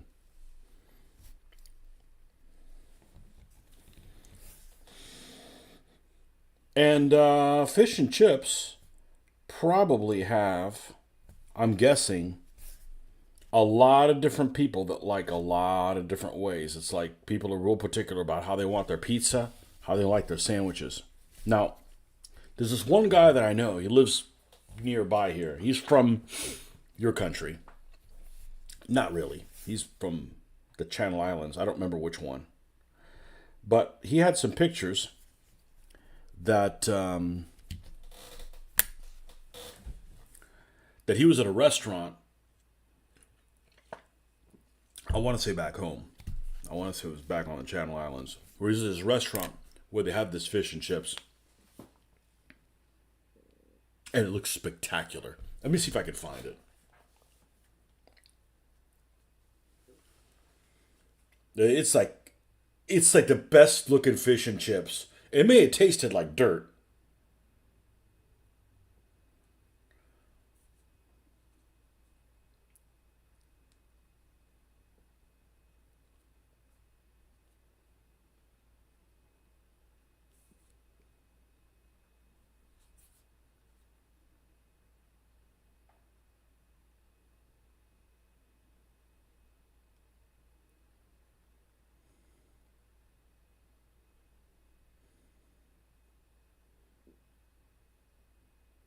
Fuck, I gotta remember what the guy's name is.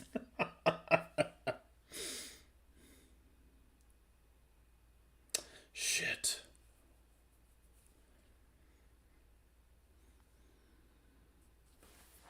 All right. I got too many Facebook friends.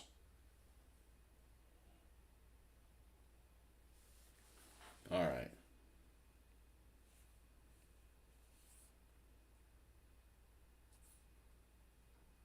Found it. I knew there was an I in his name. Let's see if I can find it on his pictures. I don't know if he wants me to show you his picture, but it looks fantabulous. I'll edit all the parts out that I think it looked great. Let's see.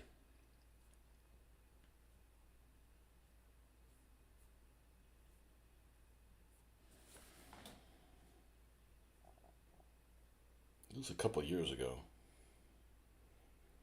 I was like, damn, I'll have me some of that.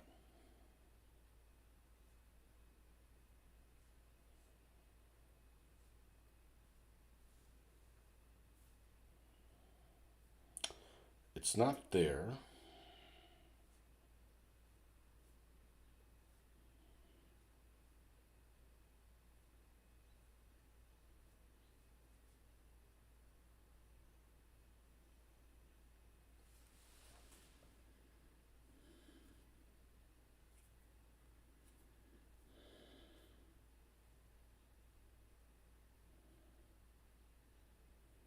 Okay, I found it. Now, let me see if this is the best photo of it.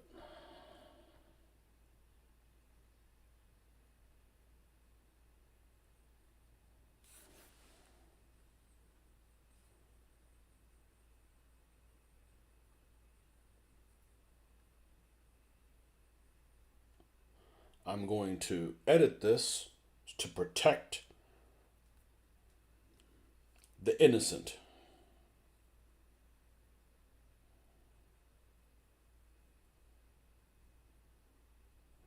I don't know what the hell he's drinking. But this looks fucking spectacular. Of course, this is obviously not an American plate because you guys get real stingy. And I mean, you guys, I mean, like everybody but Americans, or we're fucking pigs. They give us way too many damn fries. Okay, look at this shit. That looks fucking amazing. I could do with some of that right now.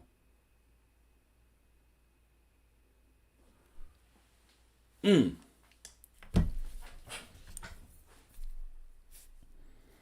bet it's a bit too far for carry out service. Now, these damn brackets that are holding.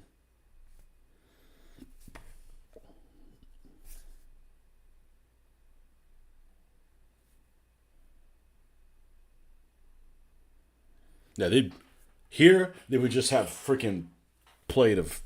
Now there was some Englishized little store in, I don't know if it's still around anymore. My daughter was probably like 10 years old. And I had that, I think I still have that as her picture when I call her.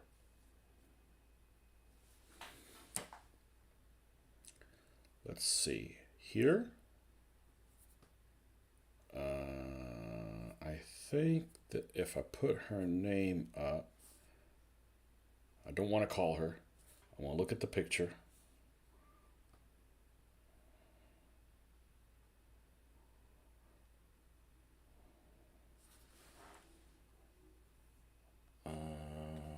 Yeah, this is the place here.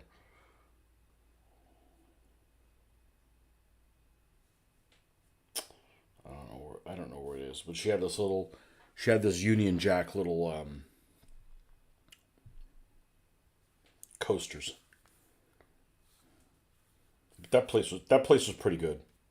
That place was pretty good. Probably out of business.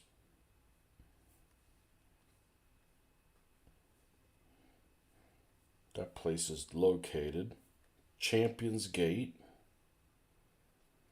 and here's satellite. Okay, was it the exit and get off there? I think it was either in here. No, it was in a strip mall. It was a strip mall.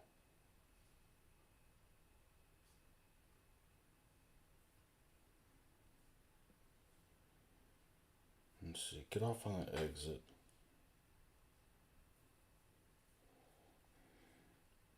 It's hard to find a place that isn't chain. Everything's chain this and chain that, and it's fine if the chain's good. But if you're just trying to throw shit out there just to see what sticks, this is what you do. You go in this area and then you go.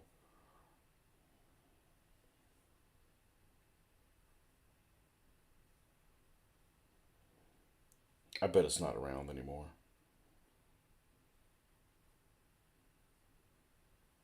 It was good.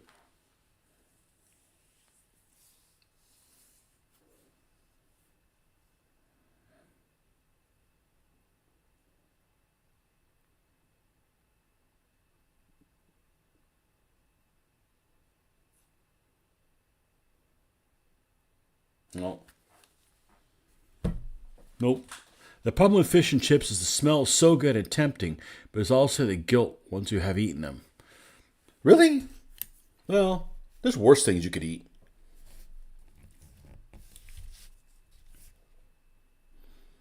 That's not that kind of thing I eat very often.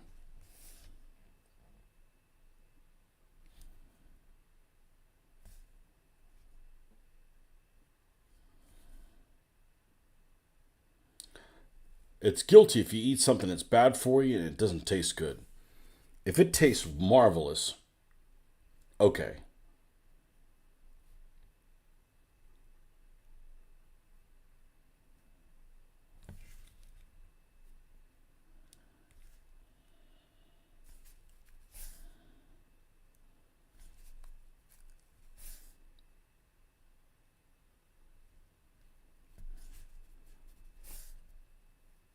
Fuck, now I want fish and chips. Oh man.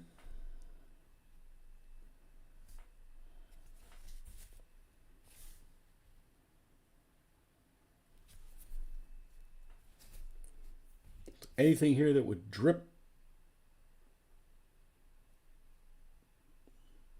I wish I had one of those little stalking tiger decals. I'd put it on there.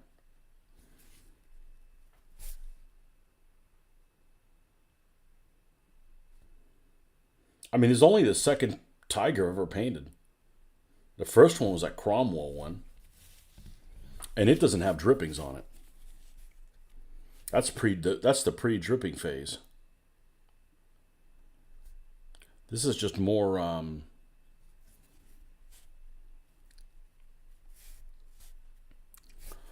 things here that look. There we go. Let's add that black line on there. Look irregular.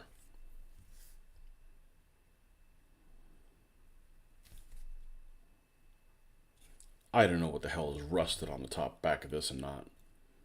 We'll have to continue the engine deck at a later date.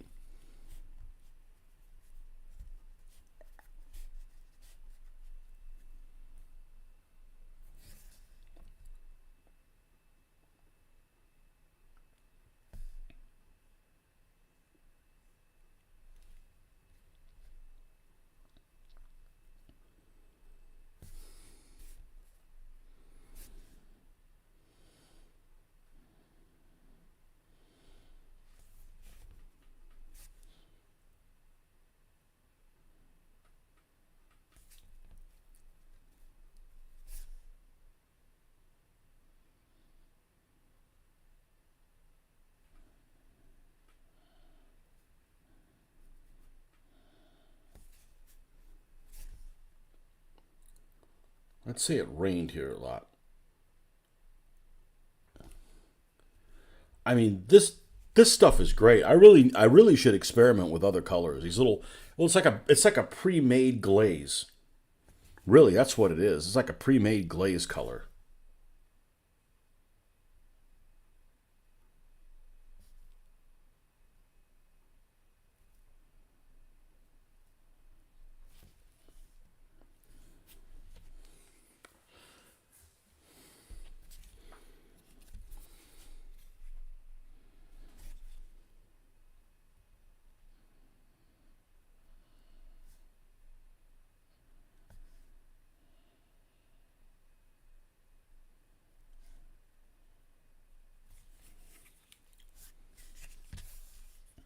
All right, I think this is where we're going to stop for now.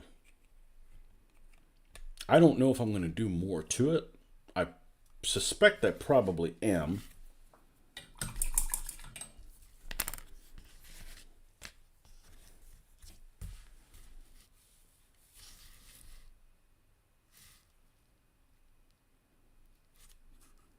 But it's looking pretty good. It's looking pretty sweet.